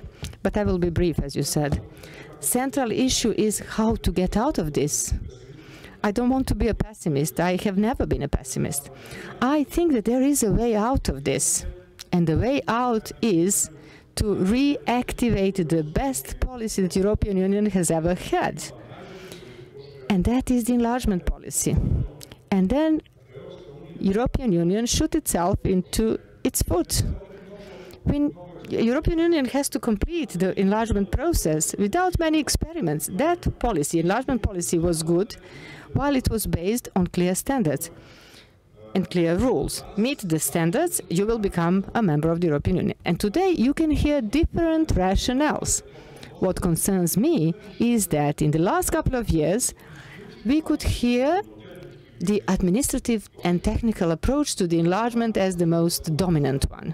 And I think that European Union should go back to the political approach to enlargement. And if European Union wants to be a geopolitical player, which will be competitive in the new geopolitical order which is emerging in front of our eyes, I mean, we are talking that we want to argue with China. No, we are not going to argue with China. China is there. It's a very important geopolitical actor. Who doesn't see that? He's blind. And we want to see where Europe is in all of that. If Europe wants to be competitive, it has to cover its weak spots. And the weakest spot for it is the Western Balkans. It doesn't have to be lenient to Western Balkans. Western Balkans should meet conditions to become members of the European Union. And that's how European Union will be united and geopolitically competitive. That's my opinion. Thank you. Thank you very much for that constructive suggestion. Christian Schmidt is sitting next to me. I see you shaking your head and nodding. I sense you have something to say about that. I have a lot of sympathy for the assessment of President Jukanovic. He has experienced in his time about the NATO access of his country, that the proxies tried to do their work against this.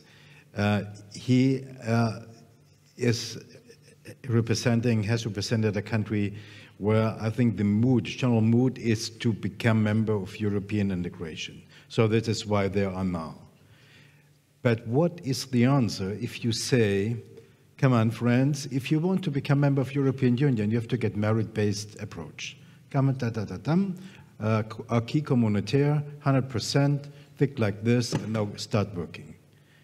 And maybe it could happen that some of those political actors maybe vocally are talking about becoming member of European Union. Internally, but to think, why should I go? That's our challenge, because there is the disruption between the people and the political, some parts of the political class. I may refer to Mr. Pendarovski's reference to Republika Srpska and the polls. We have got recently polls that, including in Republika Srpska, this was just short before the great uproar of Mr. Dodik, how many % wanted to be integrated into Serbia. 4%. Undecided some, and the majority for Bosnia-Herzegovina. And another argument, the decision where they want to go, the people, not the political interest bearers, is for me very clear, where this is a kind of voting by feet.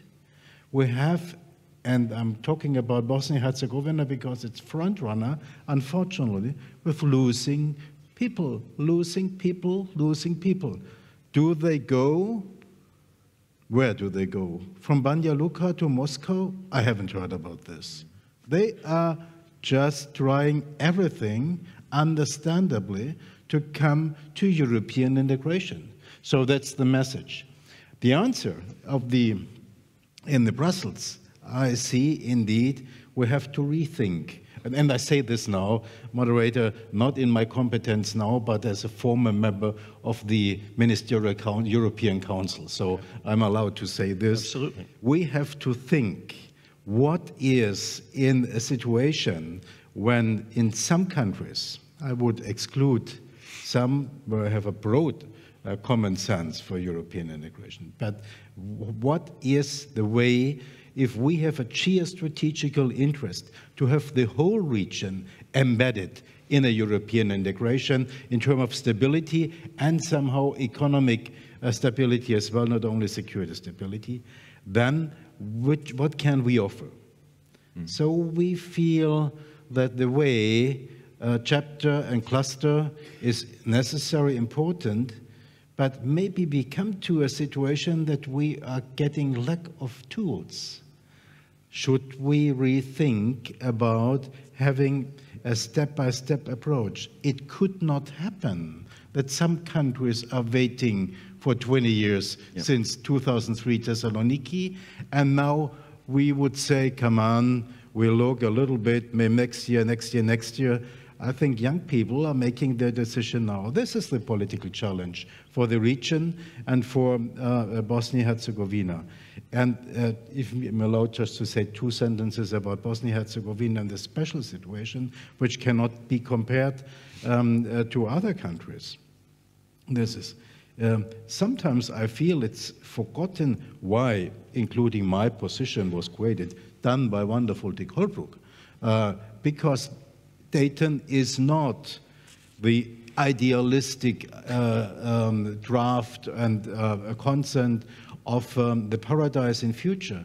It was, in this time being, the only possibility to end the war and to end the bloodshed in this country. And this was successful 30 years. It was more about giving opportunity to develop the constitutional situation of a country. So there is where we are not yet where we should be, and it is including as well on this. I wanted to say about security. This is a Chapter 7 country. Sometimes I'm meaning what for? Meaning we might not understand. that the United Nations Charter, this country is seen by decision of the United Nations Security Council that there is the danger of a crisis, and there is why there is EUFOR Althea, which is basically a UN mission, and why there is this unique situation of the, should I say, controller, which is my position. Yep. This should end, yes, but there you need to have a framework of security guarantees. And sometimes you won't get this only with acquis communautaire. Okay. I'm afraid we're going to have to leave it there. I feel remiss in my duty as moderator to have integrated questions directly from the audience, but it was important, I think, that we hear from the voices of those here on stage who are involved in this process and impacted by this process that we've been describing. Again, it's a great, I want to tell all of you gentlemen that this is a great honor for me to be sitting here with you and discussing this particular topic that frankly has been elusive for me to fully grasp over my years as a journalist. It's a devilishly difficult situation and complex, but I sense from the panel that there may be ways forward that will bring peace and stability over the long term to the area, together with prosperity, and we should hope a modicum of sustained unity. I want to thank our audience for being with us here for this talk, and I would love to continue it. If you wish to submit any ideas on this that may help the idea, I'm sure the progress on this topic, I'm sure GLOBSEC would be happy to listen to it as well. Anyway, thank you all for being with us. I should tell you that coming up very next, stay in your seats if you wish, because we've got a program continuing with protecting children online right here, which is an important challenge for all of our societies right now, given what's happening in that space. A warm round of applause for our speakers. Thank you.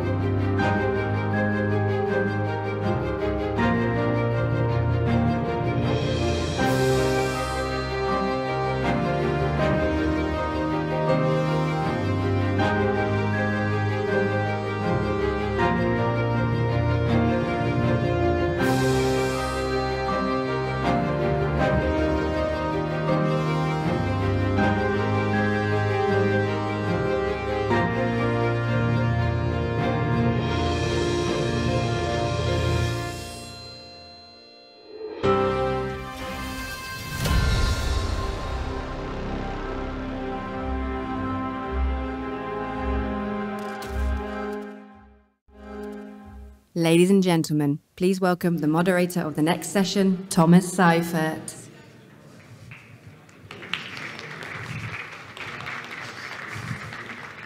Everyone is too many sessions already. Hello. How are you? I hope you have a good time here in Prague. I want to introduce you to our session, Protecting Children Online, Shared Responsibility. And I want to introduce to you my panelists, Renate Nicolai. She is the Deputy Director General DG Connect of the European Commission.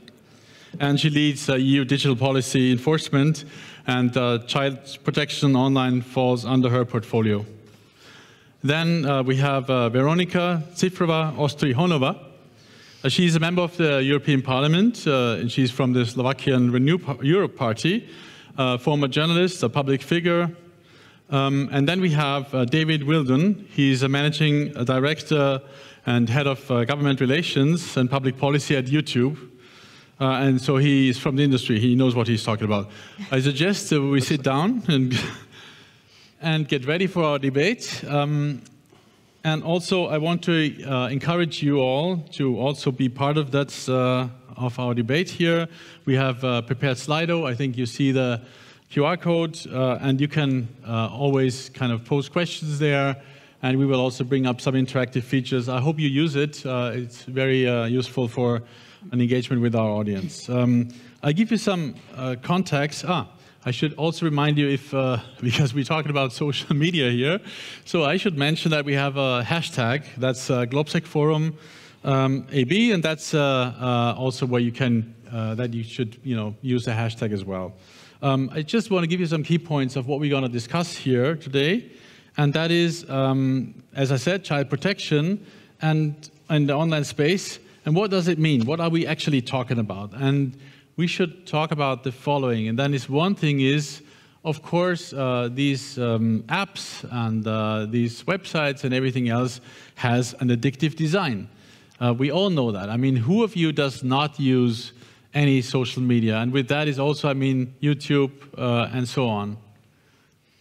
See, all of us use it.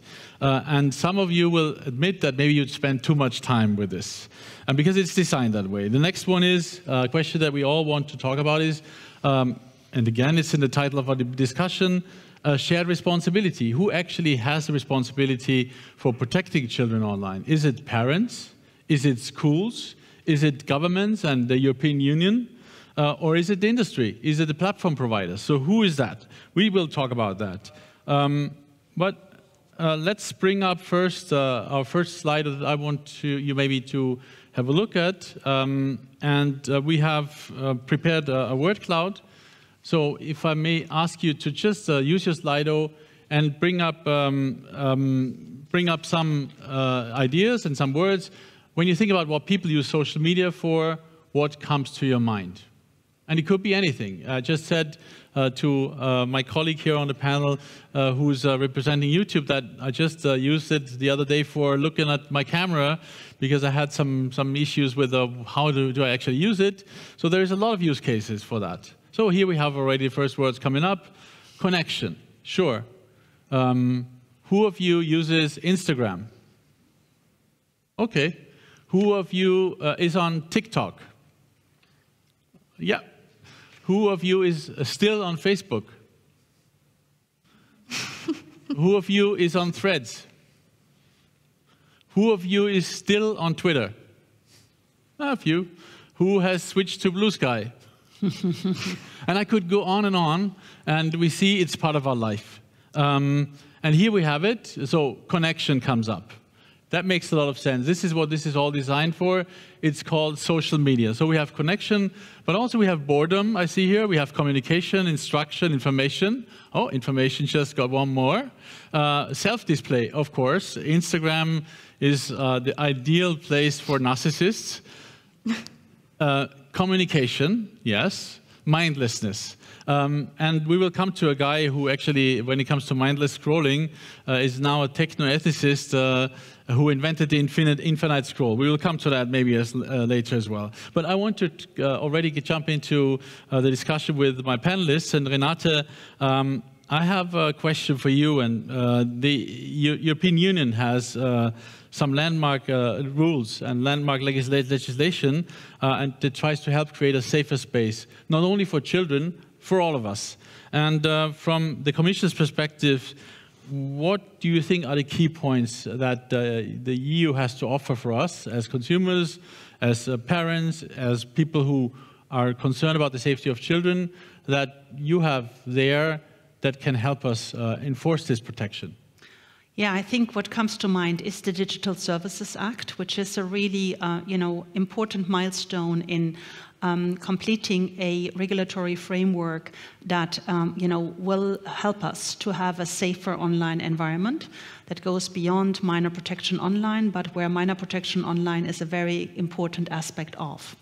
Because in the Digital Services Act, there's a clear obligation, and that is for very big platforms as well as for smaller platforms, that they have to secure a very high level of privacy, safety, and security protection for minors online. On top of that, when you are a very large online platforms, those are the platforms that have more than 45 million users per month in the EU, you have a special task to kind of mitigate your risks, the systemic risks that you might create. And this, of course, also includes potential addictive designs and also the rights of the child. So it means that we have now a framework that really increases the due diligence and the obligations for platforms that are offering their business on our single market quite dramatically. What we are doing is we are working in enforcing these rules effectively. We have opened investigations towards several platforms, including very recently also regarding adult platforms, because we also have those where it's of course very important that we kind of, ensure that minors cannot have access to adult content in the EU. We are making progress on these things. We are also working on guidelines, for this article that has such a high protection to give even more clearer guidance for the platforms. We will for sure talk about that, but that has, for instance, clear objectives on age verification, which is an important aspect, but also the design features of the recommender systems, of the default settings that have to be really different when you're looking at minors using the platforms compared to maybe others. So I think we are at the beginning of this journey. It's also a joint exercise because whilst we are in the setting of the Digital Services Act, are in charge, as I said, of the very large online platforms, we are surrounded in the member states by national digital service coordinators that look at the smaller platforms, and the higher protection rules that are in our law, they also apply to the smaller platforms. So it really has to be a joint action. And when we recently opened the enforcement action against the adult content platforms, we made it a coordinated action. So we are kind of, investigating the 4 very large online adult content platforms that we have under our supervision, but to avoid that there are loopholes now, and they now kind of, escape to smaller platforms, we did a coordinated actions with the digital service coordinators in the member states that they will also now investigate the smaller platforms so that there are no loopholes in Europe. So compared, I think, to other places in the world, we can be quite proud of that, but we have to show that we are effectively enforcing these rules and that this has an impact on the ground. Thank you. Renate, thank you. Veronica, you are part of this process because you are sitting in Brussels, sitting in Strasbourg when we talk about EU legislation. And when you look from your vantage point as an MEP, as a member of European Parliament, how do you see what's going on? How do you rate also the initiatives that Europe says? And also maybe you want to comment on maybe political difficulties, because we see that Washington, one of the pressure points that they have when it comes to dealing with the European Union, of course it's tariffs, it's all sorts of things, but we see more and more that the tech bros, as we call them, have quite an influence on the White House, and they will definitely bring that to bear when it comes to both the Commission, but also, of course, European Union institutions like the European Parliament. Well, I think it really is a security threat that we're talking about. How children and minors are treated online, it really reflects on their well-being, on their security, but also on their mental health, as we start to see. Just for some statistics, 78% of young people check their phones and their social media every hour. Every single hour. And there are studies, I think many of you do as well, I don't want to assume, but with children, it's even harder because their brains are just developing, and we see that it might actually influence their health. So it's a security crisis as I see it, and it's a health crisis as well. And this is the vantage point I use in the European Parliament, or we use when we discuss these matters, these two vantage points. What you said is very true. I am very glad that we have the DSA that was mentioned by my colleague. I think it's the right step forward, and I believe Europe has to be and remain the leader in protecting children online, and not just children, but making the online sphere safer and more healthy for everyone. When it comes to the Digital Services Act, it sets guidelines, which I appreciate. It's a regulation of some sort. And when you touched on the political landscape of it, what I hear many times in the European Parliament by some of the far right or some of the more extreme parts of the Parliament, it's that with the DSA or with any other legislation as such, we are trying to curtail freedom of speech. which is something I fundamentally disagree with, because when I try to make it very simple, what is illegal offline should be illegal online. And I think this is something that the Commission operates with, and this is something that we should all operate with. And as you said, the tech bros, the tech industry, it's tech bros, maybe if there were more women it'd be better, but that's just an attempt to joke, but it's not a laughing matter. They try to exert a lot of pressure, and with the current administration in the United States, I can assume that it's going to be even more intensified. But even more so, as an MEP, as the European Parliament, it is our role to even pressure the Commission to be very strict in enforcing. Now it's time to enforce. The legislation is there, and now we really see if it's efficient. Because if we don't enforce it well, it's all for nothing. And if we don't show the signal of, okay, we not only have the legislation that we worked on for quite a while, but we are trying to, and we are adamant to use it and to punish, however bad it sounds, those who do not adhere to our rules, because it's our market. It's the European market. If you want to be active on the European market, I believe it's your responsibility to abide by its rules. So as a member of the European Parliament, I like to see that the Commission is being active. I would also like to see sometimes a bit more speedy procedures, because some of the investigations, they take a long time. I understand it has to be done properly, but still with some of the platforms that even you mentioned here, I think we should know the results by now, because it also sends a signal. And if we don't act now as the European Union, and if we seem lax on actually wanting to use those rules that we so well created for ourselves, then we seem weak. And I believe even this year's GLOBSEC, the 20th year of GLOBSEC, is about Europe leading the way. And I believe in this sphere, it is leading the way. And it should continue to lead the way. But we have to remain strong. And that is how I see the role of the European Parliament as well, because I always ask the Commission anytime they come to speak to us, how are the procedures, the investigations going? What are the next steps? How are we going to make the space safer? And I believe if we rephrase the question from curtailing or from regulating or from creating new rules to just making the online world safer for children and then for adults, I think everyone could agree with that. I don't think it should be such a hot political question if we remain strong. And I think we have what it takes, and I understand it's not easy, and with the current American administration it's even less so. But if we take a step back now, I think we will lose the battle. So it's now or never for me. And Veronica, I'm very happy that you brought up the question also of mental health, which is also connected with this topic, because, sorry, I have to bring this up. I'm from Austria. I just came from Vienna. We had a candlelight vigil yesterday on Stephansplatz. You know, we had this horrible school shooting.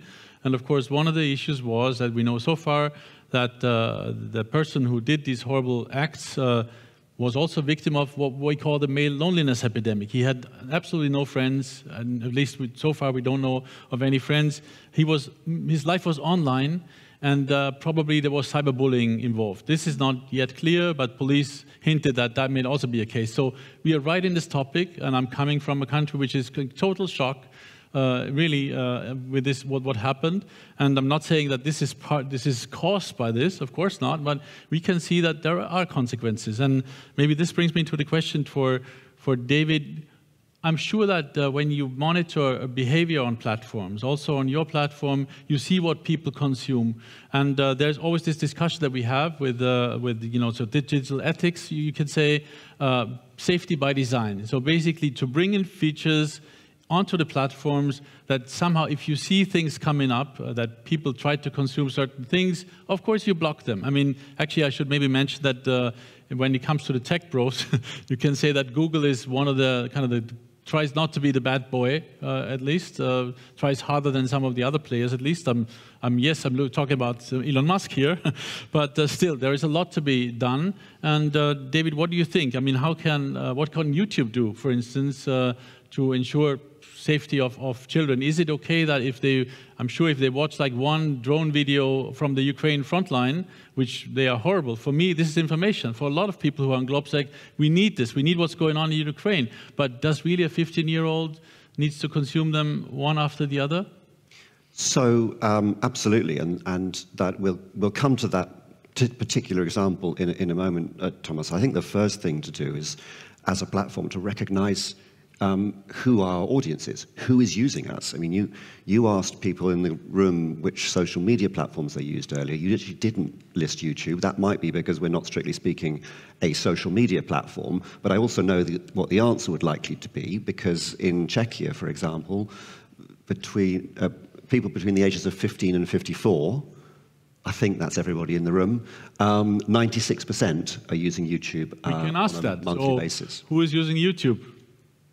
There you go. Pretty much everybody's The poll is absolutely right, like 90% plus region. So we recognize that we are a platform, the world's biggest video library, that everybody wants to use. It's where they increasingly come to find their information about the world, their entertainment, and to learn things about themselves. And that goes for younger people. And so when we think about the platform and what we need to do from a design point of view, we know that younger people are going to be using our platform. That's why we are not in favor of arbitrary bans on platforms, because actually, you know, we are a utility that is used by young people. It is incumbent upon us to make that experience a good experience, to make sure that the content that they are consuming on YouTube is both high quality and age appropriate. So we're 20 years old, like GLOBSEC, but 10 years ago we launched YouTube Kids, which is a separate standalone, built from the ground up app, which has kids content only appropriate for kids, and we work with creators to make sure that they are able to provide that kind of content. And then we have a supervised experience for teens, for those up to the age of digital consent for tweens and teens, where parents can select the bits of main YouTube that they believe is appropriate for their kids, so they can choose from 3 settings. And then, of course, for under 18s, a swathe of other product features which are designed to ensure that under 18s get an age-appropriate experience and also experience the product in a responsible way. So turning autoplay off, turning bedtime reminders on, and take a break reminders on. Those sorts of things are really important for that age range. Now, we talked about appropriate content, and you gave the example of a video about the Ukraine war. We have an age gating system where we will age gate videos that are not appropriate for under 18s. A video like that may well be allowed on the platform even though it shows violence, because we have policies in the public interest that sort of video should be seen, but it may not be appropriate for the younger ages. And it's incumbent upon us to make sure that we are restricting that to those age groups. So you posed the question really about where responsibility lies. The DSA sets out some clear rules by which we have to follow, but that doesn't mean to say that we should abrogate our responsibility and just rely on the rules. We have to be thinking, as we design our platform, what is appropriate for the ages that are going to be using it. Veronica, you had a... Yeah, I'll just jump in. So maybe we set the context, because we have the DSA, which is very good, but still we know that Czechia, for instance, doesn't still have the coordinator that has the mandate to control it. I believe Poland doesn't yet as well. So this is also something that we need to look into, that it's not sufficient to just have the legislation, but then have the actual institution necessary to enforce the legislation. And what I wanted to say is that it's not just about appropriate content reaching you at one point, but it's also about whether it reaches you multiple times. I have an example. Center for Countering Digital Hate was doing a study where 13-year-old girls or boys, I think it was a girl in this case, was clicking on a sort of a recipe how to lose weight, but in a very sort of straightforward, almost pro-anorexia way. And she would click on it once, and the platform kept suggesting it to her. And this is something that we have to think about. This is something that we have to see, because if you click on something once, it can happen to any one of us here in the audience, but it can happen to children as well. And they can have the best parents, the most attentive parents, it can still happen. But if the platform, if the technology keeps feeding you the same content, it drowns you and it puts you into a rabbit hole, which can actually develop for instance, eating disorders, or that could lead to suicide. We know about other platforms that were promoting suicidal content to teens and tweens. So these are things that even with the best parental guidance, unless the tech sector takes charge, we are all really not going to make it. And it's our children, and it's us. So I believe that if we're talking about shared responsibility, yes, everyone has their own piece, the European Union and the parents, and it's our responsibility, but it's mainly the tech sector, because they set up those platforms. Wait a minute. Renate first, then is yours, unless it's an ad hoc. Well, it is actually in response to what has just been said. I think Veronica's referring to the CDH report, and some of that content we found on YouTube, and some of it we removed. And you're absolutely right. It is up to us to design a platform that doesn't end up undermining teens' mental health.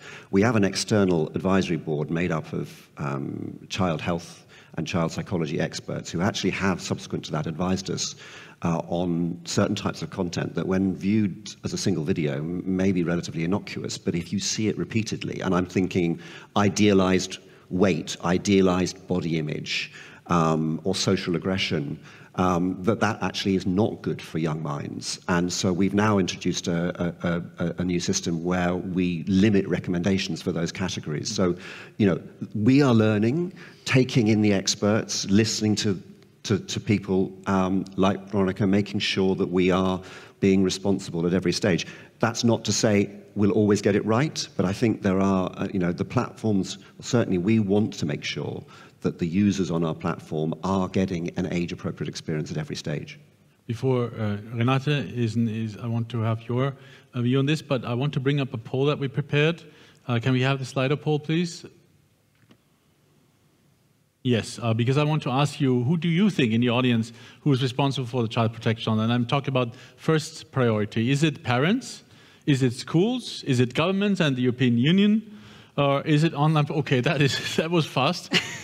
Or is it online platforms and service providers? I mean, this. So obviously we have a consensus here of our Slido users, those who are who participate. Also, if we want to do the analog version, online platforms, who thinks? Raise a hand. Okay.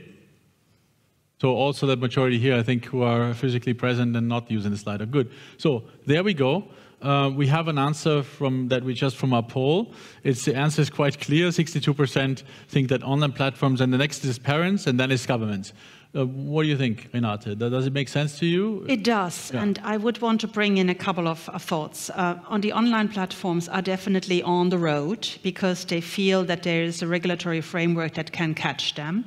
And I'll give you a positive example, but I also want to kind of, give the general experience from my machine room day-to-day experience of enforcing these rules with the teams, that it's too slow. And, there wouldn't be as much default settings as we are already seeing, or parental control mechanism as we are already seeing without the rules, but it's too slow. And they are also hiding in their risk assessments between the lack of clarity. You mentioned that mental health, it's clear it has an impact on mental health. The issue is that you find as much academic research challenging that as you find academic research confirming that. And that's why I think, there's an important aspect in our rules that is increasing transparency, because we will give vetted researchers access to the data that they never got from the platforms. It's good to have advisory boards, but I think we need to have independent researchers who can actually get to the heart of the matter. And the European Union will engage in an inquiry with experts on the impact of social media on mental health. So my hope would be that with the increased transparency and this additional work, we will, in a year's time, have a much better knowledge about, what the real impact is on that. The success story I wanted to share is about TikTok. So we opened an investigation regarding TikTok, especially around the rabbit holes and the loopholes that kind of, minors stay in. So it has a strong focus on minor protection online, and you will soon see also next steps in this, I hope, if the evidence is right, because of course we have to build our cases so that they can stand up in court.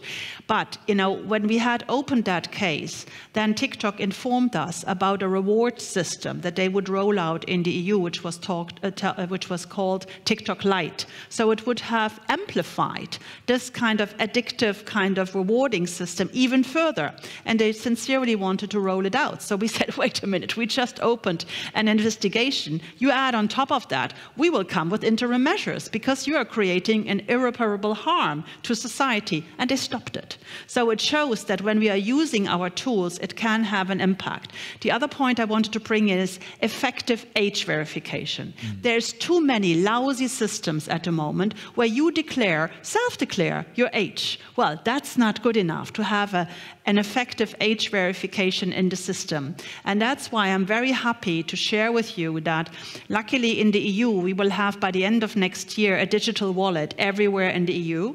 And we are actually in a pilot project anticipating aspects of that and developing a white label app that we will have ready in July. So July will be an important moment for minor protection online. Watch the space on that in the EU, because we will roll out that white label app, and in 5 member states we will pioneering pilots, because that will be an app that can be used to declare that you are above 18, and you can really identify that. But it's secure in terms of privacy and the design. It's anticipating our very privacy-friendly and secure digital wallet. I think that will be an important moment where we can ensure that, we really have a hook, a harmonized hook in the EU that the platforms can then use and have to use to really make sure that only, a certain kind of, population gets access to certain content. Renate, I think the question that everybody has first is, and you just said what this wallet can do, is it just checking my age, or does it know who I am? No, it's the identity stays free. It's really just kind of identifying. We are kind of, a system that is very familiar with the digital wallet, that you are above 18, or it can also be used for lower ages above 16 or even 13. That depends on the national kind of choices. But no, it leaves the privacy space free. And can you share with us which countries will be the 5 countries that are pioneering is Denmark, which will have the EU presidency, and where we will have a presidency as of 1st of July that takes a huge interest in minor protection online. France, Spain, Italy, and Greece. And the other member states are very keen on sharing that experience. And certainly by the end of the year, I hope that we will have the other member states joining that as well. Very interesting. I just learned something new. Thank you so much for that. And Veronica, what about digital literacy? How important is that? Do you think that we spoke now about protection from platform side, also what governments can do, but also is there a problem you think that there is not enough education in this field of digital competencies and so on? Absolutely, and it's greatly important for digital literacy to be present at schools, and I know that it's very different in different countries in the European Union, and it's definitely something that we should focus on, and it's more maybe on the national government side, and I hope that the national governments take it to heart, because we are living online if we want it or not, and our kids are living online. I just wanted to very quickly come back to what our colleague from the Commission was saying, that I very much commend all the efforts by the DSA and by the digital wallet. I think it's a very good step forward, and we are all expecting it to work and to be technically very good. So I think that is one step, the age verification that we've had the discussions with, because, as a member of the European Parliament, you meet with the Commission, but you also meet with the stakeholders, so you hear all the sides. And sometimes what I was a little unsettled about is that the tech firms, and I don't want to put David here on the spot, because we've had conversations and they're doing what they can, but I am a bit hesitant to believe that when the big tech platforms are saying they don't know how to do it, or they don't have the tools, or they don't have the technology, it's taking time for them, they have the best software engineers. Yep. They have the best teams. They make quite a lot of money. And we pay for our presence on these platforms, not with money, but with our data. And then they work with the data. They can sell the data. They can make money off it. It's an equation we all know that we're in. But I don't really feel like our children should pay for their online presence with their mental health. And that is one more quick point that I wanted to make. I know that you're going to find studies that say social media is amazing for mental health. And again, I don't think that banning everything is the solution. I really don't think so. Because there are groups of young people who have social media as their lifeline, whether they're from marginalized communities, whether it's LGBTQI people. So I don't think that if we ban everything, it's going to magically work. It won't. So yes, you will find research that social media is good for mental health. What I sincerely believe, and from how I talk to educators, how I talk to people in the analysis business, it really is detrimental to mental health. And I can use an example, for instance, of the tobacco industry. 30, 40, 50, 60 years ago, they were trying very hard to persuade us that the cigarettes were not bad for our health. And there was also research that was saying they were not. But at the end of the day, the real science prevailed. We see that it's a health threat. Hence, we act as it is a health threat when we talk about the tobacco industry. And I think this is the approach that we should take as the regulators, as the tech sector, that we see that it's a potential threat to our health, to the mental health of our children, to the physical health of our children at some point, and move forward from there. I don't really want us to debate much on how bad it is for the mental health. Because you mentioned the Graz example. My sincere condolences. We know how much radicalization online happens. We've had a case in Slovakia where there was a shooter. 2 LGBTQI people were shot, and he was also radicalized online. So we see what is happening. We see the shift. So let's not get swayed by people who are saying it's either curtailing freedom of speech or it's not as bad as it seems. Ban is not the answer. But very big caution, and taking it as a health and security risk is, I think. And actually, I want to pick up one of the questions we got here on Slido, which is highlighted, and that is, do you think that it should also be part of the curriculum in schools, that in schools we need to do more, let's call it digital education or digital literacy? Yeah? Absolutely, absolutely. I remember from my days, I'm 36 years old, I used to learn about the Greeks and the Romans, and, in these civic classes. And I think some of that is still taught, which is important in some way, but more important is to know how to navigate this online world. And this is also, I believe, something that the Commission is supporting, and something we as MEPs from Renew will be advocating, for instance, in the next multi-annual financial framework, even though it's going to be a tough battle because money is scarce. We have a lot of things to invest into and to pay back. But still, I feel like we agree that digital literacy is something that should be supported and should be really pushed forward. But it shouldn't be the one solution. It's not a panacea. And David, you were nodding when Veronica said, yeah, that the tech industry has some of the best engineers. Do you think that the wallet idea that was just presented here on stage, that this is something that the tech industry can live with and that you actually endorse it? You think that's a good thing? Yes. Yeah? In a word, yes. I think the EC is going absolutely in the right direction here.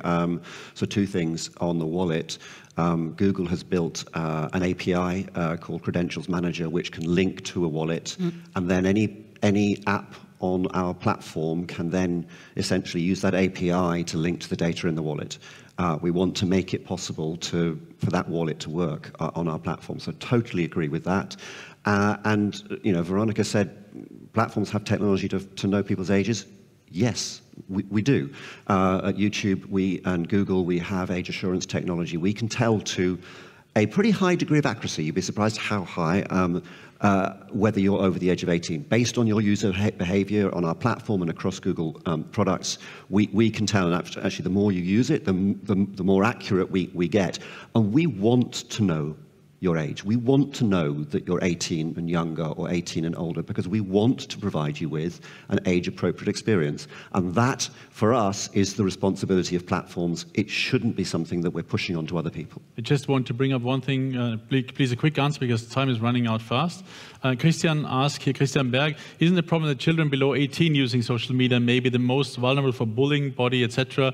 So it becomes a little bit blunt. So basically what I think Christian is suggesting, maybe there should even be more differentiation. Yes. 13, 16, 18, Just a quick answer. What do you think? Is that that's a great idea, no? I think that's exactly when you will be seeing the guidelines that we are working on, and the guidelines are being developed really with your whole ecosystem around us. And this means we can kind of build on 20 years of experience of an ecosystem that is called Better Internet for Kids, that we have established in the EU, where we have safer internet centers in all the member states, and some of them are really doing great work in schools with parents associations to really raise the awareness. And it clearly shows that you need to because we want to have digitally savvy kind of, next generations who can kind of travel safely in the digital transition. And that's why, it's useful to also empower them to use it in a kind of protected way.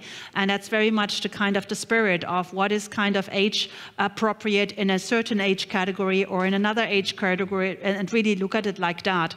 And in that sense, there are really, really good examples I want to add, if I may, in some member states. For instance, in France, I was just discovering they have a wonderful app that is, called 1318, and that has really had a huge impact because it's pre-installed also most of the time in the gadgets already, and it gives kind of, victims, very often minors, of cyberbullying in schools, which is the #1 complaint that our Better Internet centers are reporting on now. It gives them a boost in kind of, people really using the app to actually talk about it. But because very often when you're a victim of kind of cyberbullying online, you don't kind of dare talking about it, not to your parents, not to your school, and we need to kind of open that space as well. And in that sense also, we're going to work on an action plan for cyberbullying that we want to bring out for the next February, for the next Safer Internet Day, that will, I think, also kind of contribute to the whole media literacy, digital literacy kind of joint responsibility work that is important, because we need to take a holistic approach on this phenomenon. And as you know, and as you have already noticed, we are a very digital and online panel here. So we use the Slido a lot, maybe more than in some other panels. But still, I want to encourage you. This is real. We are really live and in full color here in Prague. So do you have any questions in the room? We have a microphone. Please raise your hand. I think, a hand going up right back there, and another one. We have only a few minutes left, but please, go ahead. Yes, hello, good afternoon. My name is Qiang from Office of the Government of Czechia. I wanted to ask if, because we are speaking about the harmful content, especially for kids and youth, how can we meaningfully involve children and youth in the policy making to ensure the online protection really reflects their actual needs? Good. Can we have the next question as well? So we just trying to get some more. Hi, Liliana, North Macedonia. We're trying to establish Safer Internet Center for the first time with support from the European Commission. And the question would be how to ensure properly enforcement of DCA Act in a non-EU member country. What would mean that for us as a small country with tech bros in advance already? Thanks. Very good questions. Maybe we'll try to answer them on the panel. What about that? Take that question we just heard. And what about before, how to involve actually the people, and especially kids, in the legislative process, because they are digital natives. They know a lot about this and maybe have a different perspective than we have as grown-ups. So I could come in on that to share the experience from the guidelines. We made it a really important point that we also work with children on that we not only talk about them, but with them about this. So they made a huge contribution to the development of the guidelines, which are at the moment in the almost final draft and public consultation, and that has been really, really helpful, because otherwise I think we wouldn't get it right. And to the kind of your other question, if I may, I think this is also something that we are seeing. Member states, we also heard it, member states at different stages in kind of getting also their own national structures in place with the authorities, whether it's the Better Internet centers, whether it's the kind of digital service coordinators. I can only reassure you that we are doing a lot from the Commission side to really create that team kind of Europe approach, also with very proactive kind of training and support actions. We have just recently now have introduced in all our representations in all the member states specific Digital Service Act officers to really, really help to be a channel also between us, headquarters in Brussels, and the capitals. I know there's work to do, but when I chair the Digital Service Board, where all the national authorities come together, I have a feeling that we really want to move on that together, and some are already better prepared than others, but together we can make a difference. So I sat in front of a panel of 16-year-olds yesterday in Amsterdam at the Family Online Safety Institute. And apart from being very direct and saying, don't patronize us, they were also very keen to engage in this debate. Renata, I gave them the website of the consultation. So if you get a late flurry of younger people's views on the Article 28 guidelines, you'll know where it's come from. I'll just jump in with one last, I know we are running out of time. I want to come back to the non-EU country trying to also adhere to the DSA rules. I just came back from a work trip concentrated on child protection online and protection against sexual bullying and sexual exploitation online from London, from the UK, which is also not a part of the European Union anymore. But we share the same concerns, and what I come back with is that they really want to be on the same page as the European Union, because if we do a whole Europe approach, it's even easier with the tech bros to be united as Europe with the UK and with the countries which are not yet members, because then we gain strength. So I just want to very much enforce your view, and I want to really give you my all my support that you work on it, because it's going to help all of us. It's going to help the EU27. It's going to help the UK. I think it's going to help to create a safer internet.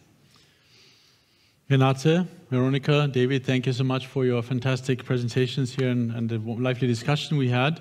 Time is already up. My screen is red. It's horrible. I don't know where it went, because I think we could go on for, there's plenty of stuff. I have to apologize to my Slido users, our Slido users who couldn't, I think we answered most of it, but still not enough time for this wonderful discussion, but let's keep the discussion up. I'm happy to hear that, the Commission is working, the Parliament is working, Europe is doing its bit, the tech industry also, we heard, it's trying to do its bit, so that's fantastic. And I have now the announcement to make that we will break for a short coffee break. This is good news, isn't it? And we resume at 5:05 for our next session, Transatlantic Relations, Evolving or Crumbling. So you bet you can find me right here after the break. And also just, we are here. You have seen our faces. Interact with us, interact with each other in the break, and have a good time and enjoy the next panels. And I hope you had enjoyed this one. Thank you so much. See you later. Thank you. Thank you. Thank you very much.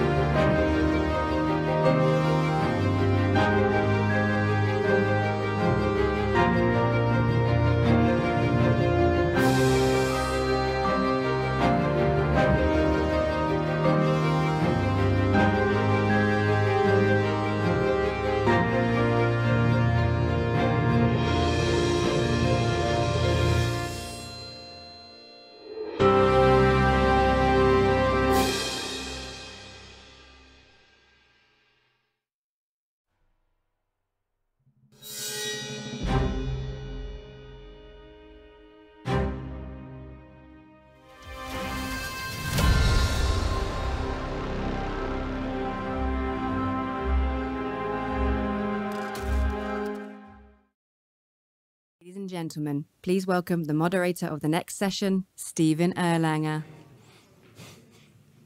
No applause? Thank you. Just filling the empty space. Thank you for coming. I'm Steve Erlanger. I'm with the New York Times. And we have a little intro.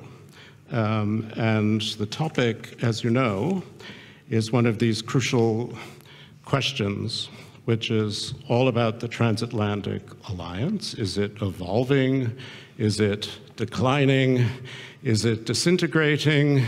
Is it moving to another universe? So this is our conversation. We don't have tons of time, but I will introduce our speakers. They won't speak in this order. Balázs Orbán, who I think you can all see, Natalie Tocci, Mij Rahman, Phil Rieker, Alexander Schallenberg. So also, you can ask some questions. We're not going to have tons of time at the end because I want to get more out of our panelists. But apparently we start with an intro video, so maybe we should do that now.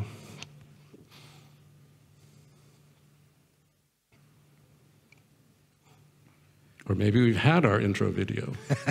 All right, so let's get going. First, I'd like to start with Phil Rieker, who is a long-time American diplomat who knows Europe very, very, very well, who's worked in Washington.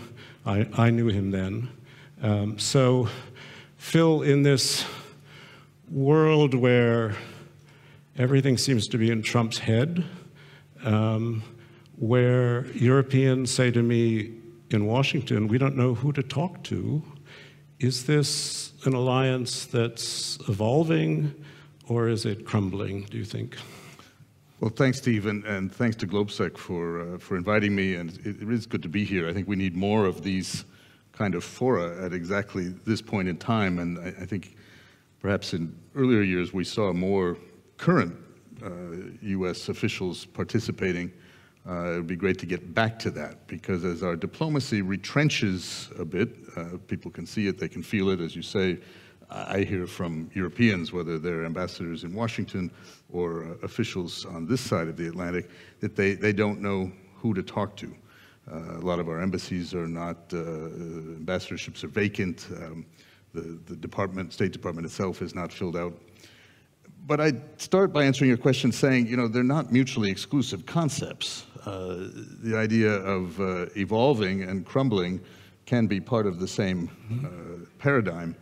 And I think we are seeing elements of this. I mean, the 80th anniversary of the end of World War II, I think, is a true inflection point, probably similar in some ways to 1989, in that we're never going to go back to the way things were before. Enough has happened, has changed rapidly and fundamentally in terms of the institutions, particularly in Washington, and how we're projecting that, that I think we have to acknowledge that this is an evolution that needs to be managed, that we can't expect things to go back the way they were. In a sense, what is often called the empire by invitation, that is the rules-based international order, the West, what we built in the aftermath of World War II, is being re-examined. And a lot of the people I talk to in the Trump administration, closely aligned with the movement, believe that perhaps fundamental mistakes were made back in 1945, and that we need to correct those. Well, let me ask you this, having covered you at some points, and also having covered the State Department, the NSC, I mean, one can argue things had gotten stale. There were too many people, perhaps, too many papers being written. Out of this destruction could come something better, or is there no one to talk to because the Trump people don't care? I think you're absolutely right, and we've had that conversation. Things were stale. They were frustratingly bureaucratic. There was a panel earlier on the Western Balkans, and why haven't they moved? Why hasn't the EU integration happened? We're at the same place in many ways that we were 30 years ago, and I think there's a bit of a reaction to that and what we've been through since post 9/11 and the order there, what we focused on, and the resources that were spent on Afghanistan and Iraq.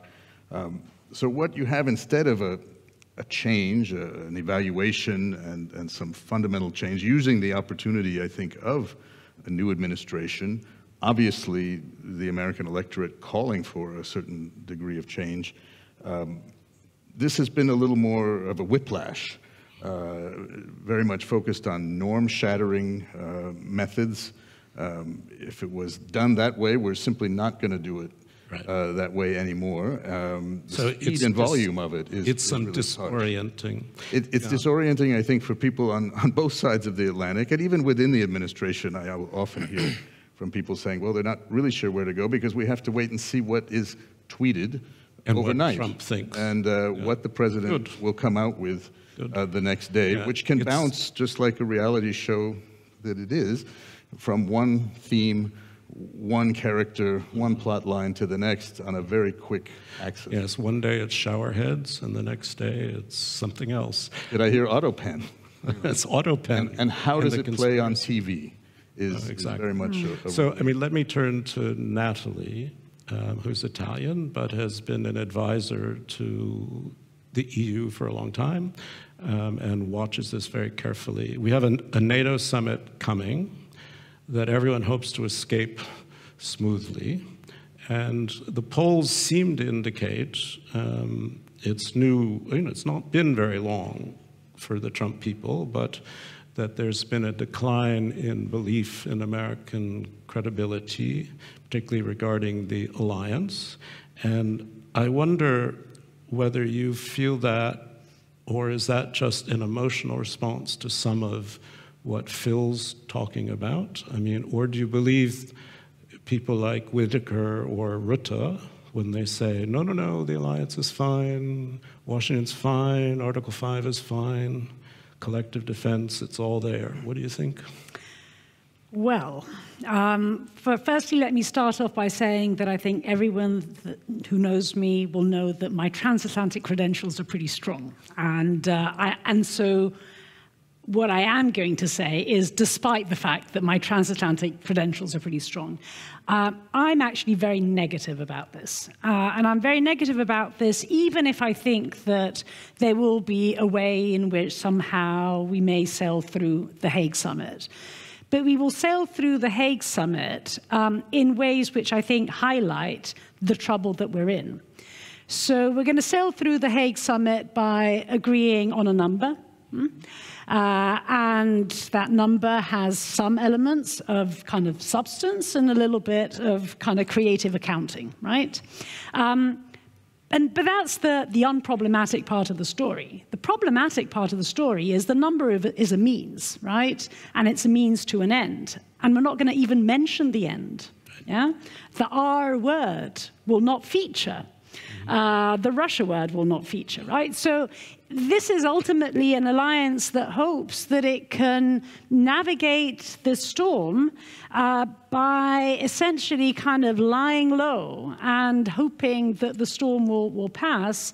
And maybe it works, but I think we need to qualify what does work actually mean. Yeah? But I don't think it detracts from the fundamental problem that the purpose is no longer shared.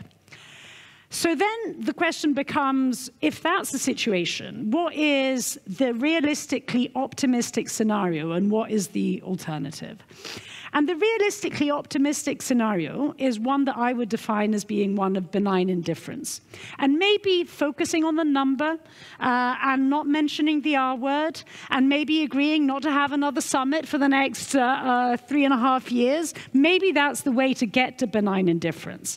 But it is not a real alliance. It is not a real partnership. It is benign indifference. And what I mean by benign indifference is a scenario in which There may be a coordinated withdrawal or partial withdrawal of US forces from Europe. It is a benign indifference which sees the United States, for instance, in Ukraine, continuing to provide intelligence cooperation and allowing Europeans to buy American weapons to support Ukraine. So that is everything that falls into benign indifference. Right. And then, of course, there is exactly the malign, sort of scenario. The active hostility scenario is one in which that withdrawal is not coordinated. It's abrupt.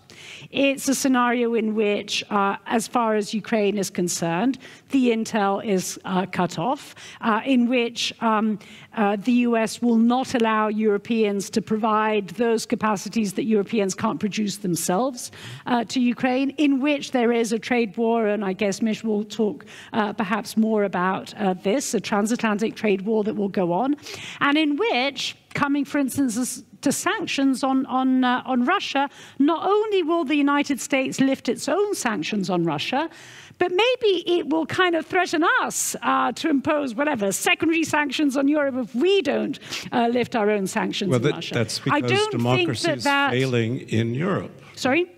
Joking. Just because democracy is failing in Europe. Obviously. So, so let me turn to Balázs Orbán, because you come from a country which believes democracy is in trouble in large parts of Europe, that Ukraine is a bit of a sideshow and perhaps dangerous.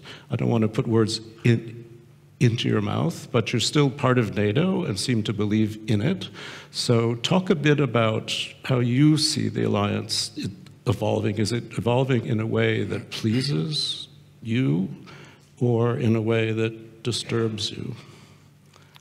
So first of all, good afternoon. Thank you very much for having me. I know that every year I'm the advocate of the devil here, and I'm pretty happy to take my part in that. But this year I'm in a very convenient situation, because last year, when I was invited, we were talking about the same issues, and I warned the audience and the partners, the speakers, that Trump is going to be reelected. Everybody said, "Oh, it's not very likely," and I warned the audience and the speakers that Trump will bring some paradigm shift in many of the policies. Everybody was saying, "No, it's not possible." Now it's happening, and my prime minister warned all European leaders that if Europe is not recognizing it and not acting actually faster and quicker and smarter way, if we'll be left out and left alone. And this is exactly what is happening, unfortunately. So that was your prophecy, but now here we are. So now I think that so I'm mentioning this because this year I will probably have some other prophecies, which will be also controversial ones. But try to collect some credibility for myself. Sorry about that. So NATO, the Hungarian position was very clear, and it's very clear for like 10 years. NATO is a very valuable asset. It's very important. We should work actively on its survival, maintenance. But if the Europeans are not doing more on defense, then NATO cannot survive. So if the Europeans are doing more, I think NATO can survive. And this is the request, and I think this is the legitimate request from the American side. And honestly, I think if we Europeans take seriously the so-called strategic autonomy, which is not the Hungarian expression, but it's liked by the Hungarians as well, then if somebody else is providing defense for ourselves, then their expectation is understandable, that we provide defense for you, so you should follow our line in foreign policy, trade policy. And real autonomy for Europe means that we are taking care of ourselves, and then we can decide our foreign policy line and trade policy line. This is what we were advocating for. This is why Europe was in a very bad position in the last 3 years, when we had the Biden administration, and Biden administration decided to respond to the Russian attack as making a proxy war against Russia through Ukraine. And Europe had no other chance just to follow the American agenda. And we ended up in a war with, in our neighborhood, which is causing us serious harm. So there was no European autonomy in that sense, unfortunately. But I have one, that's the positive part. And the negative part is that I have one concern. I see that there are still some European leaders who think that strengthening NATO is about strengthening Ukraine, which is, I think, false. So Ukraine is not a NATO member country and will, as it was said by the Americans, will not be a NATO member country. And not just by the Americans. But not just by the Americans, many other European countries as well. So these are two completely different issues, and we should separate the two things from each other. Ask you whether you think, now we heard the president of Czechia this morning say that Ukraine was the first line of defense for Europe, that they were fighting our fight, and you obviously disagree. I think it's completely false argument. I mean, and do you think it's creating danger for Europe instead? Exactly, and if unfortunately the situation is because we don't have enormous amount of money and financial resources, we have to choose. Oh, but you will after the NATO summit. It's still questionable whether it's going to be enough or not, but I think what is important that all European countries has to choose. Either they want to rearm or arm Ukraine, or want to rearm themselves. And our recommendation would be just the last sentence. I mean, our recommendation would be to rearm ourselves. Question, because there will have to be trade-offs, I think, because there's only so much money to go around. This is something Europeans don't actually like to actually talk about. I mean, how much money goes to Ukraine? How does it count against NATO? How does it use the same money to create your own NATO capability targets? So we Hungarians are realists, so we make the calculation and it doesn't come out. I know that talking is important and everybody is doing the talks in Europe, but you know, these are just facts and numbers and it's not going to work. So sooner or later, that would be my prediction for this year, that sooner or later we have to choose. And my recommendation would be to rearm ourselves first. Okay, thank you. Turning to Ms. Rahman, I mean, part of the relationship is economic, part of it's trade. I mean, the Trump has been, I met him in 1988, he was obsessed with allies screwing the United States all these years. He has tariffs, it's an obsession. And he's using them in many different ways. I mean, partly he wants to fund an American tax cut with them, but he talks about NATO aside, which I think he can live with. He talks about the European Union, however, as a competitor, a rival, even a foe. So I just want to ask you how the relationship looks from this side, which of course may affect people's lives day to day much more than all these other things. Yeah, so Natalie painted a picture on security that's not very pretty. And I think on trade, it may even be even less pretty, even darker. So if you think about where the situation is today, we have a 10%, what Trump calls reciprocal tariff on all European exports to the US. There's a further 50% set of sectoral tariffs on all steel and aluminium exports to the US, and a 25% sectoral tariff on all auto exports to the US. And he is threatening to either raise that baseline 10% rate to 50% or introduce further sectoral tariffs on a set of 6 further sectors, from semiconductors to pharmaceutical exports, if there's no deal by the 9th of July. And I think, Steve, you know, when we assess and try and forecast and analyze the likelihood of an agreement by the 9th of July, I've got to say the odds aren't great. If you look at what the Trump administration is asking the Europeans to do, these are things that I think are fundamentally undeliverable, partly because they're national competence. So VAT is a trade barrier in his eyes, and he wants countries at the national level to reduce VAT rates. I think that's highly unlikely. I mean, you can pick any economy in Europe and look at the fiscal picture, and it's a total mess. And VAT is a very substantial revenue generator for countries that have no fiscal space. So there won't be any movement on that question. He also wants the Europeans to completely revisit the way they think about regulating big tech, which, of course, from a values perspective, is something that's completely anathema for the Europeans. There's a budget bill going through Congress now, and this isn't on the radar of European officials at the moment, but there's a provision known as Section 899, which is actually a further lever the administration will pull to punish European countries that are either implementing digital taxes or implementing the OECD Pillar 2 minimum 15% tax on global multinationals. And so, you know, kind of the Europeans, I think Maros Sefcovic, who's the lead negotiator, is in this dynamic where the Americans don't want a multilateral or a bilateral negotiation. They're saying, put a unilateral offer forward, let's do a deal. And then the things we want to deal on are the things the Europeans can't deliver. And so the odds of escalation, I think, come 9th of July are fairly substantial. I don't know if it's the base case, but quite high. And of course, the consideration for Europe then is, if Trump says, you know, the Europeans want this reciprocal rate to effectively be turned into Swiss cheese. So it exists, but there are many holes, and the holes are quite large, so on paper they don't actually apply. If they can't achieve that goal and Trump further escalates, of course, then the considerations in Brussels will be, well, if we rebalance, does that invite further retaliation? Where does that retaliation stop? Does it bleed into other theaters? Maybe it's NATO. Well, I mean, this is a really good point, because you know, there seems this great reluctance in Brussels to get into the fight. I mean, and some of the key instruments they just don't want to use, or they're talking about not using, particularly digital.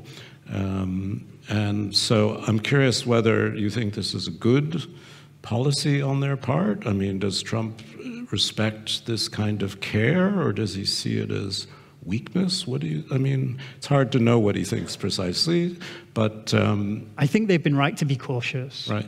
Because of the risks that Natalie described around NATO and Ukraine that are short-term far more pervasive and vulnerable.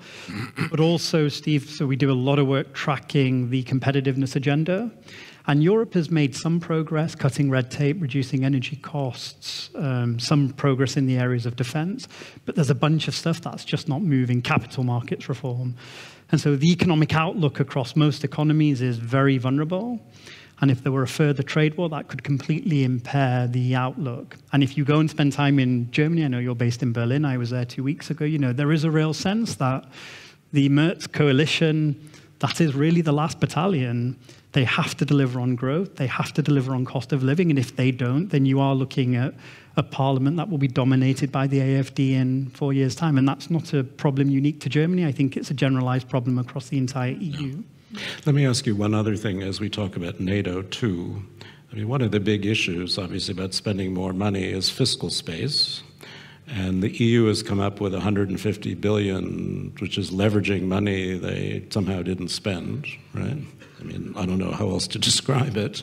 And then they're trying to advertise that as much bigger because they're giving countries the right to borrow more should they choose to borrow more, which most of them probably shouldn't do.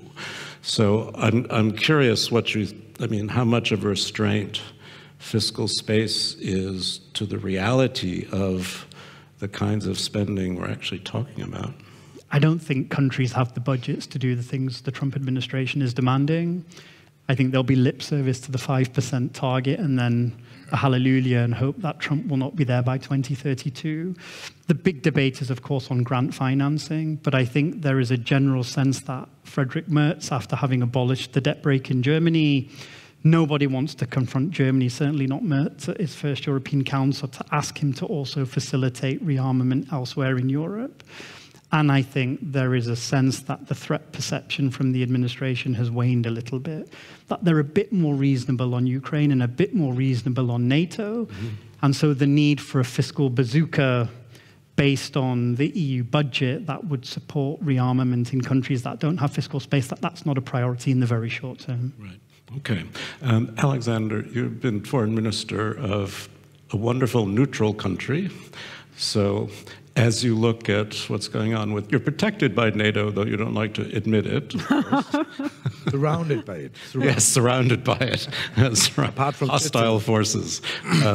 But when you think about the Trump administration's attitude toward Europe and its criticisms of the way Europe exercises its democracy, how much of a point do you think they're making, or is it all part of their domestic argument? What do you think? Well, first of all, thank you for having us, and I believe, I agree with Philip, we need more of these kind of dialogues and debates. I believe we Europeans always fall the risk of being too self-referential, too self-righteous in our debate, and there's actually an extremely lack of understanding. It's very interesting for you as journalists, what kind of stories actually cross the North Atlantic and make it to a newspaper in Europe, and vice versa. Mm-hmm. It's actually astonishing and sobering to see how little we know about each other. And if you look at, and I would plead in this time, and I know it might be not popular because we are in this constant state of emergency, constant state of alarm, to take the long view, to look beyond, not run with social media, not the tweets, and not watch Trump throwing a stone in the pond and staring at the waves, but look at the horizon. Austria has established diplomatic relations with the US in 1848, 177 years. Sometimes the North Atlantic was wider, sometimes narrower, if I can talk like that. We had Monroe Doctrine, isolationism, First World War, Second World War, but America is part of our family of values. We have a common approach on many things. So let's not forget that when we talk about the disruptive element we're living now, and sometimes probably it makes sense to take a step back and look at the broader picture and try to understand what is actually going on. We have a lack of understanding on Europe, on the US side, but does it justify us for not wanting to understand them? I don't believe so. But as you listen to some of the criticism, I don't know how much of Vance's criticism Trump shares or even thinks about, but the sort of MAGA criticism, I mean, do you think there's something real there Europeans should really pay attention to rather than just be offended all the time? I believe so, very strongly, and I gave after Vance's speech in Munich at the security conference an interview which probably shocked some of my friends with the title, "Vance has got a point." Because not everything was wrong. On migration, he was spot on. On the firewall, it's an internal German debate, but I mean, you can ask yourself whether in democracy you can simply exclude a third or 25th of the electorate. We have chosen another way, right or wrong in Austria.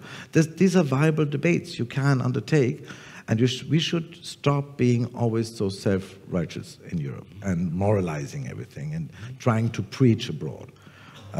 I said to a certain degree, Vance did in Munich what normally we Europeans do abroad. He went abroad and he gave a speech and a lecture, and we didn't like it. So not everything is black, not everything is white, as always in history, and let's take it from there. I would say calm down a little bit. I fully understand, and I've been, until 3 months ago, myself in government as Chancellor and Foreign Minister at the time, these are daunting times. Extremely challenging times, but it doesn't help to jump only from tweet to tweet. It doesn't help. Well, I'm curious just to open this to anyone who wants to comment. I mean, do you think Alexander has a point, or is he being a bit benign or neutral in this? I mean, Phil, I might add, I think this whole point of what Europe has to focus on well before the return of President Trump to a second term, you had your own reports in Europe, the Draghi report, the Letta report, about what needed to be dealt with. You have a security challenge, and that's true. And now you're beginning to address that, and there was a wake-up after the invasion in 22, probably should have been a little more roused and drunk a little more caffeine after 2014 and Crimea, even 2008 and the 2007 Munich speech by Putin. The energy dependence, all of these things were outlined. And now you're stuck with this challenge that on our side of the Atlantic, we have our own challenges. We are a very divided country right now. We need dialogue within our country. We have a lot of distraction. We have a lot of concern about institutions that are being dismantled, traditions that are being thrown upside down in terms of how we operate. Our tripartite system of government is certainly in question. Congress seems unable to act on its own. So I think we need, Europeans to support the fact that we have to deal with some real challenges and be supportive in the way that we, I think, as the United States broadly and Americans broadly for 80 years have generally tried to be supportive of Europe through its recovery. I mean, how should Europeans try to do this without being infuriating to Americans? I think they've got to have a dialogue with Americans and have these conversations, which again is why these types of fora are so important.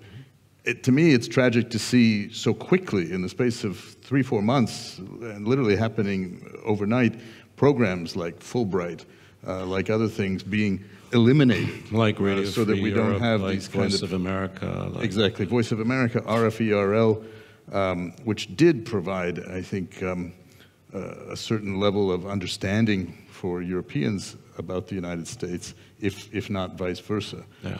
And we need to look then for ways, and the private sector, I think, is going to have to take on much of that role and try to navigate some of this stuff while working with governments, obviously, to deal with things like It'd be nice regulation. if the EU could take over RFE, but it's $142 million, and they don't seem to want to do it.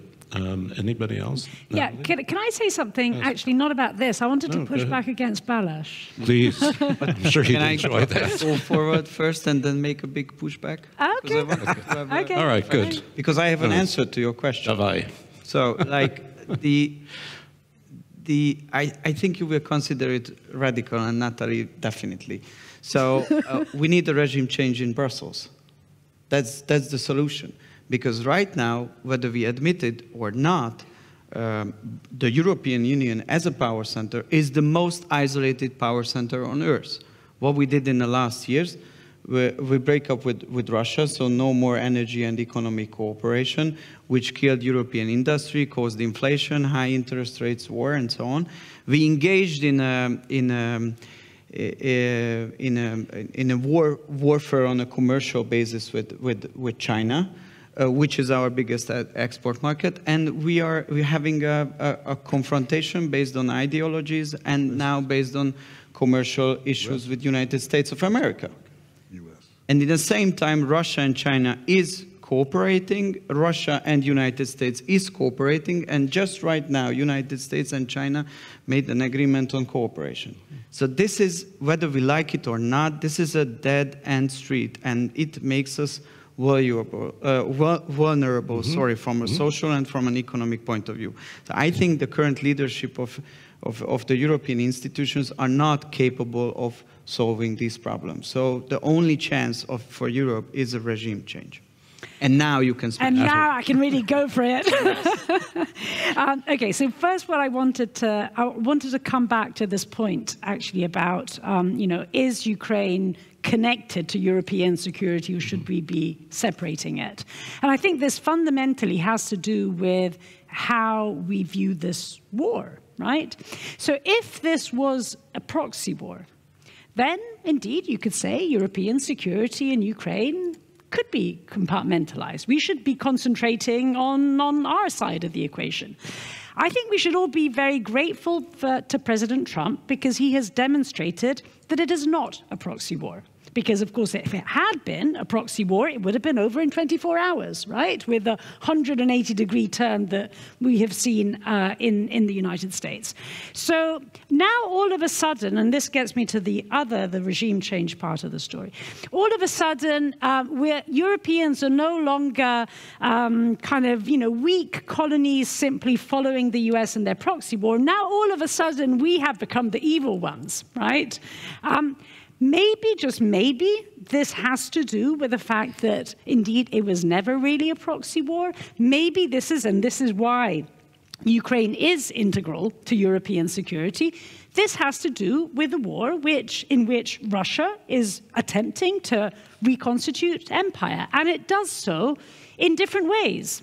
It does so militarily when it has to, right? And this is the story of Ukraine, and it is the story of what Russia does looking north, yeah? I mean, there's no amount of election meddling and disinformation that's going to do the trick in the Baltics, right? So you necessarily have to think of it in military and hybrid terms. But of course, looking at it elsewhere in Europe, including in your own country, go ahead. then you can do it on the cheap, right? I mean, if you can achieve something politically, why on earth would you want to wage war? But it is part of the same strategy. And so this is why European security begins but doesn't end with Ukraine. And I think it is the clarity that Europeans have in seeing it today, which all of a sudden has transformed us into, as I said, from colonies to kind of evil empire. Now, in terms of this kind of regime change going on, I think there's one point on which I actually will agree with you, Balázs, and that is the fact that indeed we should be now in the ball game of reaching out to the rest of the world. And I think that indeed we could be doing a lot more of that. I think it would be unfair to say, I simply don't see an isolated Europe when you have 76 free trade agreements around the world and negotiating with India and Indonesia and Malaysia and whatnot. Yeah. We could be doing a lot more and certainly a lot faster, but we're definitely not isolated. No, but I mean, but the point in a way is, Europe feels like what's left of the West, because Russia and China have different ideas, and America seems to be turning inward with its own ideas. And so what is the repository for what we think of as liberal values, as liberalism, as now maybe you hate this, but frankly, that's kind of what Brussels seems to represent. I'm not hating it, but the reality, Well, you don't have to like it. I mean, I'm not asking you to like it. Europe lost ground, and United States people, grassroots voters, they decided to have a completely different path. 49. So the West itself 49% of them into another direction, whether we like it or not. And the sooner we catch up, it would be the better for Europeans. Mij, you wanted to come in. I mean, I would. It's not about love and hate. I know. I would challenge Balázs on the idea of certainly regime change, or framing it as regime change, but the idea that the EU or Brussels is isolated. I think on China, there is a real opportunity for EU-US alignment on a set of shared concerns around Beijing's role in the Ukraine theater, on Chinese overcapacity being dumped on the single market and undercutting European producers. I think in any trade agreement that the two sides strike, the question of China and how the EU and the US collaborate over China will be a very substantial shared priority. What the framework will look like, what the mechanism will be, that's I think yet to be negotiated. And then also with respect to Russia, I suspect, the jury there is still out. If you think, I mean, Steve, the debate in Munich was US-Russia normalization, Ukraine thrown under the bus, the Europeans forced to accept a bad deal, otherwise Trump affording Putin concessions on European security. That's not where we are anymore. That's right. I accept the premise that Putin has to work less harder to keep Trump on board than the Europeans have to work to keep Trump on board, given Trump's instincts are probably one where he would like to do a normalization deal with Russia, but that may not be forthcoming. There's a lot of discussion in Brussels around Lindsey Graham's package on sanctions. If they were to be implemented, that's 500% tariffs on all the US's trade partners if they are enabling circumvention of Russia sanctions. That would completely open the door for European alignment with the Americans on sanctions. Trump hasn't demonstrated at this stage a willingness to go there. Right. That may change if Putin ultimately doesn't move to play ball over Russia. No, but he's got 82 co-signers in the Senate. That's veto-proof. Now, I don't know if they're going to do much with it, and Trump is getting fed up. You can hear it, but I think he's so far been very reluctant. I mean, his theory is if we sanction the Russians harder, they just won't talk at all. I mean, and then the other argument is... Because the talks have really achieved fantastic Well, I mean, success. that's the other argument is, does he have any interest, Putin, in talking right now? Does he think he's winning? And then part of the question is which we can't get into here, is a judgment about what you think Russia's real aims are. But that's a much more complicated conversation. Alexander, did you want to come into this, or shall I? I mean, I don't like the term regime change because you use it in other circumstances. What we do need is a policy change. And yes, we are the most challenged continent. Why? Because we thought, actually, after the fall of the Iron Curtain, we have won it. And we thought Francis Fukuyama was right, history is over, and liberalism will dominate, our standards will be global standards, and we had the biggest peace dividend on this continent. Now this is gone with a snap. But then again, I say, if we had had this debate on the 22nd of February 2022, who in his right mind, think tanker, journalist, politician would have said, Europe will stand united? Right. Nobody. Right. And that is our biggest problem. We have an intellectual problem in actually saying, yes, challenging times, our forefathers had challenging times, we will overcome them. We shouldn't put into question, and here disagree, yes, we have to do more, and I agree with Natalie, outreach. I would suggest to any European politician to go to Ghana, South Africa, Rwanda, Senegal, and talk with these guys. And talk honestly with them and try to understand them. It's very astonishing, you know, they come up. We had wars all the time in Africa, in Congo, in Sudan, 5 million dead in Congo. You didn't give a damn. Now you have one thing going on in Europe and you go bananas. What's wrong with you? Just, you know, the change of perspective, we have lost this a little bit. Right. And I say, yes, we need a policy change. We have outsourced security to the US, energy to Russia, manufacturing to China. And we have known so actually a long time ago because we started treating China as a rival, a competitor, and a partner all at once. Right. Again, not black and white. We will have to do so with all the others as well. Yes. And I'm actually confident that we will manage because Europe has evolved after the 24th of February of 2022, the Russian attack, yes. and it's not the same today. No. So why are we thinking now we won't? And the second point, you said something about the theory of Trump. We have no idea. There are lots of assumptions. We base our policies. It's like when we were talking in the 70s on the Crumbling. Exactly. It's actually sobering, you know? No. We have little idea, and there's one tweet, one article, and we think we know now how Trump works, or his surroundings. We don't.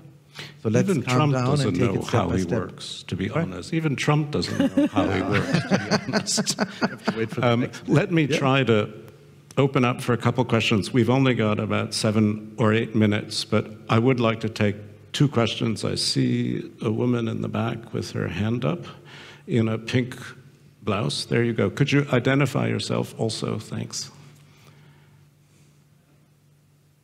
I don't know if it's on. Oh, there we go.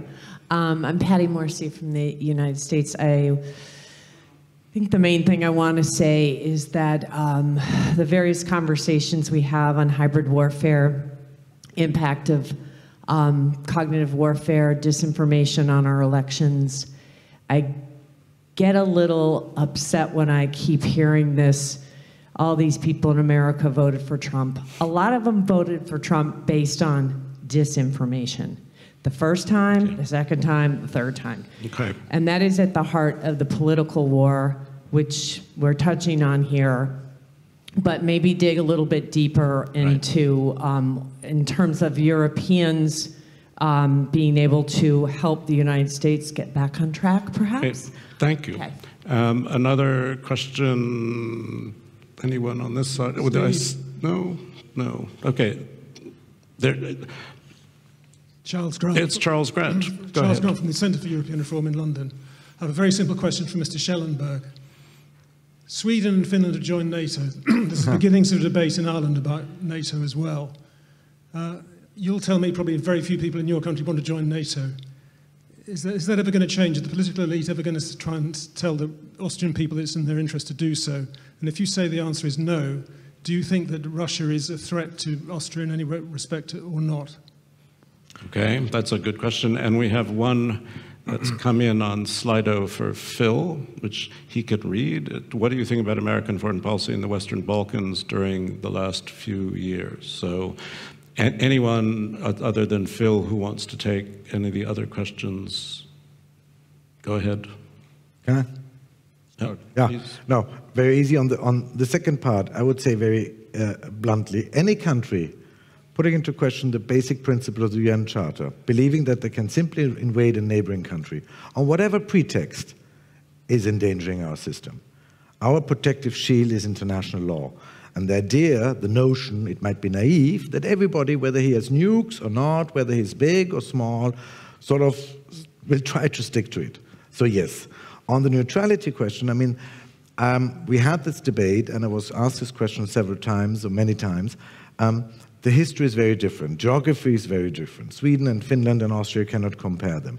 We still have about 80% roughly of Austrians supporting neutrality. What I was always saying in my debates in Austria is what we have to break up is this wrong idea we have sometimes in Austria, neutrality equals security. That's simply wrong. Neutrality means we don't want alliances, we don't want foreign troops, we don't want military bases on our continent, but it means we have to do everything ourselves. And the second part of the equation was sort of forgotten partly, has to do with history, has to do with Second World War, First World War, many things and disruptions we had in the country. But I believe what we need as a debate in Austria is to make sure neutrality doesn't mean security, and what kind of solidarity are we willing to contribute to the European security? Because yes, we are a vibrant and proud member of the EU, but we don't have intentions of joining NATO, and I don't believe that one size fits all is the right approach to any kind of policy. Okay. Thank you. Natalie, you wanted to comment? Yeah, I mean, on the, I think, to be honest, the best thing that Europeans can do for American democracy is save European democracy. I don't think that we can do much else. And I think in order to do so, there is a learning that needs to happen, I think, amongst, let's say, the liberal side of the spectrum, in ways in which I think on the illiberal side of the spectrum, there has been. So once upon a time, illiberals in Europe, they were in the, let's say, Brexit camp, yeah? Now they're in the regime change camp, yeah? I mean, you can agree or disagree with it, but there's a learning effect. I think our problem is that we haven't gone through that evolution. I mean, there has to be, we can't simply assume, and I think this holds true for Democrats in the United States, but also for liberals in Europe, we can't simply assume that all we need to do is roll over and kind of wait for the others to fail, because it may happen, but it may not happen. And we need to kind of rethink what our own ideas and vision are. Okay. Phil, did you want to answer this? Yeah, why don't I take the Western Balkans question, and I think it ties in with some of these questions about the European Union too. And I don't want it to be self-serving because I was very involved in American policy in the Western Balkans. I was one of the good guys. In the last many years. I don't think we collectively have done a good job in the Western Balkans. And the 30th anniversary of the Dayton Accord will sort of tell you that. Where have we come? And there was an earlier panel that focused on that. What we agreed 25 years ago as the United States and Europe with all of these institutions that we had was that we would focus on the Western Balkans together, democracies, reforms, stronger economies, multi-ethnic, and integrated into these institutions that had proven to provide us with security and incredible prosperity across this continent and across the North Atlantic space. I guess we could say on the American side, since that's the question, we really focused our part, engagement there. People don't remember that even 25 years ago, or certainly prior to 9/11, the Balkans was the big story. That's where we all met. That's where we were focused, and we were going to get this right to complete the European and transatlantic project, a Europe whole, free, and at peace. Even the Russians were, in many ways, on board with us in that regard. We worked on the NATO side of things. I was very involved in that. We brought in, of course, Croatia, Albania, Montenegro. We worked with what was then Macedonia, now North Macedonia, to exactly solve that problem, let them come in, providing these countries with security, and brought NATO up to 30. I thought that's where it would stop. Of course, Sweden and Finland had other ideas. But what hasn't happened is the European enlargement. And there were big steps, for instance, when the name issue was resolved between Athens, Skopje, with the help of the international community, the help of the American side and the EU. That should have done it. But instead, new things were thrown up, new delays. Macron said that this was not the time for enlargement. You can say that they didn't meet the criteria, but unfortunately, it's led to a real feeling throughout the Western Balkans, which after all is a small population, maybe 17 million total, with an economy the size of smaller than the Czech Republic. And they, I think, are now disillusioned. They're subject to tremendous amounts of influence from Russia and from others. And that leaves the Western Balkans as an area of potential instability in Europe, an unfinished it's real project. instability. And this administration is not going to be as engaged there. Right. Our embassies will be there, we'll have things. We won't have USAID, that's come and gone. We won't have the broadcasting that you talked about. But Europeans are going to have to decide how they're going to engage in that. As we said at the beginning, this administration, and I talked to people in senior positions, they are not particularly interested in Europe, and the Balkans falls right into that. So I think we did a lot. We need to try to finish it. And if you go back and read what Bismarck said, you know, almost 200 years ago, it was about getting the Balkans right. This is Europe. This is part of it. It should be integrated in and done quickly. Finish the project. Well, thank you all for that. We've run out of time, and I'm told that I should stick to time. So if people have had things that they didn't want to say or questions that they didn't get asked, I apologize. But please stay in your seats. The program continues right away. The last session of today, hardly the least, on semiconductor supply chains and global partnerships. But in the meantime, please join me in thanking my panel.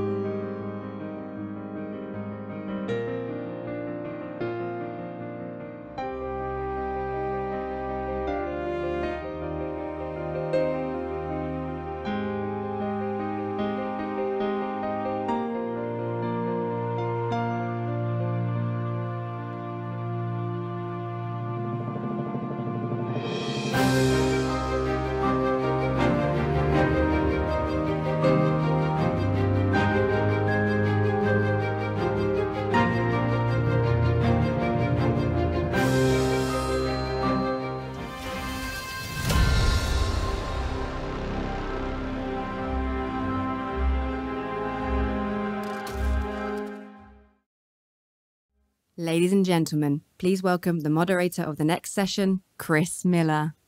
Yeah, please. Thank you.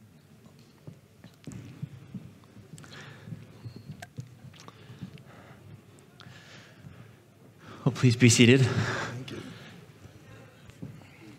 Thank you all very much for joining us for what I think will be a fascinating discussion on the European semiconductor industry and semiconductor supply chains and their role in geopolitics. We have three perfect guests, I think, to discuss this topic, both from the perspective of industry and government. Andre Heinke, Ambassador Lindstrom, and Andreas Schumacher joining us today. Where I'd like to start is the state of the European semiconductor industry right now. We're going to talk, I think, a lot about vulnerabilities, about resilience, about challenges over the course of the next 50 minutes. But maybe I can start with Andreas. When you look at the European chip industry, what are the strengths you currently see, and what should Europe be doing to fortify its position in those segments of the supply chain? Thank you, Chris, and first of all, thank you for having me.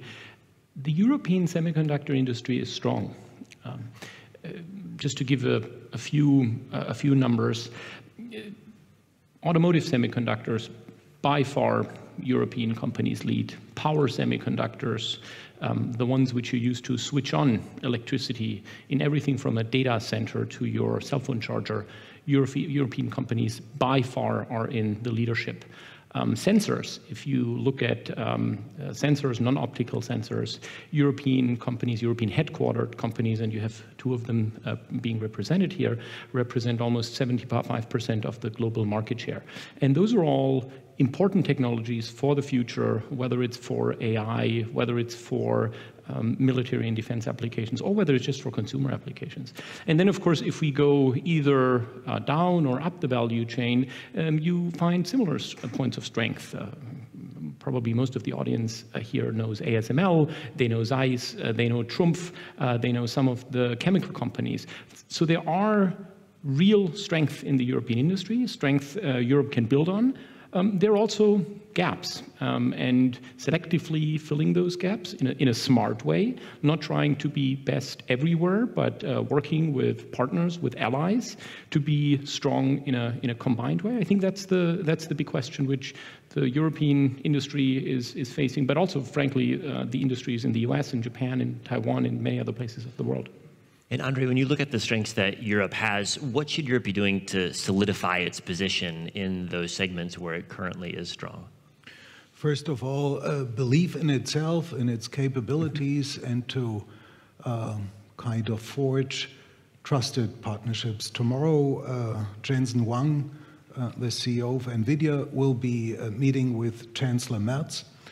They'll be announcing a major initiative about having AI activities based in Germany at the heart of Europe, and that's just the beginning. Andreas, anything to add from your perspective on the role of the EU or the role of member states in ensuring that their specific segments of the industry remain quite strong? Andreas, anything you'd like to add there? Oh, I guess the EU can do its part. Member states can do its part.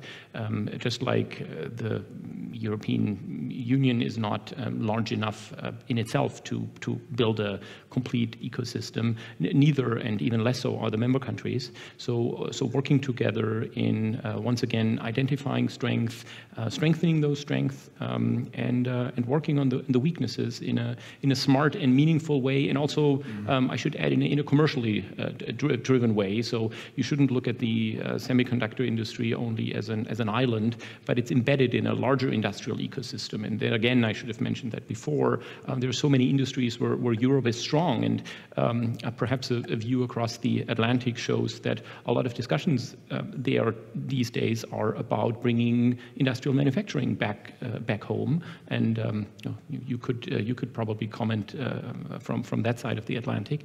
But I would say Europe has always been the envy of the world when it comes to industrial manufacturing, industrial high-tech manufacturing. So definitely a strength to build on. Well, let's bring in the geopolitical angle. Ambassador, you've focused now for some time on the role of semiconductors and their geopolitical importance. Obviously, in East Asia, there's extraordinary production capacity, which has been a source of much discussion. And I think the challenges in US-EU relations have also added to the complexity of these supply chains from a geopolitical perspective. So how do you see the evolution of that question right now? Well, everything is really about partnerships. because the value chain of the semiconductor value chain today is so incredibly complex and interdependent that no nation, even no conglomerate, can control the whole value chain by its own. So you need to build partnerships to be able to develop and create a resilience in a sense, because we're also dependent on these issues. And many times saying that there's only one thing worse than fighting with allies, and that's to fight without allies. And that really resonates in many ways, because when you look at what's happening in the world from a geopolitical perspective today, it's really about creating partnerships, creating allies, kind of topical-based entities when you can work together for a common goal. It's also about values, of course, and it's easier to work with other countries and entities that share the same values with you. So that's really the key. But just also a short note on the European perspective is that the first what we have to do in Europe is to recognize that it's a real crisis and really react to that crisis. Of course, the Commission is reacting it to a certain way, but personally, I would love to see it happening even faster and even more purposeful on these issues. I mean, let's not waste a good crisis. Let's see where we are going. And what's the implications of the crisis you're discussing for semiconductor and technology supply chains? Walk us through how you think that should play out. Well, it's not only the semiconductors, it's the whole technological value chain as whole. It's 5G, it's quantum, it's a lot of things that come in there, and everything is intertwined in this. And we really need to step out of that. And the Prodi report was a good stepstone, but I see that should just be the beginning. And now let's actually do something, not write reports, but really, really fast action. Also on the financial side. I mean, we've seen already big steps on what's happening in Germany, and also from the Commission side, how to finance this whole development. I think we've been living a little bit in a fairy tale for too long, and now we have a sort of rude wake up, and it's time to act. When it seems like there is a tension, perhaps, and on the one hand, the desire for Europe to build its own capabilities, to become a more important actor in tech supply chains, and more broadly, with the need for partnerships that we've discussed. What's the right balance to strike between doing it by yourself and finding your specific notch in a very complicated supply chain that brings together partners from Asia and from North America, inevitably? Well, I don't believe that you should do everything yourself. I mean, the world is more prosperous when we have a free trade, when we have many nations participating in that. It's very clear to see where we are going. How can we then create this kind of cooperation? I mean, in today's world, we have, for this to prosper, for this to be enabled, we need stability, predictability, and consistency. And we lack all three right now. Being a diplomat, of course, I never look at these things in a short term. I always look at the long term, how can we do these things? And the world never becomes better by turning your back to it, which means that you have to keep up the connections, you have to keep up or build these partnerships for the future. And it's just a little bit of, should we call, cracks in the mirror right now than anything else. But when you look at it in the long term, there's so much to gain for everybody. Well, I'd like to encourage the audience to submit questions via the Slido app, and I will have them on my iPad to pose to our panelists. But I wanted to ask a similar question to Andreas and to Andre in terms of thinking about the geopolitical fragmentation that we're seeing in the world right now, next to the need for chip companies to sell globally, because, of course, scale is critically important to efficient production. How are companies managing these dynamics, and how are they trying to navigate them? Andre, do you want to start? Well, my company is a truly global company, 420,000 employees, and only 130,000 in Germany. So we have many thousands in the US, many thousands in the People's Republic of China, and we have to cater to all of our customers. I can think of two countries that tried to do it by themselves. One is Argentina, and the other one is North Korea. Not that successful, you know, in competing, in delivering solutions to customers. What I see is a fracturing world. I'm rather less optimistic about relying on partners that dominate platforms or cloud computing. Europe has many solutions. It's not a single solution. Now we have to be better in delivering a one-stop shop to our customers. But being a truly global company, we have to rely on different providers of cloud solutions. For instance, in China, it's a different provider. In the US, it's a different provider. And accordingly, all the services, state services, are interested in the data in China, in the US, and increasingly in Europe. And we have to be aware of that. So it's less about values, it's more about interests. And that sounds like a less efficient world, too, if you end up having to have different suppliers in every region. Andreas, anything to add from your perspective? Even if I start with something which actually you in your book laid out very eloquently, the semiconductor industry is fundamentally a global industry. I'm not sure whether it's the most global industry, but certainly amongst the most global ones. And it is an industry like very few others which benefits from economies of scale. So if our world becomes more fragmented, some of those economies of scale will be lost. I think we would be naive if we wouldn't realize this trend already happening. So I think what, speaking for a company is important in this context is first of all, you want to know where your North Star is. You want to be with your customers. You want to be where innovation is. But at the same time, you also, and this is probably true for any semiconductor company, so much of what we build our success on is built on intellectual property, on the ingenuity of our engineers, and we want to protect that. This is in the very natural interest of our company, of many other companies, and that naturally leads you to be more cautious in some regions and more open in other regions. So if I project into the future, I foresee a world which is not going to be as open, as free anymore, and there will be a convergence between classical trade consideration and national security consideration. We see this emerging in many regions of the world. And just to pick up something the ambassador said before, starting with trusted partners, with allies at the core is certainly a good start. And then see how far you can get with that. And at some point you might reach a border where things become a little bit difficult, but being together with a group of partners and allies as a start, I think that's a very powerful proposition. And in fact, if you want to build scale, you need those partnerships. Let me add just the magic word is diversification here. Don't rely on a sole provider anywhere. If the dependency ratio is higher than, let's say, 40–45%, you have to kind of find additional suppliers. Well, that's a great segue into the first question we've gotten on supply chain resilience, because one of the challenges in the semiconductor supply chain is that there are places where you've got only one supplier, two suppliers, and having diversification is either hard or impossible. And so when you look at the European semiconductor supply chain, which of course is integrated into the rest of the world's semiconductor supply chain, how should we think about resilience given that for certain segments of supply chain, there are in fact these natural monopolies that seem to occur? Anyone want to take that? Please.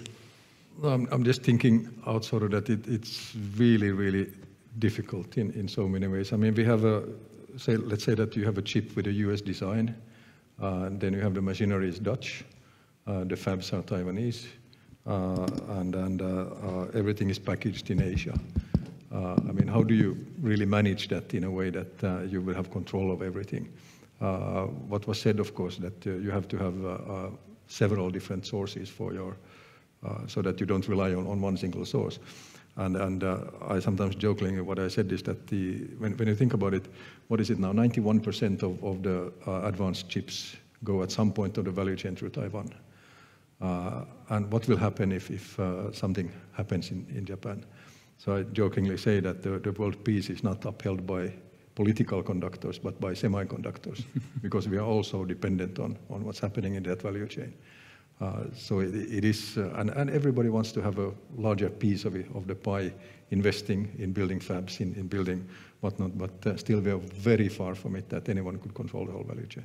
Well, insofar as you're right that the integration of semiconductor supply chains is a stabilizing factor in international politics, then it also seems to follow that any country driving towards self-sufficiency would be a destabilizing factor. I'd be interested to be Ambassador, you have reflections on China has spent a lot of money over the last decade trying to become self-sufficient, and it's far from self-sufficient yet, but it's making steady progress every year. Do you see that as actively destabilizing as China needs to rely less on imported machines and materials and semiconductors from the rest of the world? In the long term, yes. Because it's not a society that works with the same values as we do. And they utilize also that then for their own interests. And then put pressure on other countries by not providing them or something similar. So in the long term, yes. Oh, I tend to disagree. I think it's stabilizing.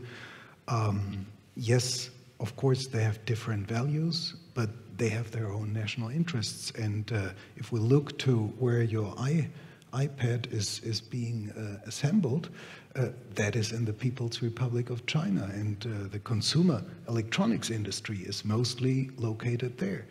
And the Chinese have lately become the upholders of a multilateral trade system. And so far, we have to see that the one destabilizing force is not China at the moment.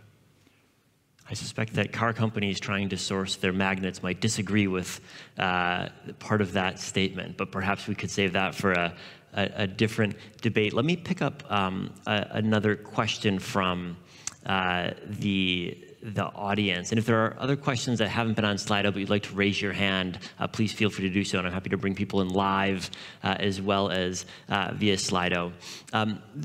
Question from the audience on how close we are to technologically reducing our dependence on high-end semiconductors, or are we in a world in which actually we're going to use more and more and more chips indefinitely into the future? Is it an alternative to the semiconductor supply chain and the dependencies and the resilience risks that it entails?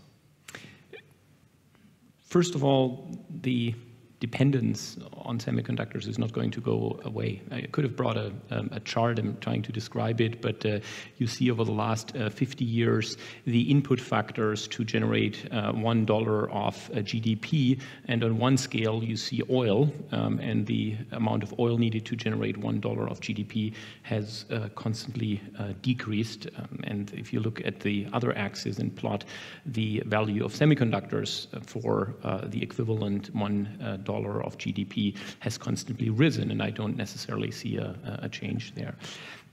I think if I look at the question, one of the aspects which I find worth at least exploring for a moment is what the person referred to as high-end semiconductors, because often we talk about the dependency on those high-end semiconductors from NVIDIA, manufactured by TSMC, but it is, I would argue, just as important or even more important that we have a secure supply of those, how you call them, foundational, some call them mature, some call them legacy semiconductors, which make up the semiconductors which keep patients in hospitals alive, which make our cars drive, which provide the necessary smartness for an electrical grid.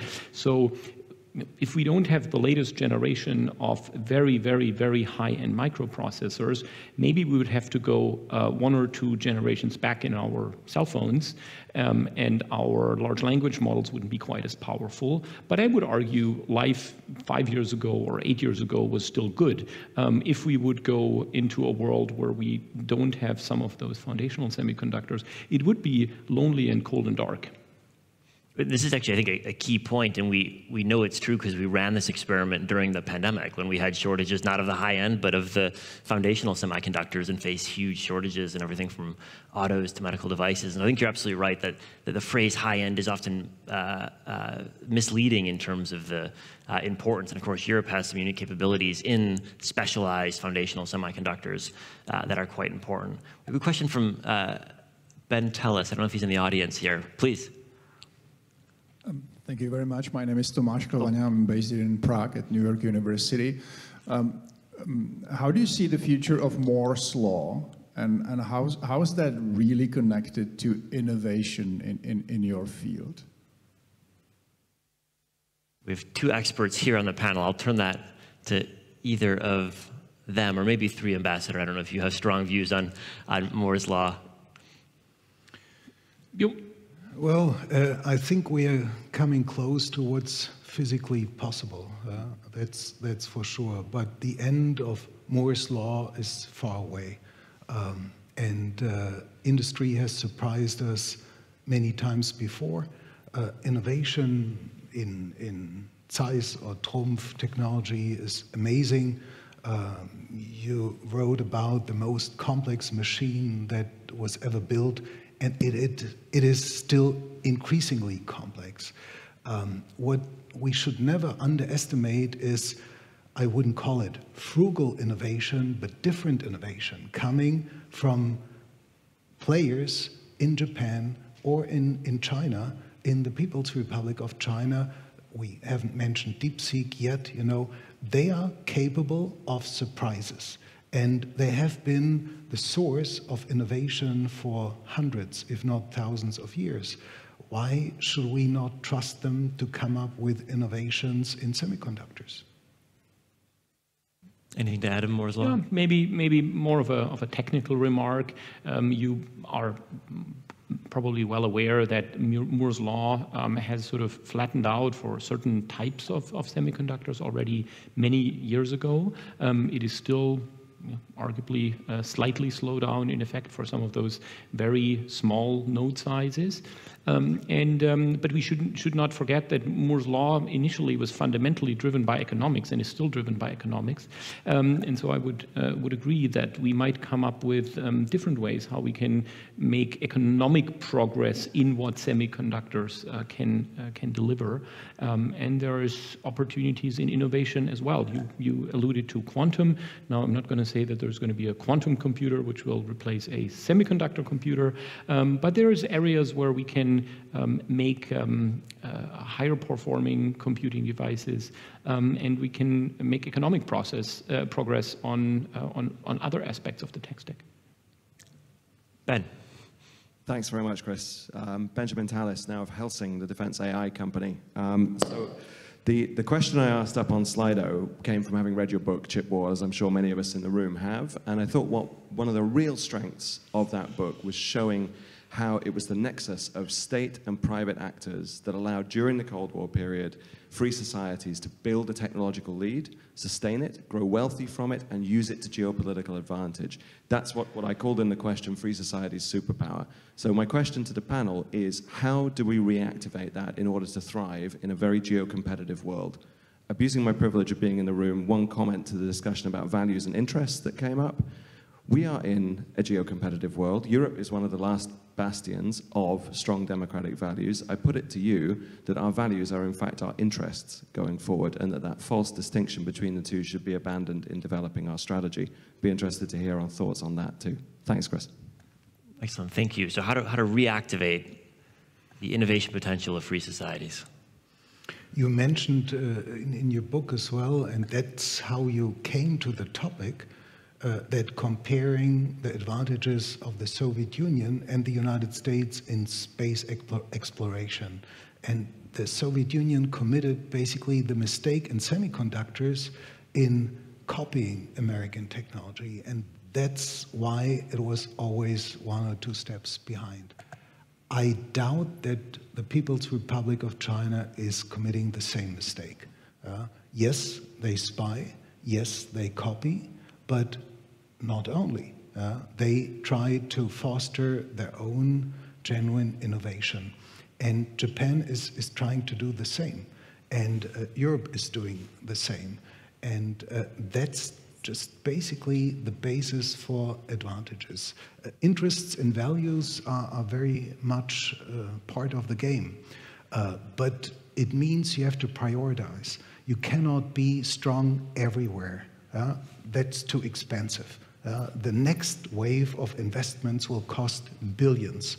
I remember the HEUV technology took Zeiss, ASML, and Trumpf close to 20 billion. The next wave of investment, and Andreas, you know that better, is built on alliances that are built on trust, but trust that is based on interests and joint investment. And if you have skin in the game, then you are able to achieve success. Andreas.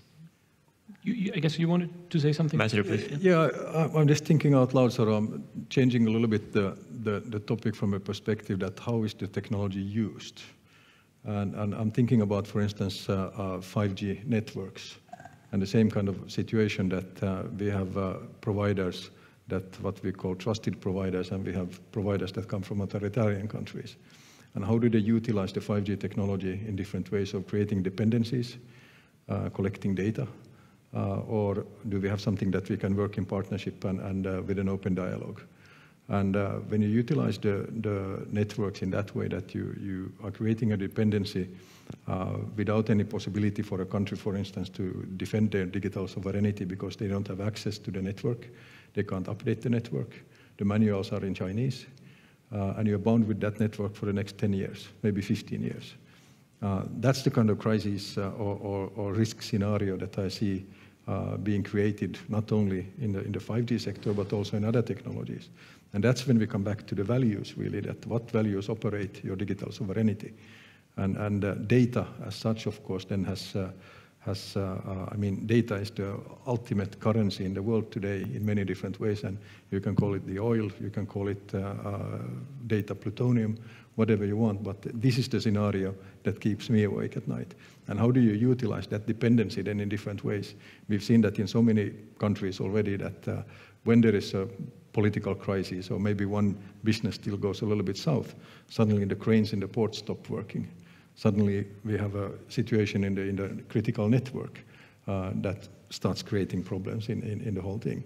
And when you have that kind of a dependency to technology from one country that is not necessarily following the same, well, rules as the other ones, that's where the risk is. Well, could I draw you on the implications of that? Because I think I agree with your description of the 5G debate expanding over time to more and more spheres of the economy as everything is connected. You mentioned port cranes, you could talk about autonomous vehicles, you could talk about drones, you could talk about automated industrial equipment. There are many different spheres, I think, where that basic dynamic is present, at least to some degree. But when I look at what Europe's done thus far, it's been only on the 5G front, and even there's been a vigorous debate over the last 10 years. And so it doesn't seem to me that Europe has actually addressed the challenge that you're bringing up. No, absolutely true. And in Europe, of course, we have the 5G toolbox. That is a recommendation that creates the sort of security measures that should be taken in each country. How many countries has implemented the toolbox? 2 out of 27. 100%. So that 2 countries have a clean network.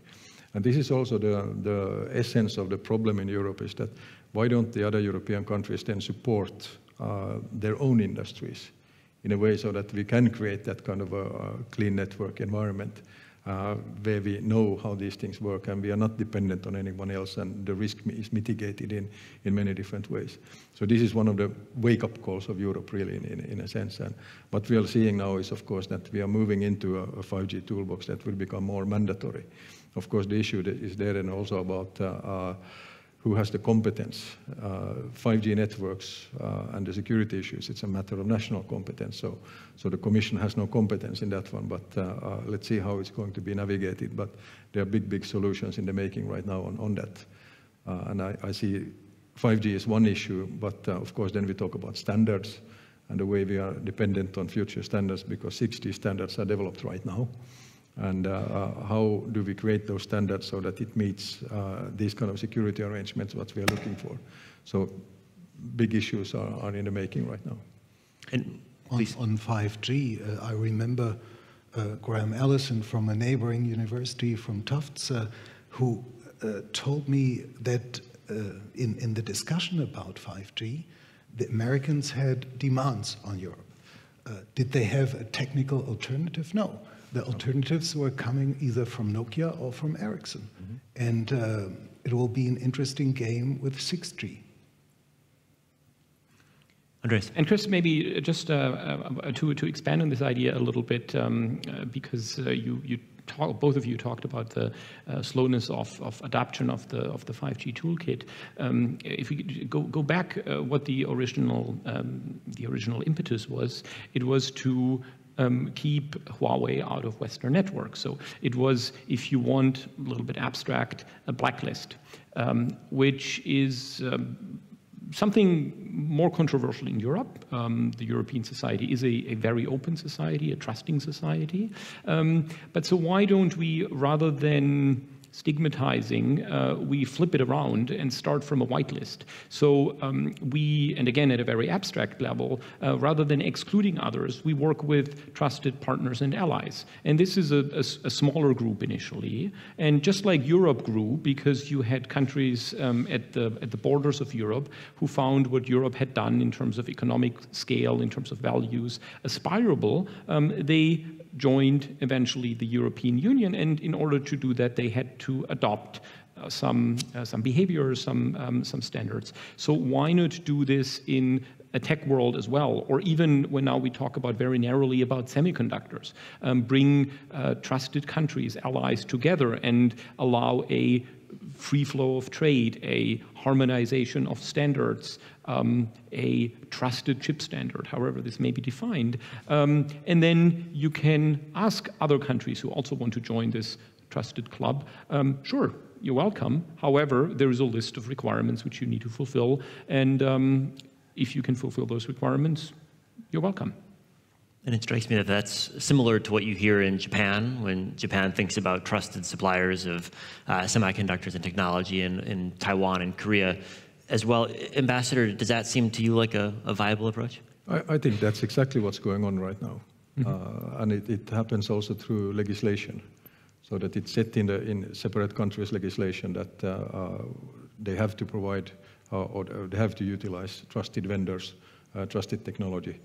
For the sort of digital sovereignty on the country. And of course, it's in the whole value chain. It's not only 5G, it's the semiconductors, it's all the other issues. That's exactly what's going on right now. And I think at least the way I conceptualize the expansion of what we're looking at is it started with networks and telecoms, and now it's autonomous systems and everything that enables them, whether it's autonomous farming or autonomous industrial applications. That, I think, seems to me to be the primary focus. And of course, you need many different types of semiconductors, advanced and foundational, to enable these more semi-autonomous systems. I think the second half of the question that sparked this conversation was about catalyzing Europe's own innovation ecosystem, if I understood it correctly. Could I put that one to my panelists as well? What more does Europe need to be leading when it comes to semiconductor innovation, or is that a mistaken assumption, and is Europe already leading in the spheres where it's currently strong? I think the longer the Trump administration is applying pressure to European companies, the more innovative European companies will become. And they'll develop diverse suppliers and networks. Trust is one thing, and we have known each other for decades, but we have to realize this is a different world. And we can continue to talk on these kind of conferences about things that seemingly haven't changed, but they have fundamentally. And that leads us to a different standard of trust, probably a rather limited circle of trusted vendors. Most often, those trusted vendors and partners will be Europeans and will be probably belonging to the same nation. That is exactly what is so difficult in the semiconductors world, because it's becoming more expensive. It's only efficient if it's a global industry. You made that point many times before. But there are other partners, South Korea, Japan, and probably, European players that will compete in accordance with Taiwanese players.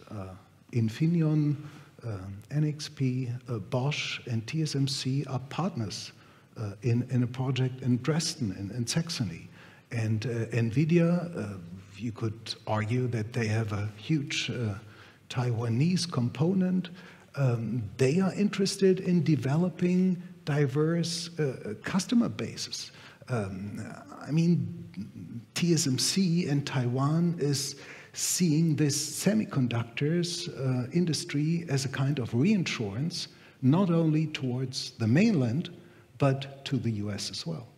And so you think there's a way that Europe can have a Europe-first procurement policy, but not sacrifice the economies of scale that we discussed as being necessary to commercial success? It's very difficult, but that is an aim. I agree. We have a question from Scott Bade, which I thought would be interesting to bring. Scott, are you in the room? Here we go, Scott. There we go. Hi, thank you. Thank you. Scott Bade, Eurasia Group, work on tech issues there. I'm curious, coming from the United States, obviously the US has both on the CHIPS Act and on export controls sort of led trends that are really impacting and buffeting your sector. I guess the specific question is, what would you like to see the US, out of the US right now? Is it, what would be most helpful? Is it more continuity? Is it relaxing export controls? Is it, more subsidies? More subsidies are great, but they also are fueling talent war and other things. So I'd just be curious for your reflections on what is coming out of the US and what you'd like to see out of the US on the policy front.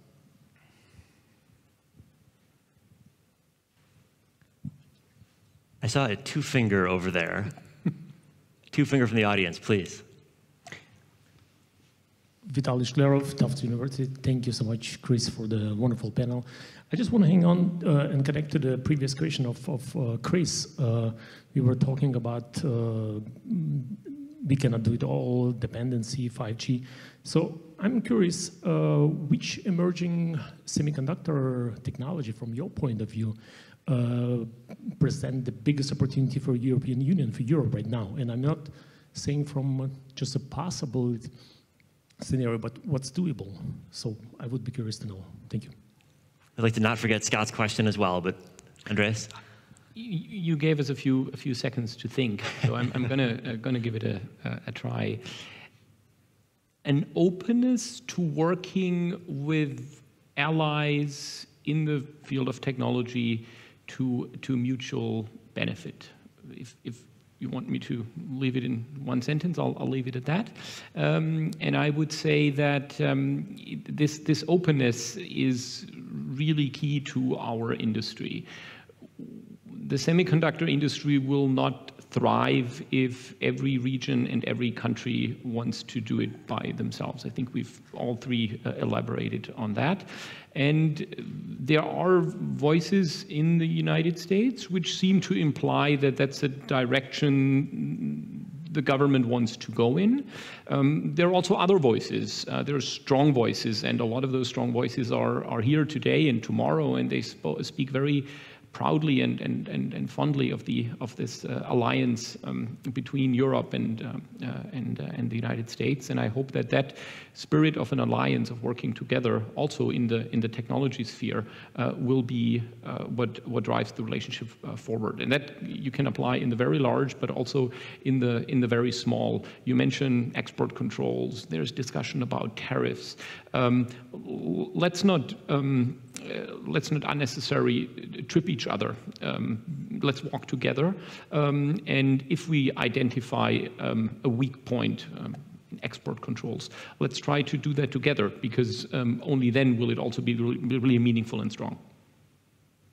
And the point about scale, I think, is interesting, Andreas, because you do have the world's three largest economies, China, Europe, the US, roughly comparable in size. And so if any two of them pair up, they have a huge scale advantage vis-a-vis the third. And so it seems like one of the geopolitical questions is, well, which pairings do you get? Which pairings do you want? And that's a question of political importance as well, just as of industry importance. We have a question on energy and climate, which I think is a critical question, both because energy and climate are important themselves, but also because AI has, I think, transformed the impact of the computing sector on energy demand. how is the semiconductor industry, how are governments thinking about finding energy efficiencies in our computing technologies? That's an essential question. It's not only related to energy, but to water as well. And it's the durable supply of both. That is connected to a huge European advantage, stability. Yes, you can go to the Middle East, as G42 did with our partner Microsoft, but you risk that you go to a place that is not exactly democratic. And we talk a lot about values, but what happens if decision-making capability, war-fighting capability, is probably dealt with not only in the Middle East, but a little bit further east towards China, because these people probably have not the same values as us. Yes, energy is rich in the Middle East. It's rich in Northern Europe as well. It is connected to sustainability. It's connected to probably Europe not being able to change climate globally, but to set an example and to define standards that will be probably a guiding spirit to the rest of the world. Other thoughts, reactions? No, I agree. I'm just wanting to provide an example of what's happening with data centers in the north of Finland, Sweden, many other parts. I mean, the energies, they are basically run on renewable energy, wind, solar, water. What is remarkable there is the excess heat is 100% utilized because they heat our societies. And that's just a typical example of how we think about these things in the long term. It's not just that you provide cheap renewable energy and build a data center there. You also look at the whole value chain there, in a sense. How can you utilize that excess heat? And most of the data centers that are being built now, it's really sort of the whole circular economy is working in many ways. When I meet some of the industry representatives and I tell about these possibilities, they're sort of like, what? Really? Can you do that? The thing is there, of course, that we have already a built district heating system. I know that they're doing the same thing in Ireland now, but they have to build a system from scratch. So it's a little bit different, but that's really, like you said, it's providing an example of how you can do these things and in a sustainable way, so it plays a big role. Well, it does seem striking to me how the question of climate, geopolitics, and the geopolitics of energy and computing have all come together in a very visceral way the last couple of years. And Andre, you mentioned G42, the UAE firm trying to make the UAE an AI superpower is what they would describe it as, taking advantage of their comparative advantage in money, but also in access to energy, of course, unmitigated in terms of its carbon emissions. Time for one final question, which we have via Slido, about the EU Chips Act and what should come next when European policymakers and the EU Commission start thinking about what the next CHIPS Act, if there is one, ought to look like. We've had a bunch of different topics on the agenda today, how to think about energy, how to think about innovation, how to think about building scale and partnerships. Final reflections on what the EU should be doing next as it thinks about the CHIPS Act. Andre, let me start with you. The EU started moving. The current CHIPS Act will not be the last one. It's just the beginning of a good story, and we have to continue along this path. Yes. Don't waste a good crisis. Focusing on strength and building out those strengths. Fantastic. Well, three very concise pieces of advice to the European Union. Please join me in thanking my fellow panelists for a fascinating discussion and an excellent wrap-up for our day. Thank you, Chris. Thank you.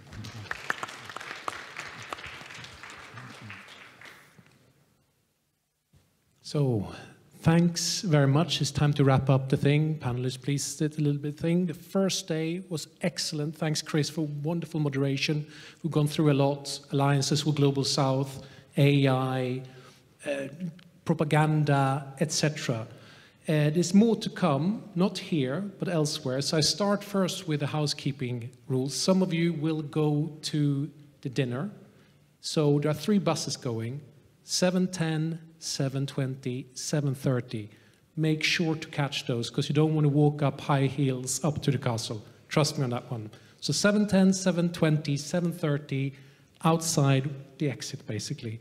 Then we start again at 9 o'clock tomorrow with the Lipavsky. You don't want to miss that one, so don't drink too much at the castle, okay? 9 o'clock, you're all going to be there. I will be there, so please join me.